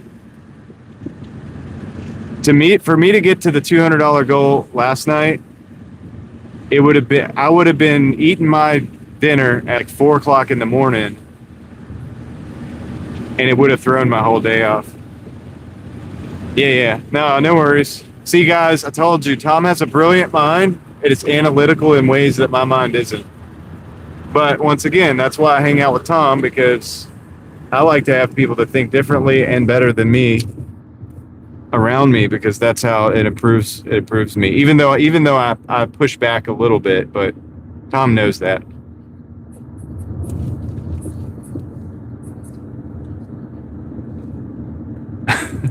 No, it would not. No, it wouldn't, dude. 4 doesn't work if there's no orders out there, Tom. Can't work if there's no orders to take.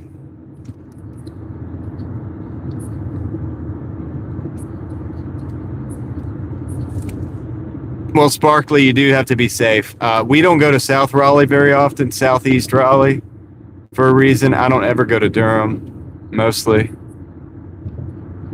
Donald Trump would have taken them. We're taking all the orders. They're the greatest orders.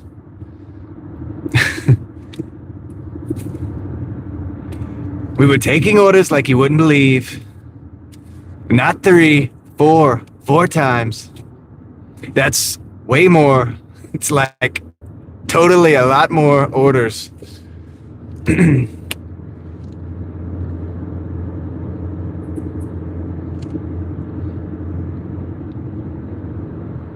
Yeah, I think there's times and seasons. Like, there's a time when you need to hustle. Like, dude, I'm glad that I did the 7 days a week for the times that I did, because I needed that. And for some reason, I look back and I'm like, dude, obviously, like, I guess God gave me the strength to do that, because I don't feel like doing that right now.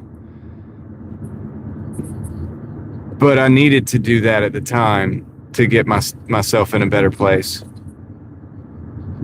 I built this channel, up a lot more than it was. We got our numbers right, on our cash flow from DoorDash. We got a good system going, you know, so doing the 7 days a week, really taller, seems like every week.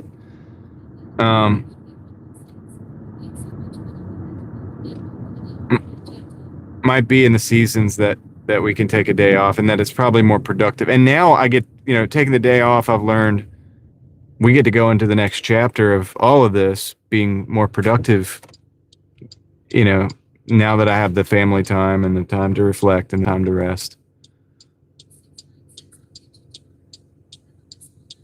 All right, Crystal, take care. You too. Hope you have a good restful night as well. Right here. This is the speedway. So this would be a long journey. A little drive out in the countryside. I like it though. I'm down. I'm ready for an adventure. I don't know if it's going to be an adventure or not, but it's the way I look at it. Should be pretty easy driving. Just got to watch out for the deer.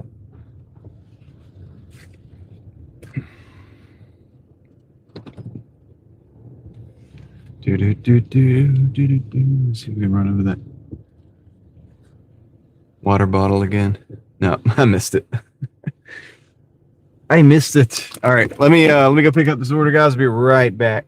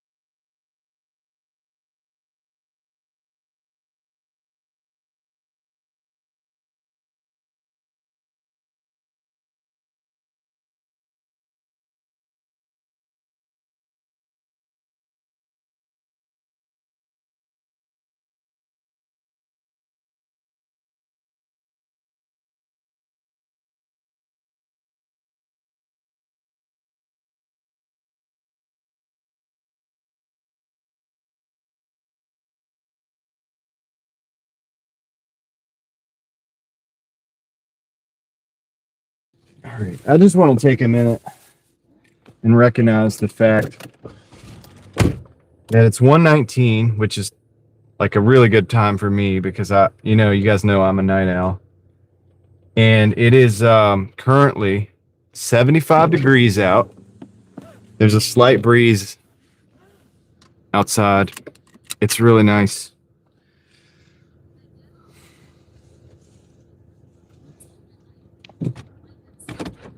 I just took a breath of fresh, even though I'm at the gas station. It's probably not the best place for a breath of fresh air, but let's roll the window down here. Yeah, Jammo, we just got an order. We get orders all the way up till 2 or 3 o'clock sometimes. This market's pretty good.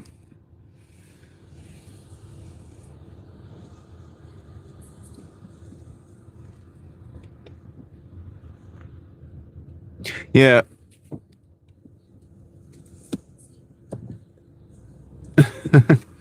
Well, yeah. Plus, a mechanic can make money too. Mechanics can make money. I know if you're smart with business.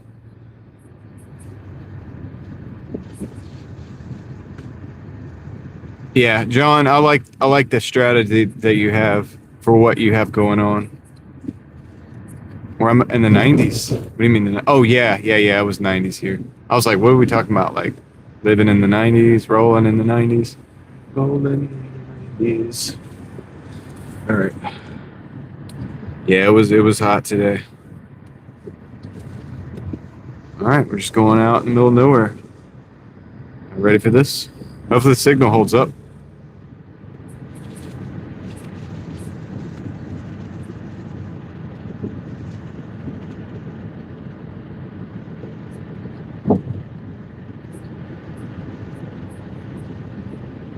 Yeah, Sam, I got it now. I figured it out. Took me a minute. Kind of slow sometimes.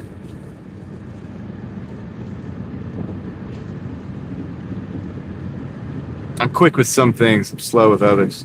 But they say slow is smooth. Oh, wait, slow is smooth, and smooth is fast. So that's, I'll just, just leave it at that.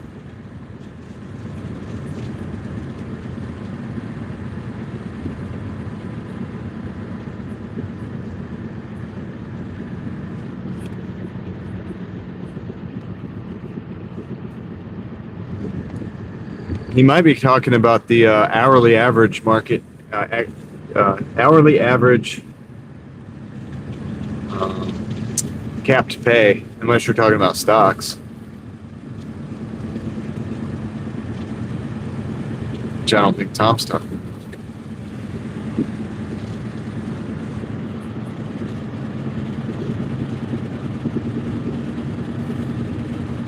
Well, yeah, dude. If I had the same level of goals that John does, see, because we're in different sections of our life, right? So it's beautiful. You get out, yeah, dude. You only need to make a certain amount, so it's like you can easily see. I got to make a lot more with this stuff than John does. So, but if I had to make say half as much as I do, gosh, man, we could just chill. We could hit it hard the first couple days, like he's talking about, and then let off the gas a little bit and just make a little bit every day, or make even consolidate into down to a couple days.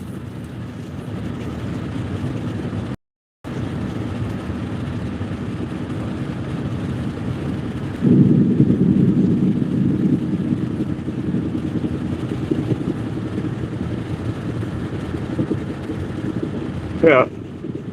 Well, and you got to Yankee. I mean, you got to do. Listen, for everybody that's worried about the wrong side of town and stuff, and like going into bad places, yeah, don't change that strategy for the money. Like, obviously, don't like stay out of places you don't feel comfortable going. Don't. That's a whole different level of, you know what I mean, dedication to trying to make money or whatever. Occasionally, I'll go into certain. I'm also a dude. Like I'm also a dude, a tall dude. Like I'm also prepared. You'll know that if you meet me in the street. Like you'll realize that pretty quickly. And it's not like being a female out there at night or somebody else.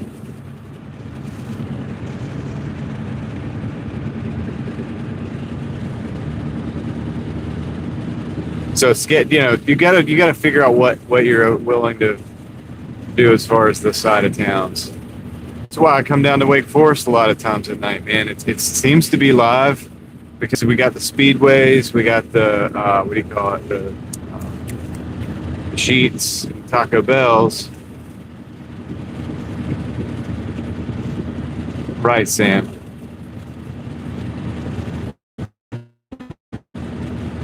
Exactly, Sparkly. So there you go. And that's smart. That's smart because you don't want to make yourself out. You don't want to put yourself in a. You don't want to invite trouble. So that's makes sense.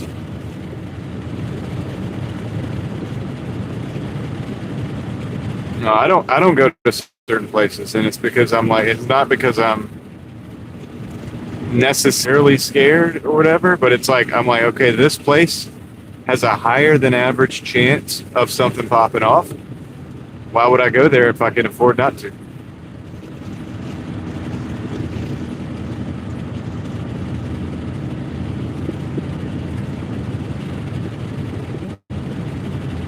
I think John, I think Tom's procedure or his thought process on the algorithm is maybe not necessarily. Maybe he does want to beat it. I don't know. I don't want to put words in his mouth. Tom, you can correct me. But I get the feeling it's more like it's like kind of take advantage of or like ride the wave that the algorithm provides, something like that. Like if the old algo like says that you do this, you make more money. Well, then just do that and make more money, kind of thing. I think it's something kind of like that.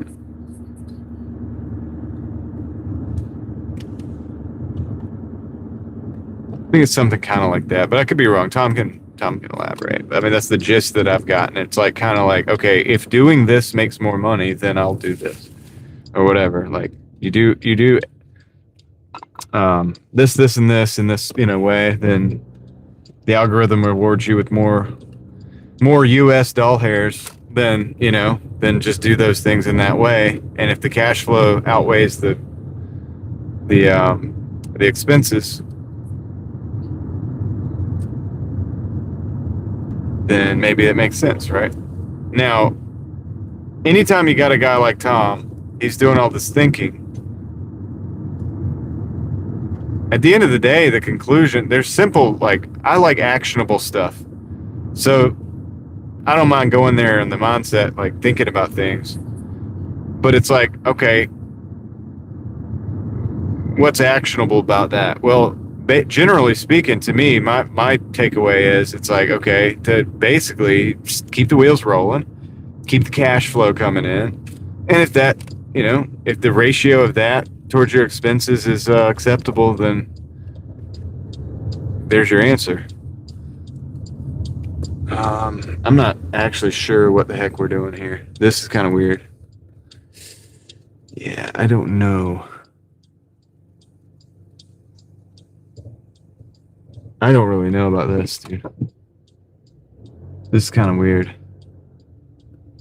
Okay. All right. Okay, I see the address thing, and I see the... Okay. Okay.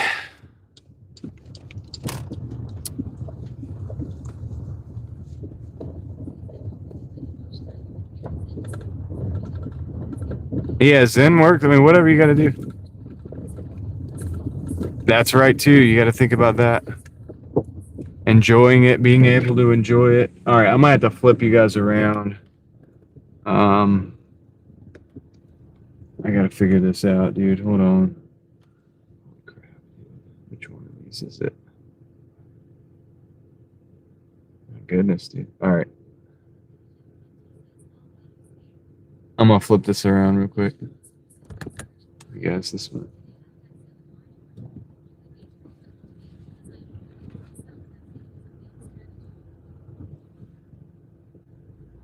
Okay. I think they're back. I think they're out in the back there waiting for me, which is good. Thank you for coming out. Giving me a friendly face. I don't know if it's a friendly face or not yet. I don't know if it's friendly or not. Yeah. All right, I know I gotta get out quick because they're coming to the car. Right back. Hey, how's it going? I'm good.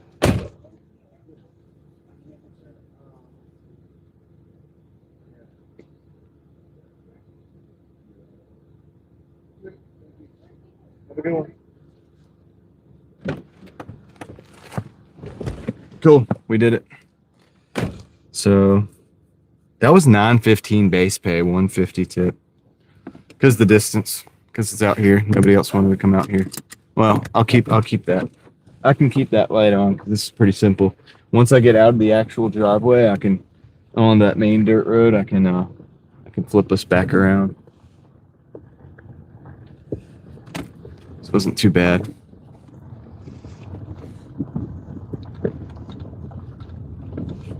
I always figure it out. Sometimes we get out here these locations, you got to just slow it down and kind of figure it out.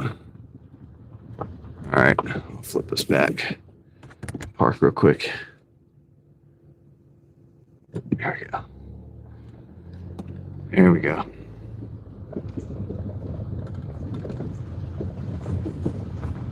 There's multiple trailers back there, so I want to make sure I was going to the right one, you know. Thank you, Ellie. Church house over there. It's pretty well lit up in the front, at least. The road is it's like this black top. It's like a black top.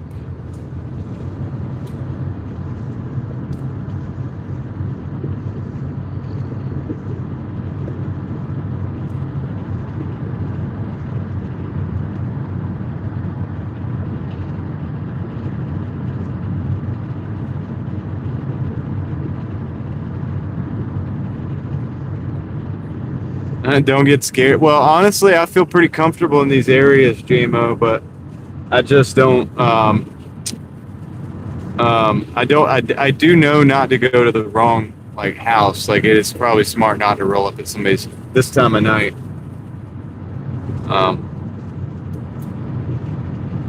This time of night, you definitely want to make sure you're going to the right one. So that's important. It's not fear-based, but it's just. I grew up this is my type of territory right here. This dirt roads and stuff are familiar to me. It's not a big deal. I'm more comfortable in the dirt roads than I am sometimes in the hood in the city. I mean, I'm pretty much felt pretty good pretty much everywhere, man, honestly, but yeah, I'm not too scared of the dirt.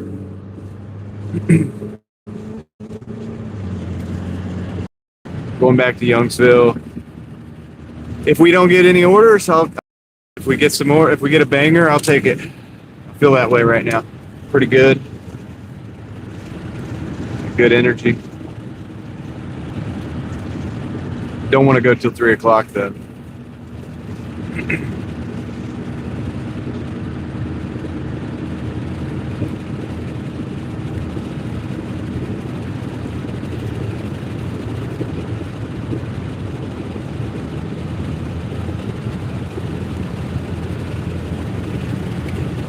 Yeah, Tom's got the numbers down. Now, here's something to think about, though, and I think Tom will agree with this. You know, markets are different. We know that, blah, blah, blah. Tom's out in Arizona, guys. The heat gets so hot out there that a lot of people come out at night, and I think that it's a lot busier at night than it might be in some other markets. So, you know, if he's running late or like this, he might be rolling kind of like it's like for daytime during the day sometimes for some of us here. So I think that market runs a bit longer into the night. I could be wrong, but just from watching him and Aaron, and I think Aaron's in a different market, but just the whole Arizona thing. This is a 650 for 10 miles going way back up to an area that I don't really want to go. So I'm going to decline that.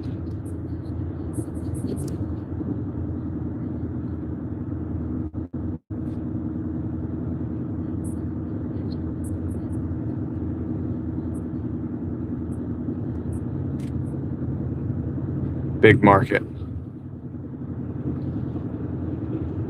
Big market. So pretty much anywhere. There's not, well, I don't know. I don't want to say this. So you see how I came out here? There's nothing out here going back. These are dead miles. Now I took this because it's the end of the night. We're just stacking. I don't mind driving. Look, it's 75 degrees. Beautiful out. We're going for a little cruise. But it's just okay, this is what we're going to do for do this, then just sit still for 30 minutes. But is there a lot of that out there your way, Tom? Or mostly everywhere you go, you have an order coming back? Valerian, what's up? Not yet. No, we're in Youngsville, a place called Youngsville, North Carolina.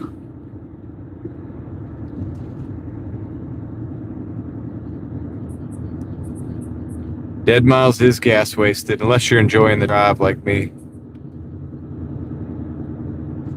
Like right now, I'm just enjoying this drive. I made my money for the day. I'm pretty much happy with it. We're dash camming. I have the luxury and the benefit of dash camming too. You know what I mean? Like that's a benefit. That's why I say sometimes, man, we'll move when I might not would move.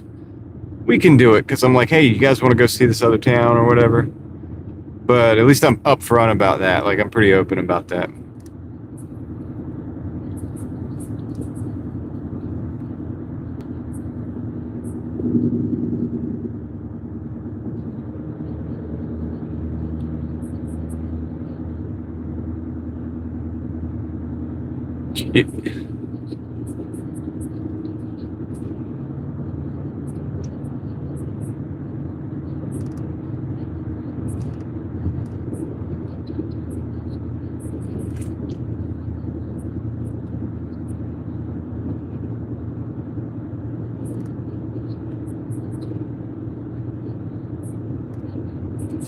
You have a lot of dead miles out there, Tom? Okay.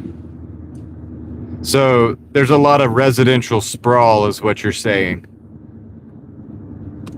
Outside of the concentrated business district or whatever.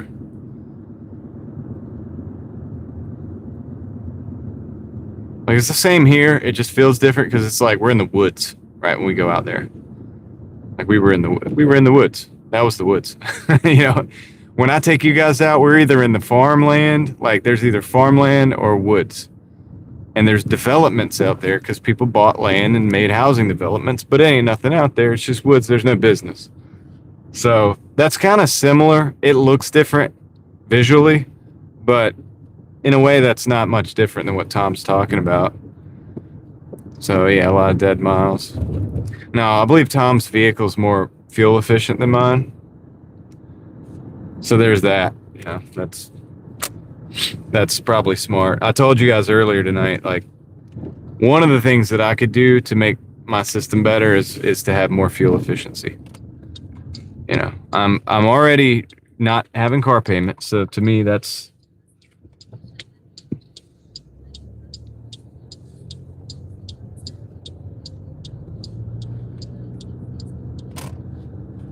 no money, no honey.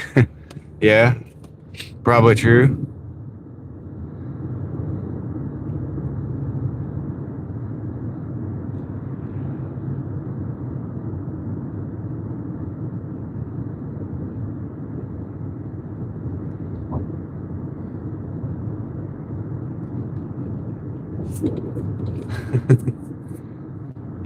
Ellie thought that was funny. Yeah, so we're gonna go over here to this parking lot and we're gonna hang out for a little bit. I don't think we're getting any more orders.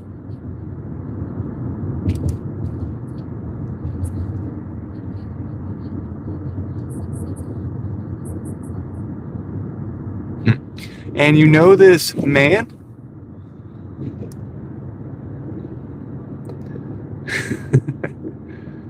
I didn't put my all into that.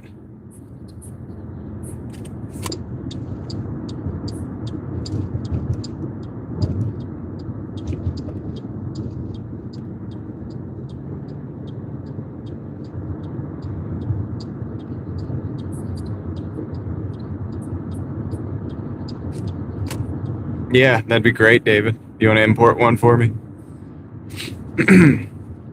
Dude, I'd even do a diesel, one of those Skodas that gets like 60 miles a gallon. I'd run Doordash. I would do diesel for Doordash, even though it's a little high right now. I think in the long run, it'll even out.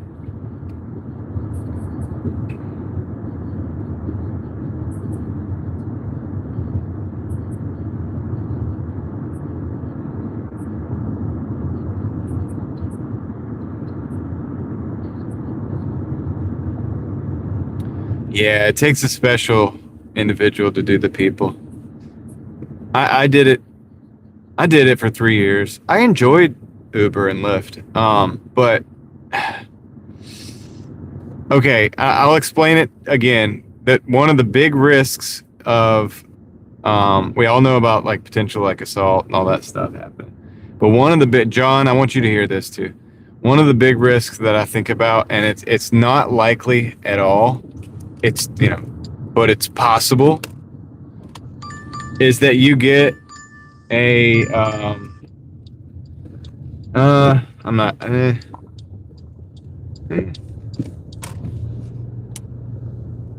Could take that and end down in Franklinton. It's a 7. Where are we at for 241? If it had made it to 250, that would have been great.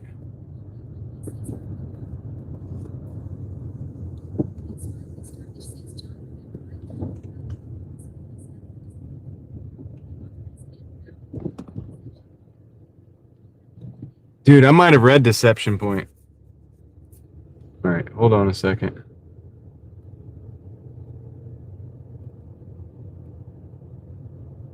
I'm gonna take this one, guys. This is $7 going down to Franklinton. We can end the stream down there too. 7 for 8 miles. Whatever. We can end the stream down there. It's no further from where I've got to go. Yeah, I need to read that again too, Sparkly. I'm gonna add that to the list. But yeah, I might have read that. I might not have read that. I don't know. Okay, it sounds familiar though. Definitely sounds familiar. I used to read different books that were kind of like that. It wasn't Dan Brown though. I want to say W.E.B. Griffin. Is that the words? Is that the right author that I'm thinking about? If it is, this guy had the technology. Dude, some of the technology this guy talked about. It's very interesting. Yeah. I have a Doordash order. Thank you. All right, cool. So we're gonna pick this up. I mean, why not, right? A little dash camming down to Franklinton. So now we'll do 4 towns. We'll do Raleigh, Youngsville, and Franklinton. Mm-hmm.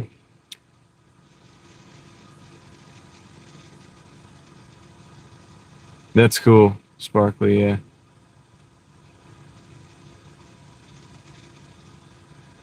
I'll add it to my list. I'm gonna do it right now. I got a few books on that. I got a backlog I gotta go through. That's why I haven't been live streaming as much. It'll be good to have a fiction book on the list. The last.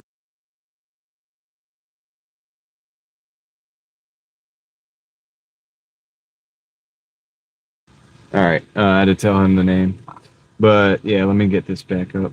Deception Point, Dan Brown, and I'm familiar with Dan Brown, definitely.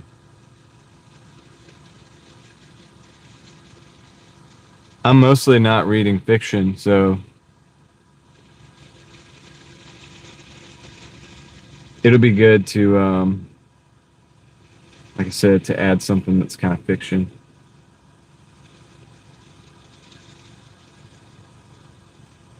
Kind of lacking in that department these days on my list.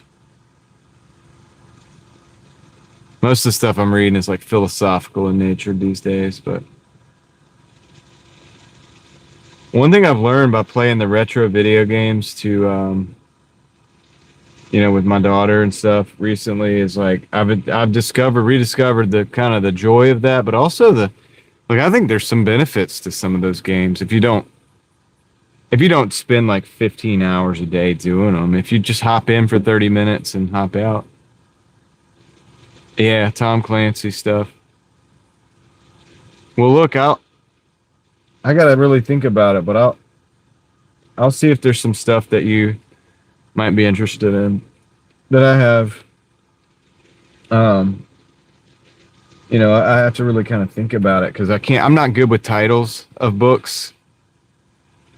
I remember the stories, but I would have to actually look at the physical copy to of stuff that I've read in the past.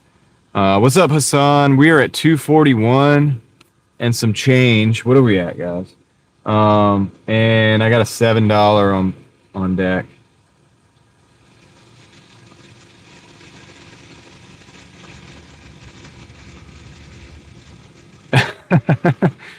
Good night, Tom.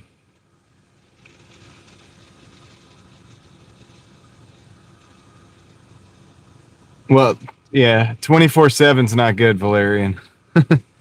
They do look like zombies with that. I'm talking about hopping in, playing like, well, just working, Hassan. I've just been working for a long time today. Um,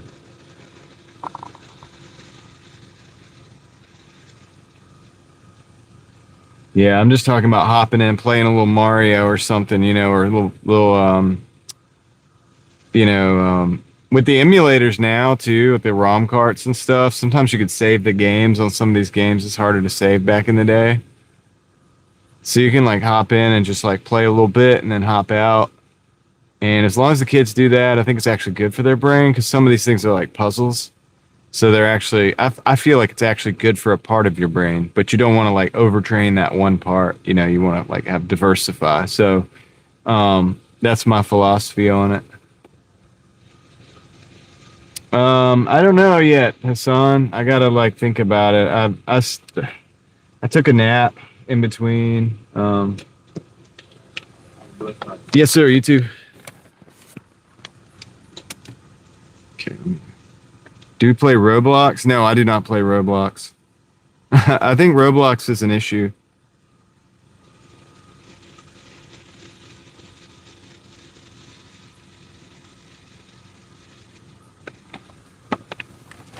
Yeah. Um. Yeah. Roblox has a lot of issues I can't even really talk about because we're not allowed to talk about those issues on YouTube, probably. But let's just say my kids can't. Like we don't have that. We don't do that. Don't do that.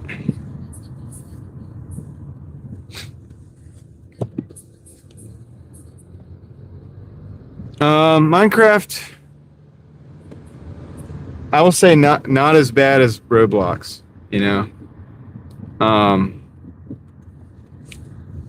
especially if it's offline, just offline play, like it can be okay. I tend to still like gravitate towards older games, and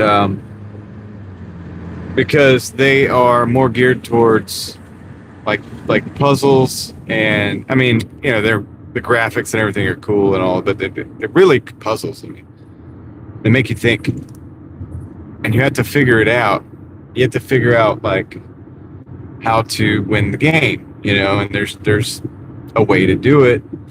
And a lot of the older games don't hold your hand. They kind of make you intuitively figure it out. Now, some of them will give you a tutorial about how to do this or how to do that, but generally you have to make the decisions and you have to find the path. And I think that's really cool. And I think that actually does train a part of your brain that is useful. But once again, Angry Bird, not so much Angry Birds. But like some of that stuff can be good. I think it's overblown how bad it is. I think the reason it's bad for you, and because there's so many studies showing things like that, is the problem is that people do it for like, the kids sit down for 6, 7, 8 hours. That's a problem with anything. I mean, even if that thing makes you money, that you definitely have a balance problem. You know what I mean? Like, yeah, drunks at night, you don't want to do, Yankee. I did that for a while. I did the, what do you call it? Late night Uber or Lyft pickup scene. It was crazy, and it's definitely risky. Oh, John, are you still here? I wanted to, if John's still here, just let me know. And I want to run this by you. This is just it's a very, it's a highly unlikely scenario, but yet a possible scenario. And I did run it by the live stream the other day. This is something that, people need to definitely understand. This is a possibility. It's a crazy possibility, but it's a possibility. when we're talking about the risk of rideshare, one thing that I thought about, over my years ride sharing, doing the Uber and Lyft and stuff, it is possible that an individual gets in your car that is carrying substances or something that they should not be carrying, that is not legal. And they might do that. And then for some reason, if for some reason you were to get pulled over, and they are in the car with that substance or that item that they should not have or that is not legal to have, they could then like stash that item in your car, and at that time or at a later time that day or whatever, it is possible that there'd be a question as to whose item that is, and as to whether that was yours or the rider. And say they got and I think one of the examples I gave was, say they had a defensive tool that they had gotten, in a different market, let's just say that they weren't supposed to get, and they get pulled over, right? So then they throw that up under your seat or something. Now it's within your arm reach and their arm reach, and it's questionable as to whose it is. And so this is a little gray area. It's definitely a risk.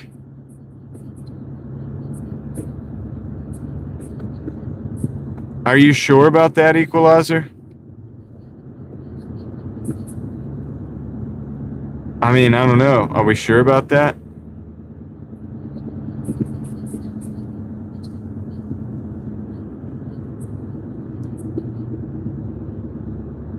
Yeah, I mean, I just think about, look, it's a far-fetched risk. You wouldn't even be thinking about it, and it could happen. Chances of that happening are very, very, very small. Is it possible? I think it is. I don't know. It could at least be trouble for a while. I think eventually you could prove, so there are prints on the item, like is there DNA evidence or something like that. I don't know. I'm sure there's something that you could do to get out of that. Well, Hassan, that's what I was discussing we were discussing that the other day. People were giving their different reasons. They were talking about maybe getting assaulted or maybe different things. We think rideshare has most of the problems in the industry. Most of the safety issues stem from rideshare. Not that you don't have issues with food delivery, but obviously because you have human element, like where there's interaction with people.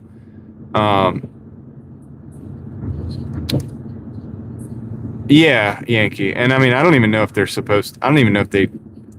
supposedly let you do that. It's been so long since I've done it. I never cared. But so there are risks. I'm not saying don't do it. And I did it for 3 years. I'm not saying don't do it. I'm just saying, like, just keep your eyes out, guys. And it's, maybe, I don't know, like, I don't know the legalities these days. I haven't even thought about it, about filming somebody in your car. But if you had like video evidence to prove otherwise, that would be helpful.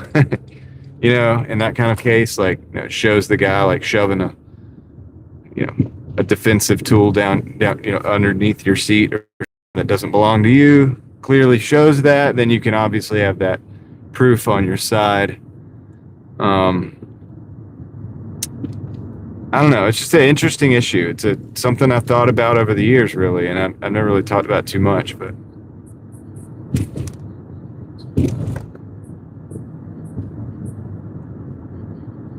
all right. Well, David, there's things that are smaller that get you in a lot more trouble than what you're talking about.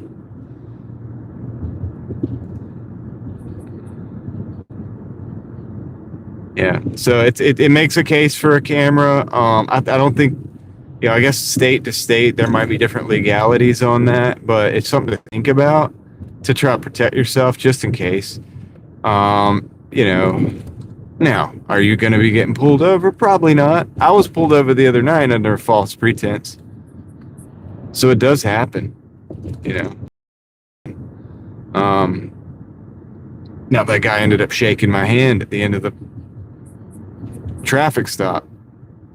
But is it going to always work out that way? You know? I don't know. Just something to think about.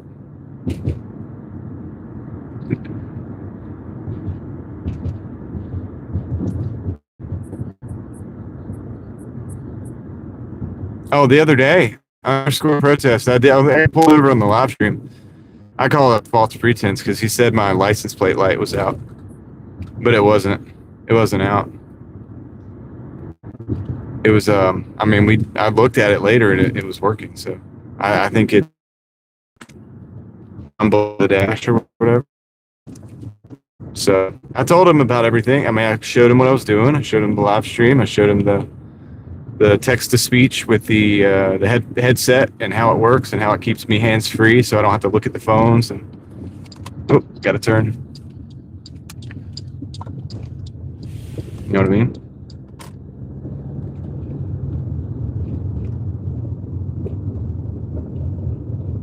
Is the signal looking a little bit like Minecraft right now?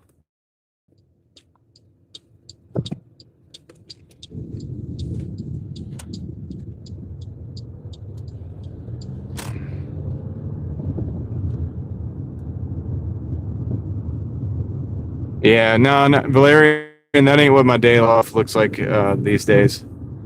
Not for, not for a long, long time.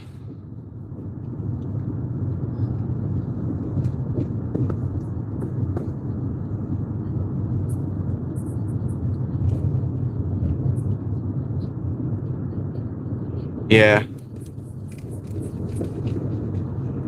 Yeah, he ended up being okay under protest, but I mean, I guess he didn't find anything suspicious, but other than the cameras, I think that's what he wanted to know about. He was suspicious about the phones, and later we were trying to figure out why, other than distracted driving, of course. But I put that to bed because I don't look at the phones. I don't have to look at any of this stuff. That's why I ask you guys what the thing looks like, because I know I'm going into an area that is bad zone, but I don't have to look at that. I can ask you and you'll tell me, and I can. So, well,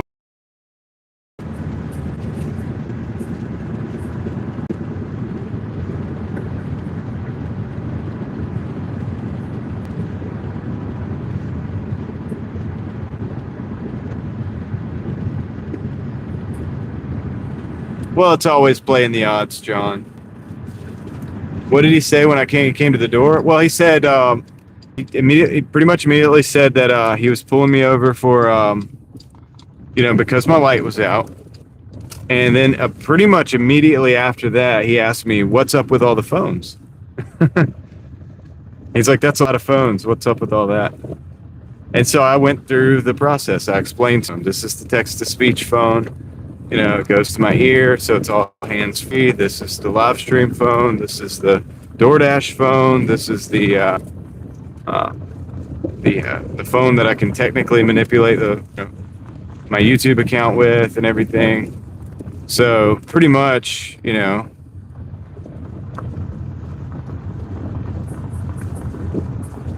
him through it. But yeah, after that, he was just like, "Okay, well," he went and ran my license, came back, shook my hand, told me to be safe out there and have a good night.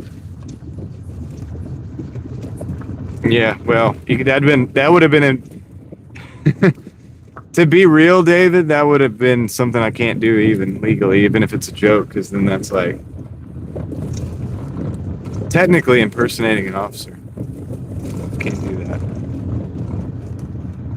God, we're out here, dude. On the dirt road. It's a nice place. It's nice back here, though. I want someone that's lane.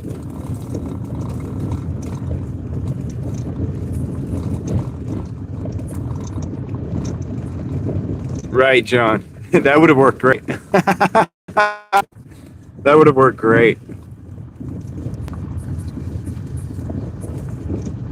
No. The inside driver's door handle was fine.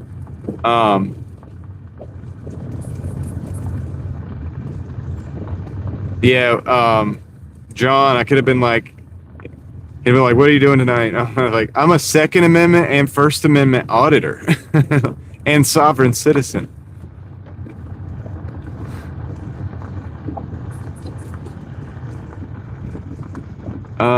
I got to figure out when we're actually going into the driveway so that I can stop filming, like turning the camera around. I think we're still like on the road though, technically.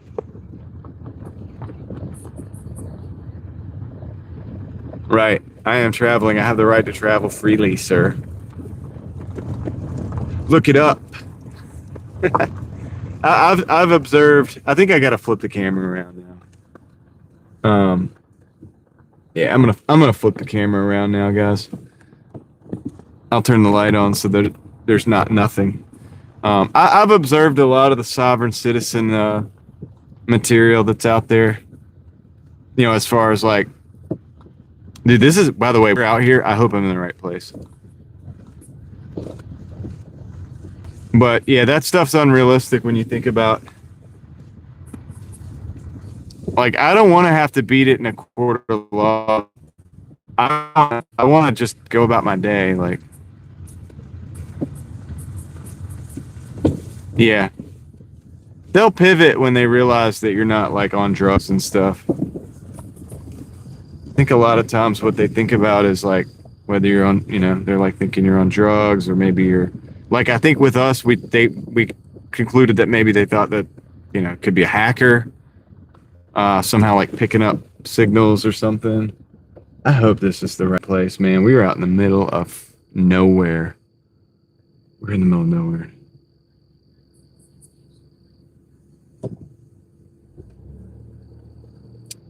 This does not look like the same door, man.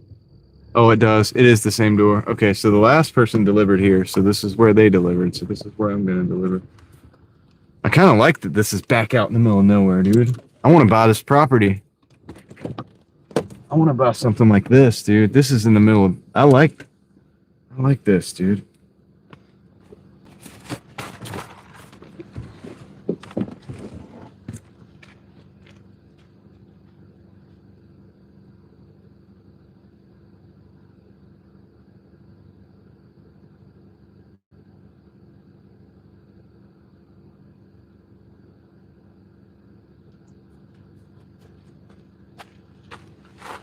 Like, this is great, actually.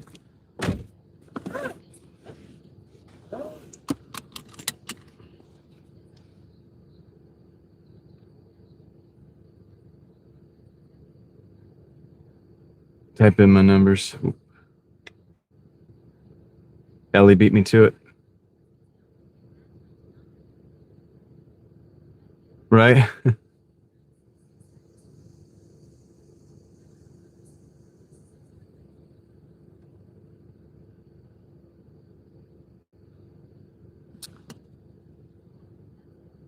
Well, Ellie, I'm getting 249 04 actually. $249.04. We're off a little bit. What's going on? What did I miss? Maybe somebody added some tip or something. I'll turn this back on for you guys. Dude, I love how we're out here in the middle. Dude, I would love to buy a property like this. I put a big old garden right over there. There's a lot of open space. I could build like a range out here, like a shooting range. This would be kind of cool, man, because there's a lot of land out here. A lot of land. This is nuts.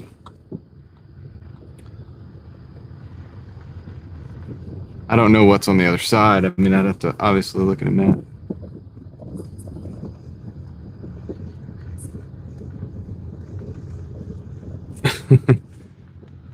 All right.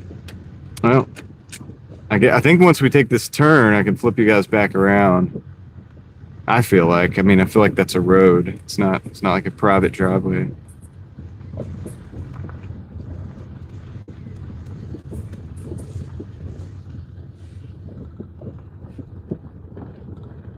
Oh boy. All right. I think this is good. Flip you guys around.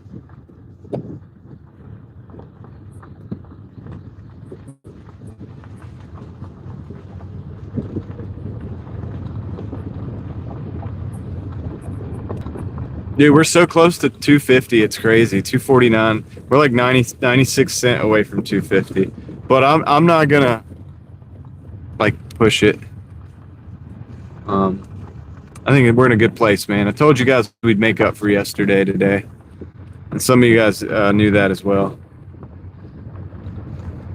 So we're back to having our. That's technically like, what is that? I don't know. I have to add both of them up. 61, 350, 349, 60. It's basically 200 a day.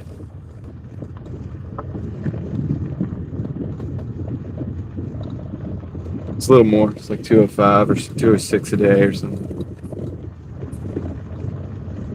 Hassan, Ellie doesn't DoorDash.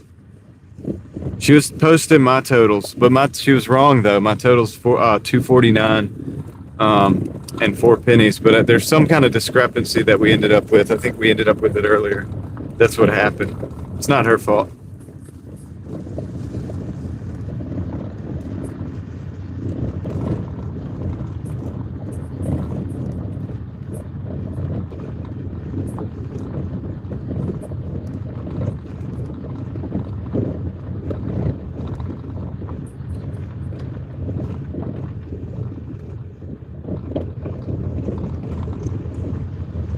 We're back here, dude. I gotta think about how I got in. I think I took a left in here. Dang. Don't make me look at the map. I'm sure I took a left to get in here. I'm in Franklinton, so let me think.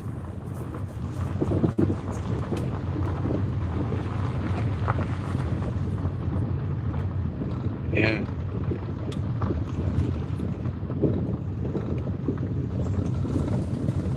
That's the police right there, dude. They had the lights on looking.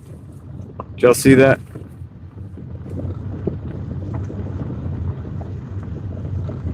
The what? The door hack? What is the door hack? What is the door hack? I don't even know what that is.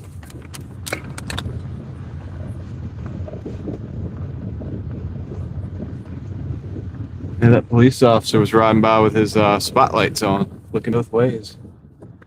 So they're looking for something out here. I think we took a left. I mean, I think we took a right. Yeah, we did. We did. I know, right? As soon as they find who they're looking for, we're gonna get them. All right. So we did. That was 49.50 on that dash in 2 hours and 21 minutes. So it's not too bad. I mean, he could be, or he could just be like looking around, or I don't know. I don't ever. It's none of my business. Could be bored spotting deer. Could be just looking to see what we can see.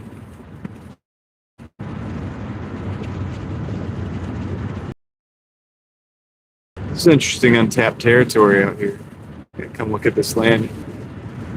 Very interesting. I think a lot of that was farmland, but I don't think it's currently farmland. So I think a lot of those open fields, like just a bunch of open fields. I'm pretty sure it used to be a farm.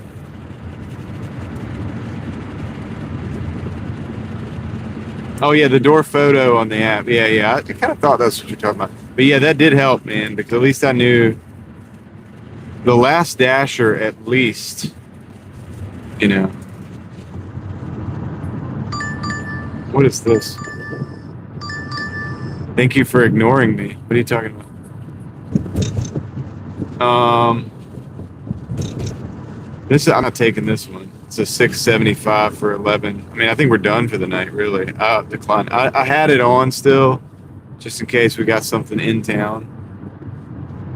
Okay, I think I know where we're at now. I think I know where we're at now. Decline that offer.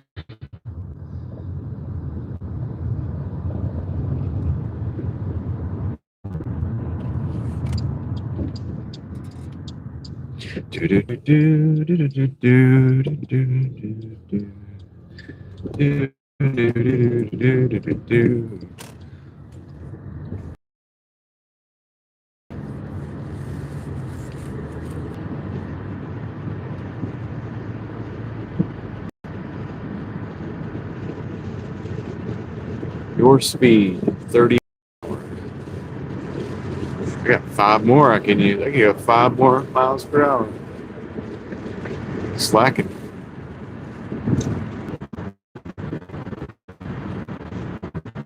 Phone really. It's on, dude. My phone. I can't see the dash phone, but the other phone that I have that's out here has a 4G connection. Oh, there's police. There's police. Yeah, they got pulled over. They were on both sides of that car. They weren't playing around. I don't think you want to get pulled over in a town like this late at night. This ain't Raleigh. And I don't know anybody here that works police ops.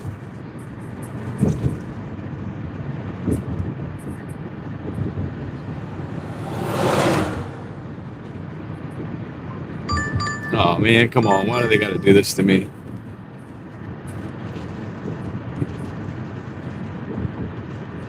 This would be easy. This would be so easy. I might do this one. It's 85 for 9 miles going back up in the Youngs. Look.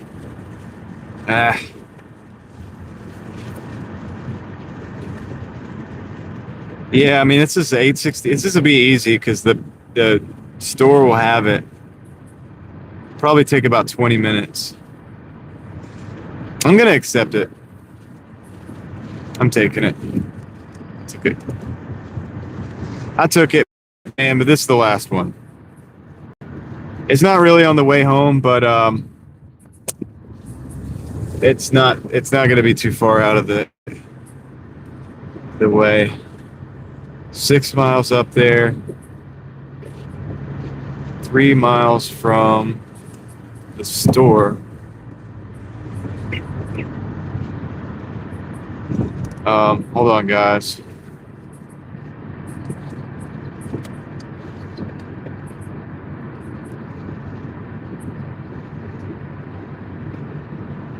We got people coming up on us fast. I think I got police. I think I'm about to get pulled over, guys. I think I'm about to get pulled over. So I'm going to be real with you.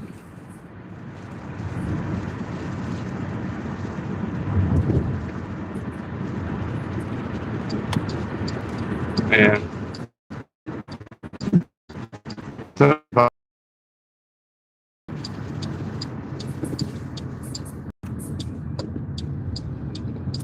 Well, we're obviously not doing anything we're not supposed to be doing, so that's the good thing.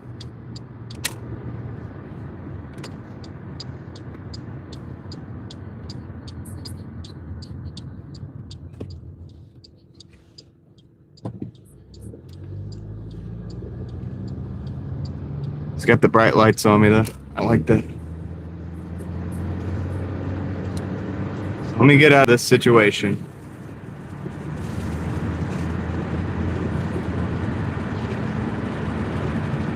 Yeah, but that's all in court, which is different from what happens on the side of the road. But he did back off quite a bit.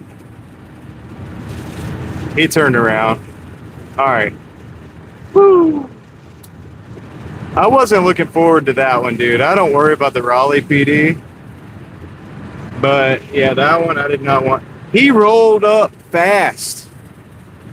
I was going the speed limit. He rolled up really, really fast on me with the big bright, like the bright lights with the ones on the side and everything, dude. It was very, very bright. I wasn't speeding. Like, I wasn't doing anything wrong. So I think, like, maybe he ran my...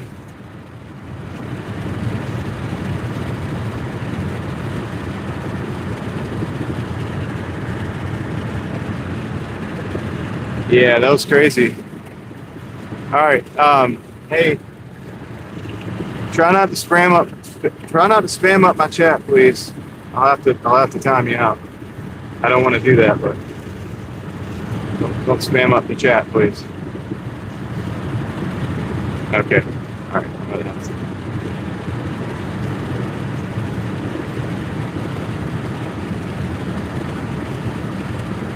Don't spam up the chat.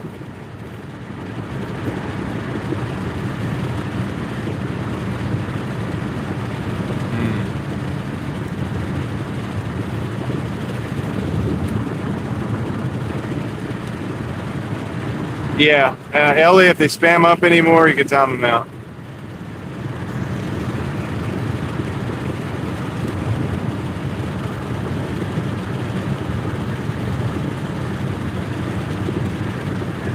What did John say?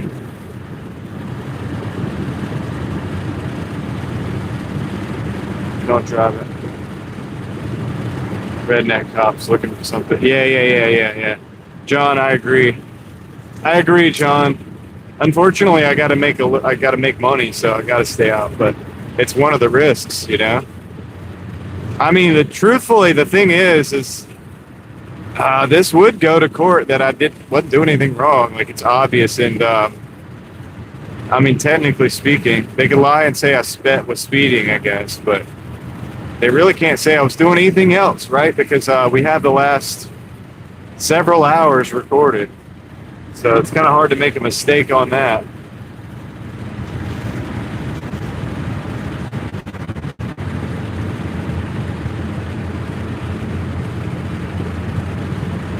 But yeah, no, I agree with you that, you know, he came up intimidating, and it's like, I don't like that. That's a feeling that I don't like. 'Cause I kind of know the attitude behind that roll up fast in the bright lights. That's an attitude. That's a posture. It's a certain type of posture. It's a very aggressive posture. But anyway, we got 3 minutes to the McDonald's. It's another reason I didn't mind taking this order to get us right on out of that town.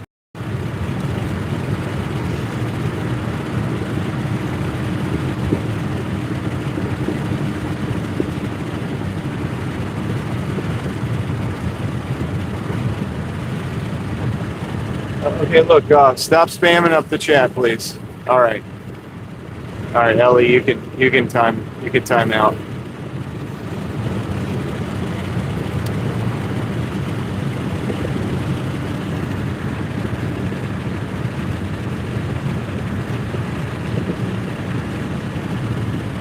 Well, I don't have any Doordash signage, John, but I have about like 6 different type like Doordash bags in the car. Thank you, Ellie. And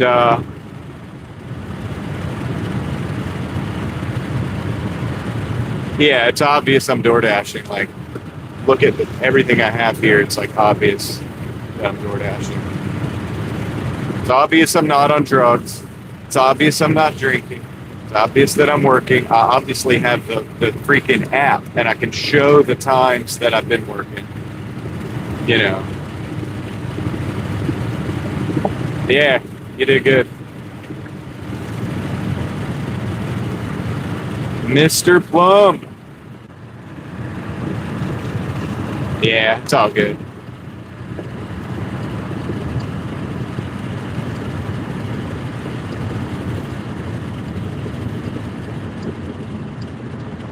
That's true. Yeah. It's not going to stop you from getting pulled. Yeah, but what I'm saying, that being said, John, they would definitely have to be pretty corrupt to pull me over and then still proceed to continue, trying to push the envelope. Because, like, it is obvious what I'm doing and highly provable. I do understand what you're saying, though, about, like, avoiding the situation.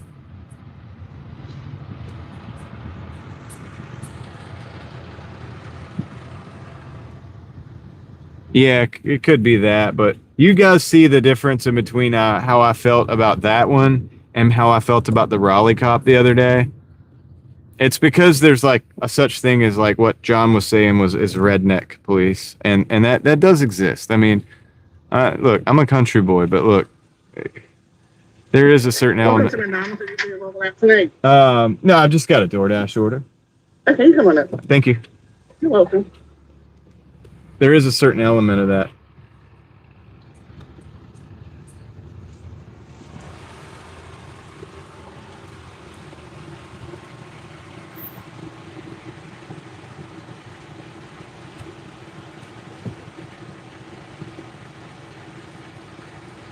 Yeah, we're back at McDonald's. Should be a fairly quick hitter.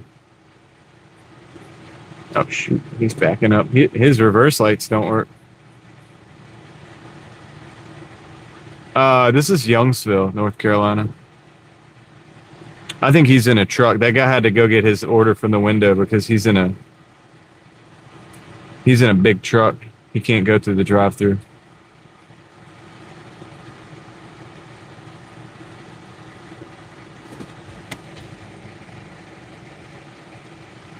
Yeah.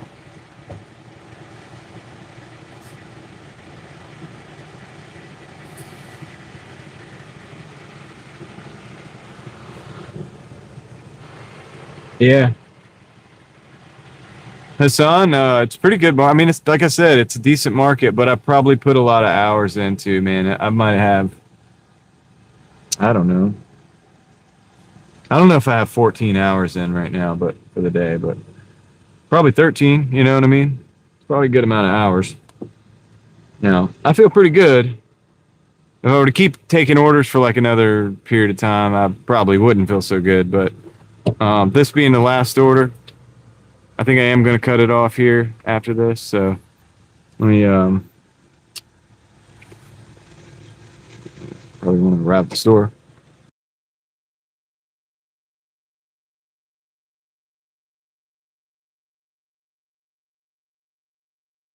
Got it.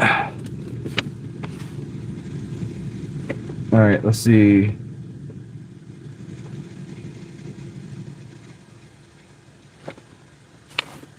Don't know how I have a family.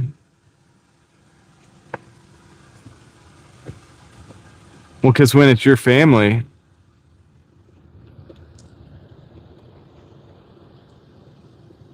you want a caramel ice cream coffee or iced coffee rather. See, when it's my family, it's like my family. They're my people. So at that point, it's not like other people. It's like you could like literally kind of create your own your family. Not, I mean, kind of in a way. It's like me and my wife. You know what I mean? So it's like it's by choice. It's not something that you don't just sit there and like accidentally have like multiple children. Well, I guess some people do. I don't know. Whatever. But you get what I'm saying. Your own gang. That's right. Something like that. That's right. You get the idea. Yeah. Something like that. But yeah, so it's not the same as just like having to live with 5 randos. It's like, it's a little bit different. It's a lot different.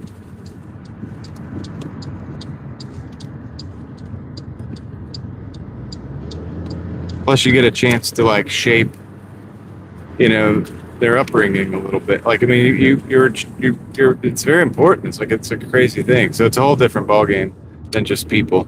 Yeah, I don't want to be around that many people either. Like I like to hang out with you guys, talk to 100 people at a time or whatever, have these conversations, but I don't want to be in the middle of the city.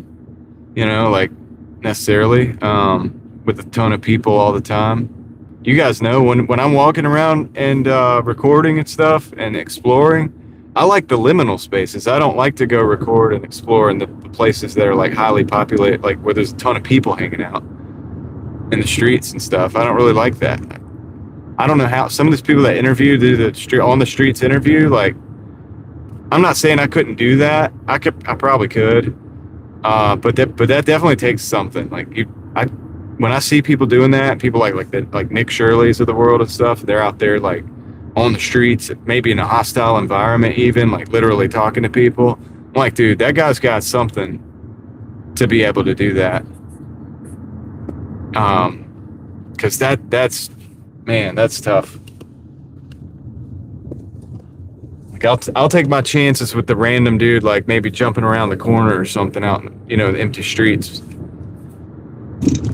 That dude's got people around him, behind him and stuff. Like you don't know what's coming next. That's scary, dude. That's like actually scary.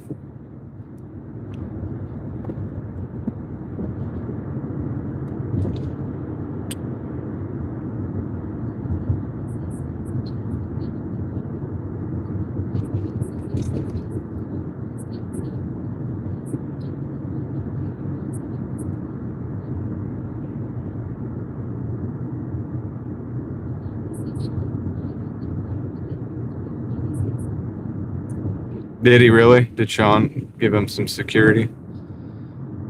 It's good. Probably needs it at this point. When he was starting out, he could probably get away with it. But there's groups that have that dude on like a hit list, man. Like they're like, dude, if we see him, like throw stuff at him or whatever. Like, you know what I mean? They think he's like this terrible dude. And while I'm not like as political as that, I don't think he's that bad. Like, I think he's just a kid, dude, doing journalism, or at least that's how it started. And it's never okay to be violent towards somebody that. All right, Valerian, take care. We'll get that iced coffee out to you as soon as we can. Might need to rent like a small plane or something. Get there quicker. Later.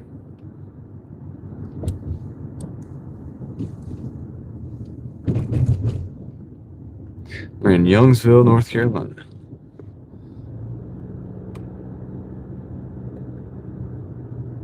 Feels a little more friendly over here than it does in Franklin, too.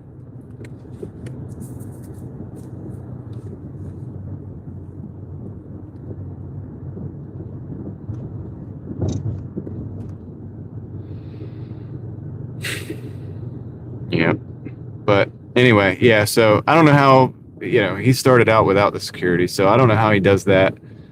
You got to have guts. Cuz I'm not like too gung ho about going out and doing that. I just like to film empty places. Really, Hassan? An e-bike or a bicycle, huh?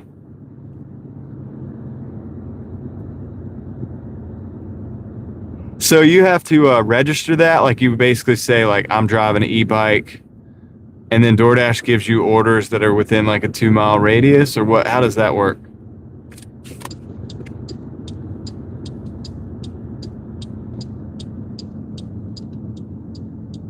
We're really not that far at all, guys. We're like a mile away from the delivery.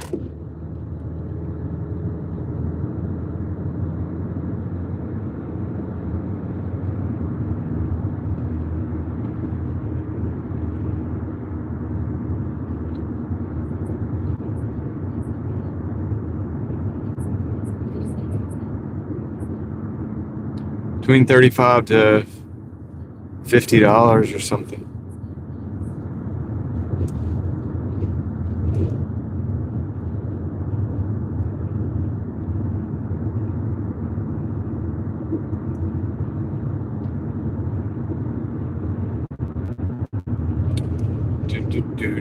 Anywhere from, it depends on the day. if I run out like a half a day, it could be like $15 an hour or $15 in fuel. But if I run out like a full day, like today, we might be talking like $45. Okay, well that's interesting. It's interesting. I don't know if we have that in my market.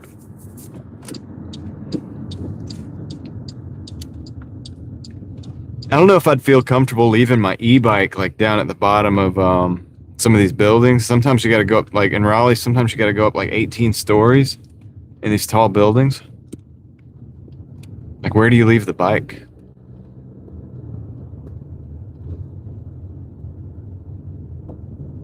I guess you figure all that out.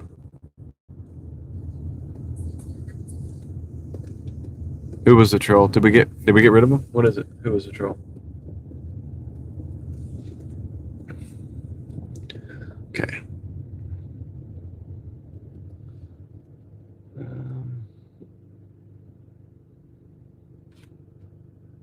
This is it. All right. I'm going to drop this off real quick.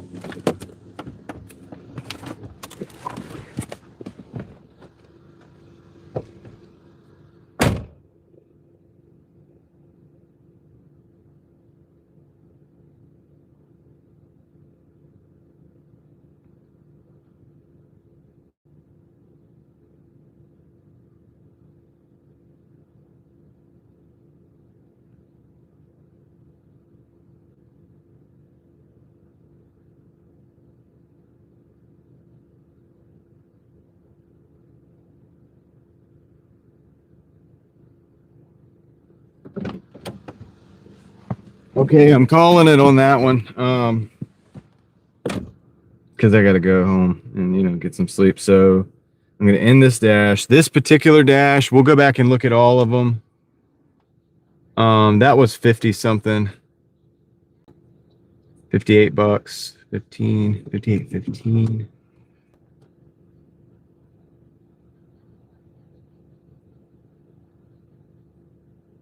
Oh, yeah. Yeah, that was a troll for sure. All right. Yep. Over 257. So man, I'll go back and show you guys the different dashes. I think it was like 3 of them. And I got to turn around somewhere. I think I'm just going to kind of back right here, do a little 3-point turn. I don't want to take forever. I'll do a 4-point turn if I have to. I think I'm going to do like a 5-point. Do the Austin Powers turn. Little golf cart. I don't want to touch these guys' grass there, so we're turning the golf cart around. All right. Now we got to go back through Youngsville. We'll go up to the parking lot there and we'll close out the live. We'll talk in a minute. I'll show you guys the 3 dashes. Hassan might want to see that. I don't know if you're still here, Hassan, but you might want to see it. But yeah, I'll show you that, and then we'll determine when I started working. And I'm not going to add up the hours. We'll just give a general idea of like when I started. And yes, I got a snack and I took a nap in that time. And I did that with the app paused, so it did count. It does count that time. I don't really care because I'm not trying to like set records or anything or make myself look good. It is what it is. It's just easier for me for accounting, so that I don't have like 15 dashes. It's like 3 is easier than 4. So, well, that's okay, Ellie. See, the thing is if they come back, you just time them out again. You can ban them. I can ban them. Stuff like that too. It's okay. You're doing good.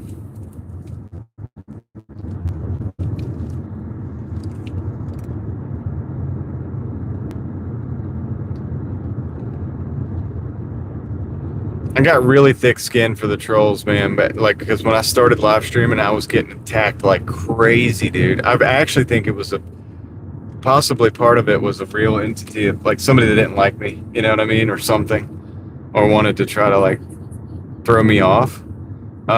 but it was just like relentless. It was just, I mean, sometimes it was like almost all day, just relentless.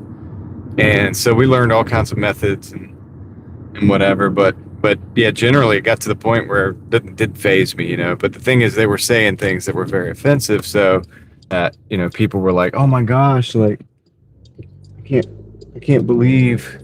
Yeah, that's right, Ellie. You're right. I will be.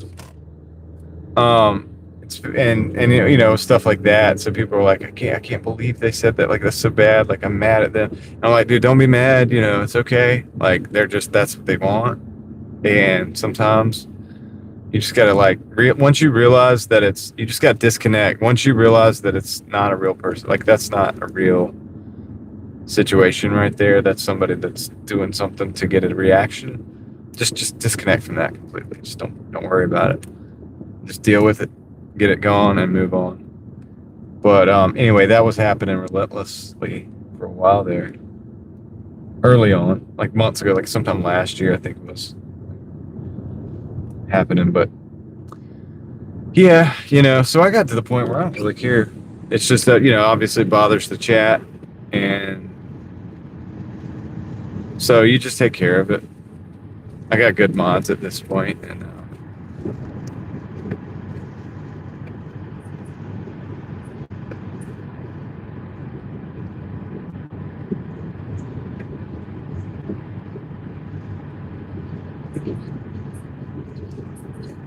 yeah, some dude that doesn't have mods or anything, doesn't know how it works, like some new live streamer.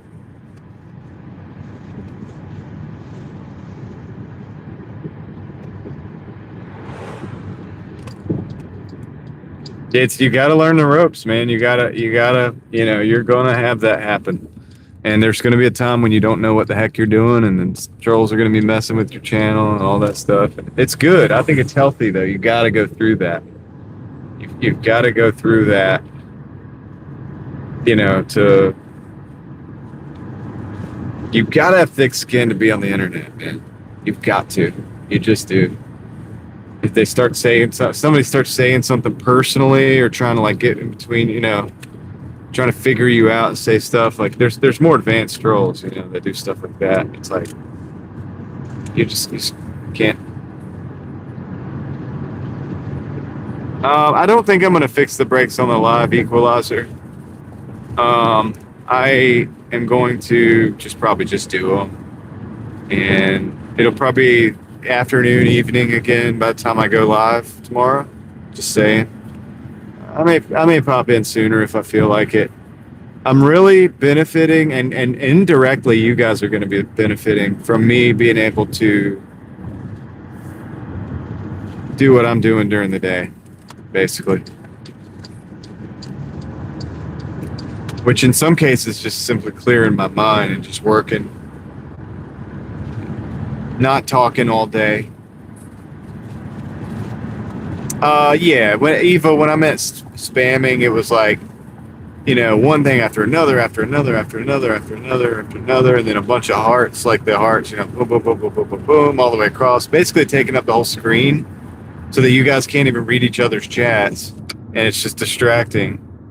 And yeah, that it just like doesn't allow other people to get a word in edgewise. It's not like when, yeah, we should put 40 hearts, exactly. It's not like when you guys talk and it's a lively conversation, but it's kind of like a real conversation, so that's different, right? That's different, but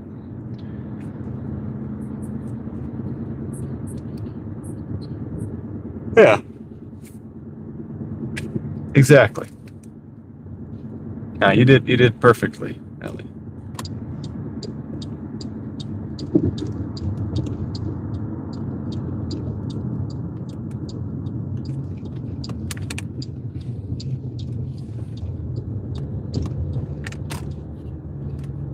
We're just here for a parking spot so that we can hang out for a minute and get this thing kind of winded down and get set for tomorrow.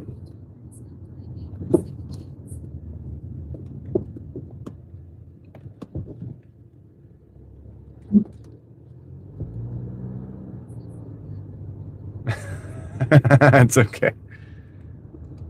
That's okay. It wouldn't have mattered. I knew what you were talking about.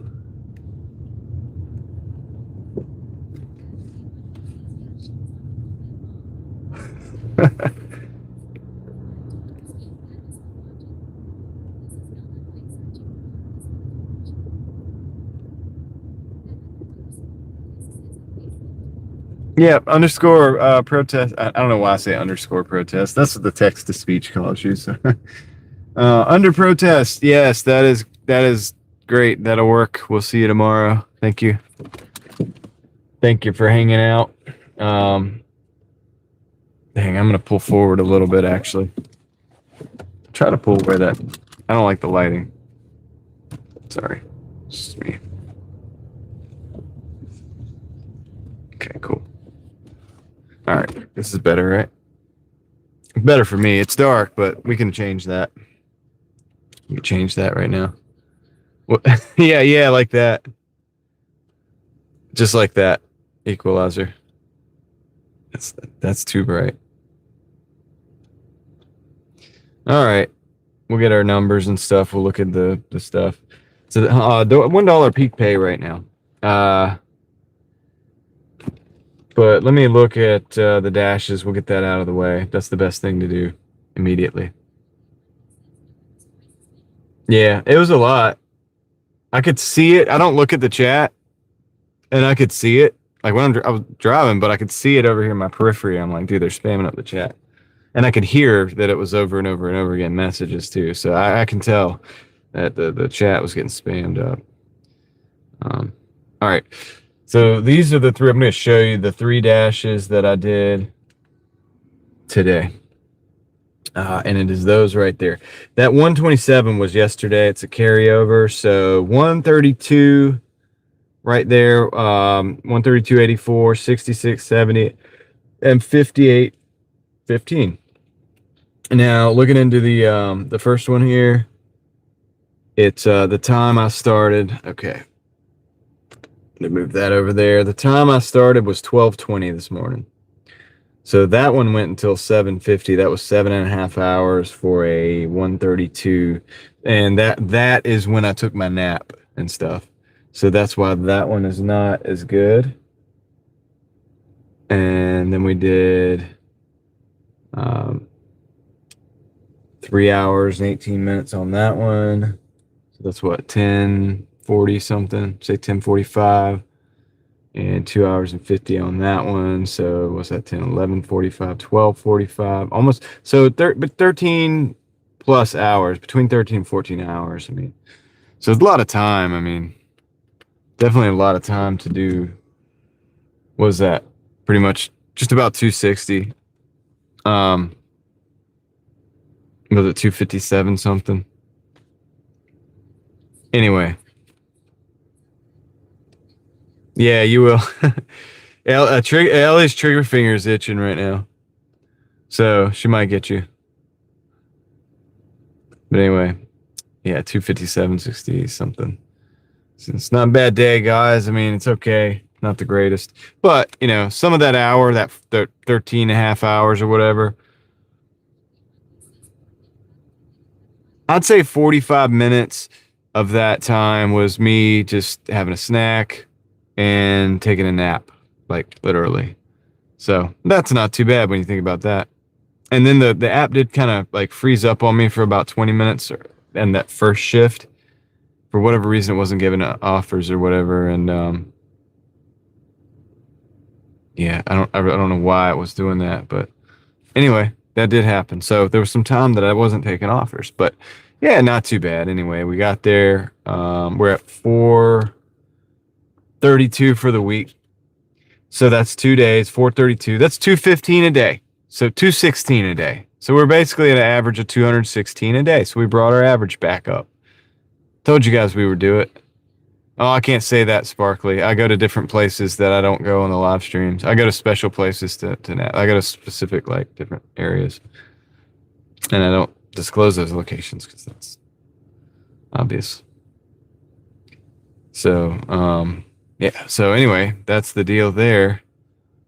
I'll go back into my ratings. for people who are interested in the ratings, all right, I'll show you my ratings and what it looks like. Ticket me for the snacks and naps. What's up, buddy? What's up with Stonian? Winstonian. So this is the stats for you guys. Everybody's like, "Are you platinum?" I'm like, I don't really care about platinum gold. I do happen to have pretty high rating though, and the reason is because all the stats are good. Everything's good. We fell under 800 deliveries for the 30, but you know, customer ratings excellent, quality rate, on time, all that stuff except for the acceptance rate. So that gives us 94 points. So that gives me leeway to cherry pick when I want to. Okay, but I don't always cherry pick. I just do it when I need to do it to get more money, right? What? Example hypothetical for naps? Yeah. Even saying that might say too much because it's a small town.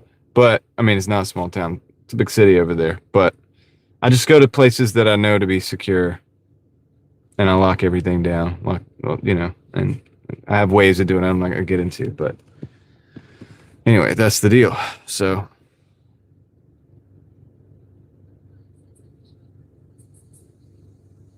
yeah, Hassan, I wish your market wasn't saturated too. You know, I wish everybody could do this, but this is like almost like 14 hours of working. And that's, by the way, guys, why I take a nap.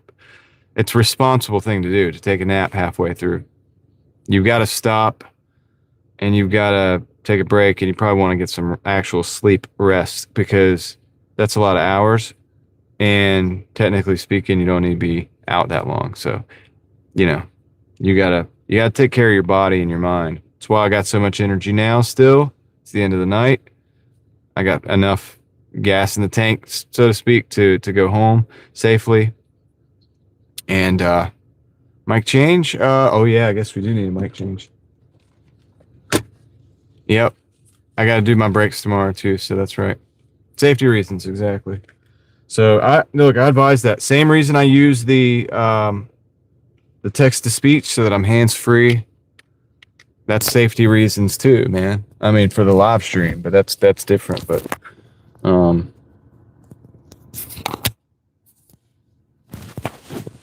get what I'm saying? So it's not a game out here. You're operating a motor vehicle. You're, you know,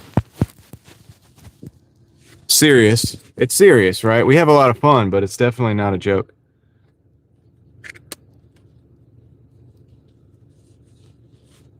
So, but yes, I do need to do, I'm going to do the rotors and pads tomorrow. I'm going to do my oil change tomorrow.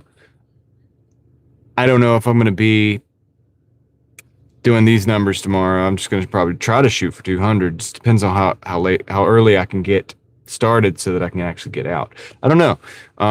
If I have to fall behind and do 175 tomorrow, because if some things for whatever reason take longer, I don't think it would be the brakes, but it'd be whatever other thing that might show up that I have to fix at the house. Then we'll do that, and I'll make up for it with the next day.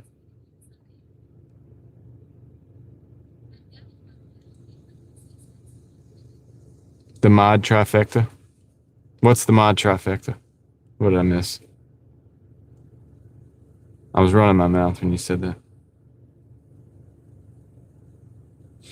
But anyway, yeah. So I think it's been a good day, guys. What do you think? Yeah, give you 200 likes. Connor wants 200 likes, guys. If we don't get 200 likes, I think Connor's probably going to freak out or something. So definitely, it's up to you guys how you want to play that, but we don't want Connor freaking out. Yep. How'd you do protest? 2 more. When we get to 200, I can end the stream. Because I know we could sleep. We can rest assured that, okay, there we are. We're at 200. We can rest assured that Connor won't, freak out. Offer today got $58. Oh my gosh. How many hours for $58 do you think that you were out there? See, I don't even look at I look at the overall times. Like if I started at 12, we're here at 250. I was out that long. It's 2 days because when you take a good long nap, that starts a new day after. But um, same day, 4 hours for 58. Well, that's like 15 an hour. It's a little under 15 an hour. It's not great, but hey, it's $58 you didn't have. Right? David's 58 more than David made. If you'd have sat on the couch, you would have made nothing. You know? Oh, 300 likes? That would take forever. I don't have the energy for that. We got to do the well, yeah, I know. It's rough when the orders are bad. It's rough. Like me. What do you mean when Winstonian? What are you talking about?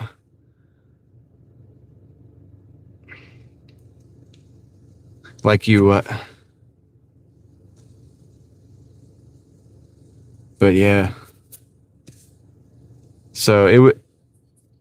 Craig, it's time for you. Are you waking up? You're about to go do the donut shop.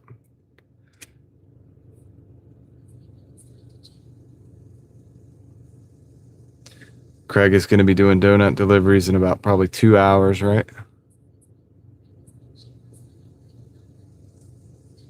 Your girlfriend wants money, but you don't have it. You better get it, son. I don't know. You'll figure it out, dude.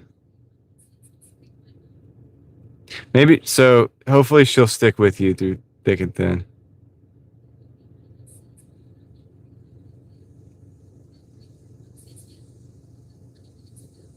Yeah, we can't go for 300. That would take another couple hours.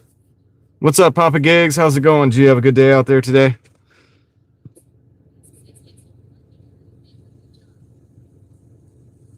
Yeah, I am lucky though. My wife has stuck with me through a lot of stuff.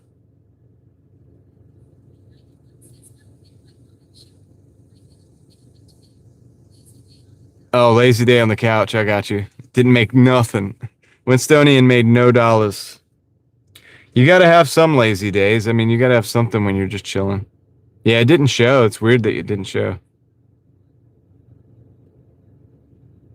Yeah, I did. I got a real one. Um, yeah, she's awesome because all the things that I've done over the years, some of it's panned out. I mean, look, she's seen me go from zero, well, a couple times and build things up and make mistakes and then figure it out and then yeah, I mean, so yeah. I'd like to see her reap the benefits of that eventually. I think now she kind of is, which is good, but she never asked for any of it. So that's, she just never asked for like the nice things. So all of that's like extra and a blessing for her being the way she is because it was never like, oh, I want that handbag or I want to go buy this name brand or this thing. Like she's smart, man. She's like, she gets while we drive older car, decent, but older car. Her van's nice, but it's not like a brand new van because she understands why. It's like, because that builds us up in other directions and then that grows. And so she gets it. She's seen it over the years. And so she's awesome for that. Thank you, David. I appreciate that. Did 103 hours, short shift doing handyman work. Okay, cool. Handyman work. That's awesome. Yes, I am ready for dinner now. I hope the weather's good too.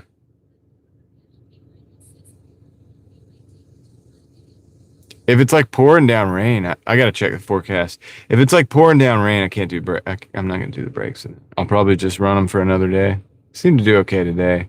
Just a little noise, but I'll probably have a few more days where I could push it. But if it's gonna be raining Thursday, I'd like to get them done tomorrow. So that's the deal.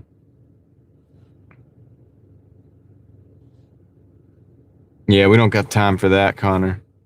It would take till 5 a.m. to get to 300 likes. It's all good. I'm happy with 200.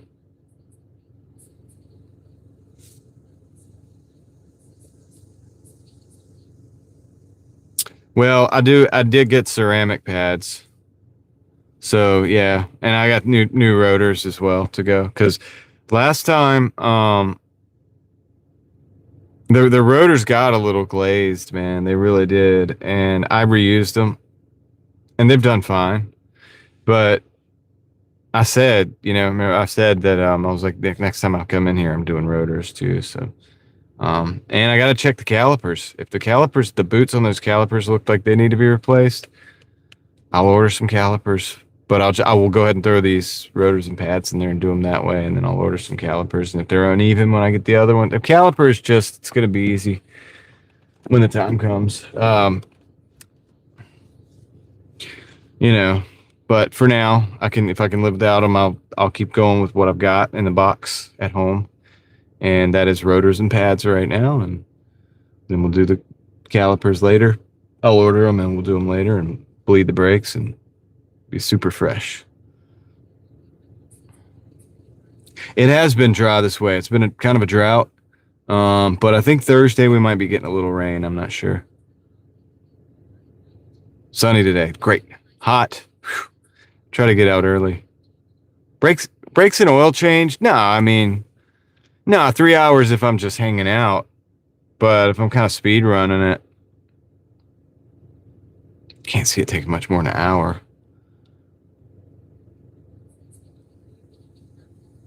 I didn't, Craig, except for I think she was resting. Somebody that we both know, I guess, spoke with her. So somebody did speak with her. That's as far as I want to really, I guess, go on this. But we'll talk. I think she'll be okay. I think she's all right.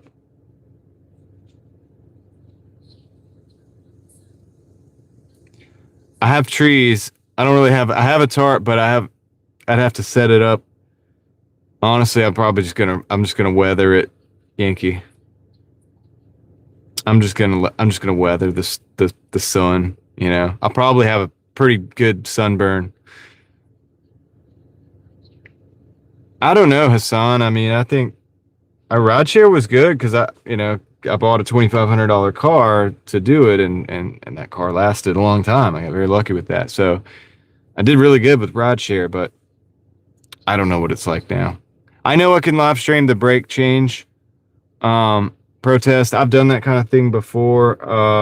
I think I won't though this time because I just want to get in it, get it done, dude. I don't really feel like yes, I could do that. It could be beneficial, but I think I'm just gonna chill.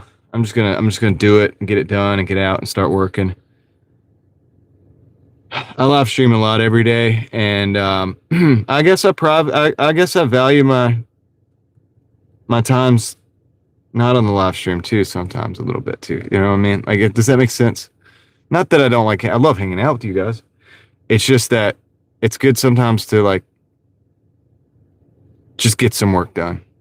And I think I'm just going to do that tomorrow. Probably should live stream it, honestly. It's a better business decision. Be fun too, but I don't want to drag that out. It's going to be hot.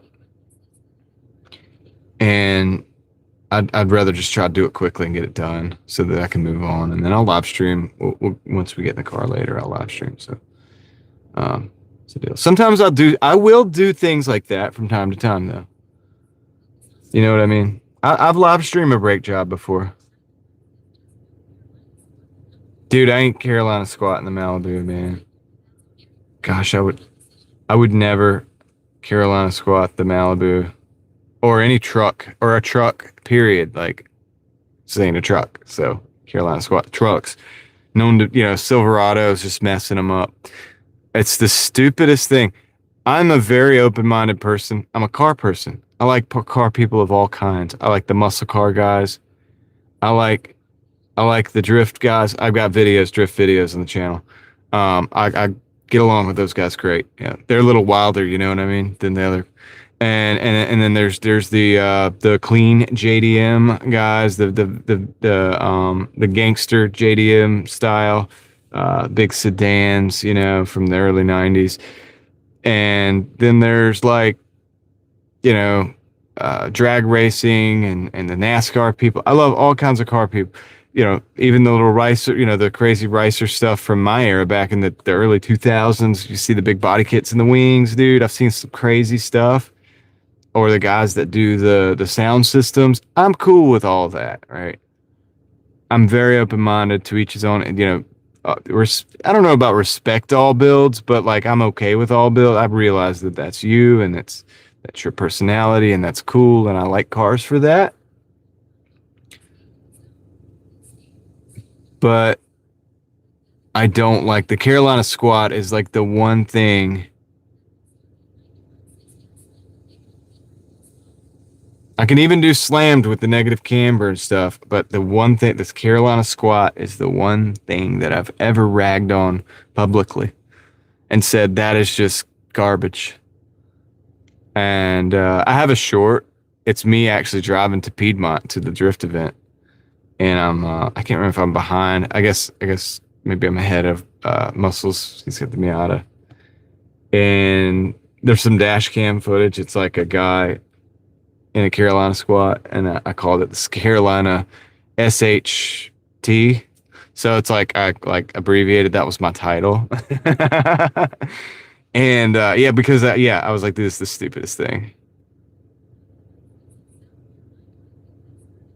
It's got to be South Carolina. I'm not gonna claim it. I'm North Carolinian, and I'm not claiming the Carolina Squat. Maybe it's because I'm in Carolina that I have to feel that I have to be so adamant about it.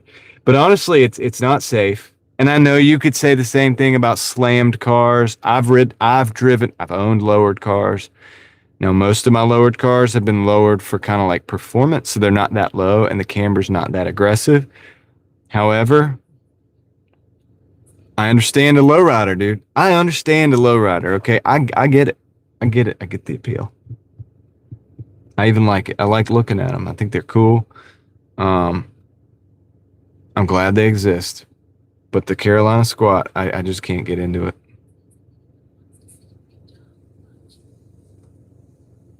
Is that when I did the brake job? Yeah. So that was just pads, and I think even then I said I was going to do the rotors next, so that's what I'm doing, because those rotors were glazed. Really, it's more the rotors that need to be done than the pads.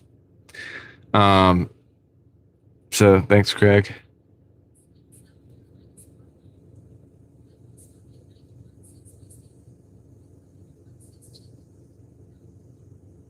Barracuda. David had a Barracuda. Man, so many cars you just can't even really get right now. It's crazy. Checking in from Northern California. Welcome in.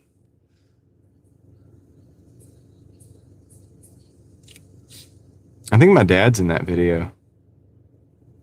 Is that the video? Yeah, that video is actually a lot of things. If it's the one I'm thinking about, Craig can correct me, but my dad makes a cameo in that video. B, we tested the Starlink. It's completely on the Starlink. And we drove around the Starlink too. And then my first car is in there too. I actually show my first car in that video as well. It's all beat up. It looks like crap right now. It's a mess. I don't know if I can bring it back or not. I'm going to try at some point, but I'm not ready yet. I've got to get my finances to a certain point. Once that's there at a certain point and it's growing at a certain rate on its own, then I can fix the car. But I'm not, I got to get there first. I'm not going to spend the money on the car right now. Yeah, me too, Yankee. I'm heading out as well.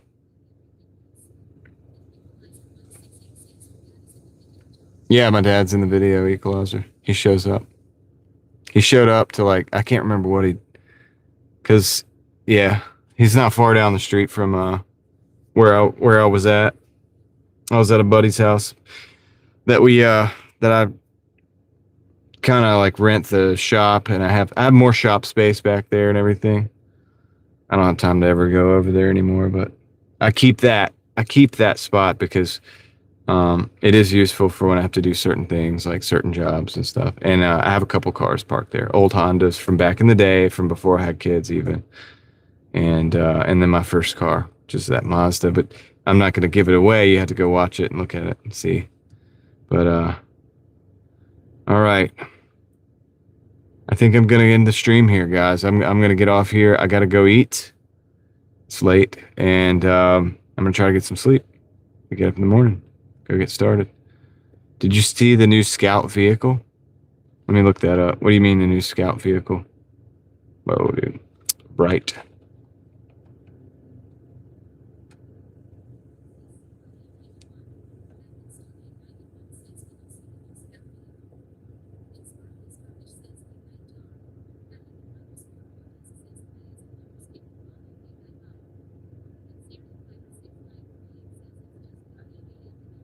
Cereal fiber, you're waking up. Okay.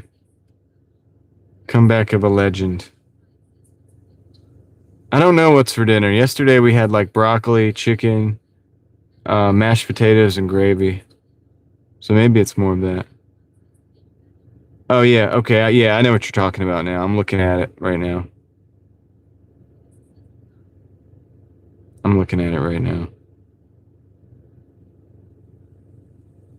International Harvester.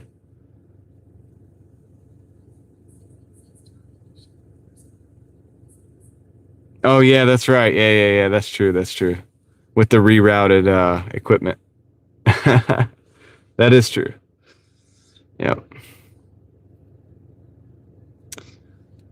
Yeah, I'll look at the Scout thing. I think I had seen that, but I don't know anything about the mechanics of it.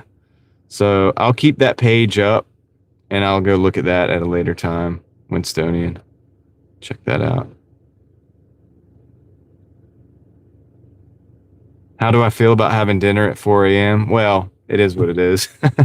It's the life I lead, I guess. I don't know. It's not too bad. I'm a night owl, guys. I mean, I don't want to be. I want a better schedule, but you guys see how excited I get when it gets to nighttime. It's just how I am.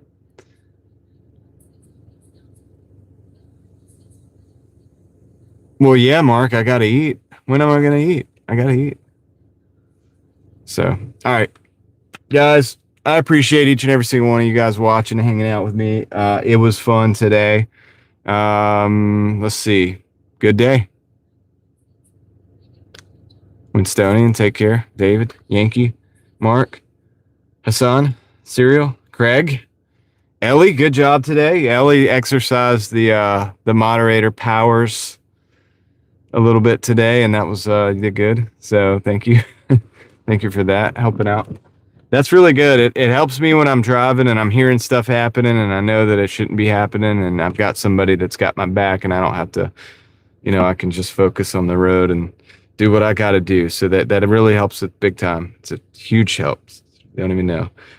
So Null, take care. Equalizer, Protest, Eva. And if I miss you, catch you on the next one. All right, guys. So yeah, with that said, I am going to end it here, and we are going to do that. We're going to catch you on the next one. There it is. All right. See you guys.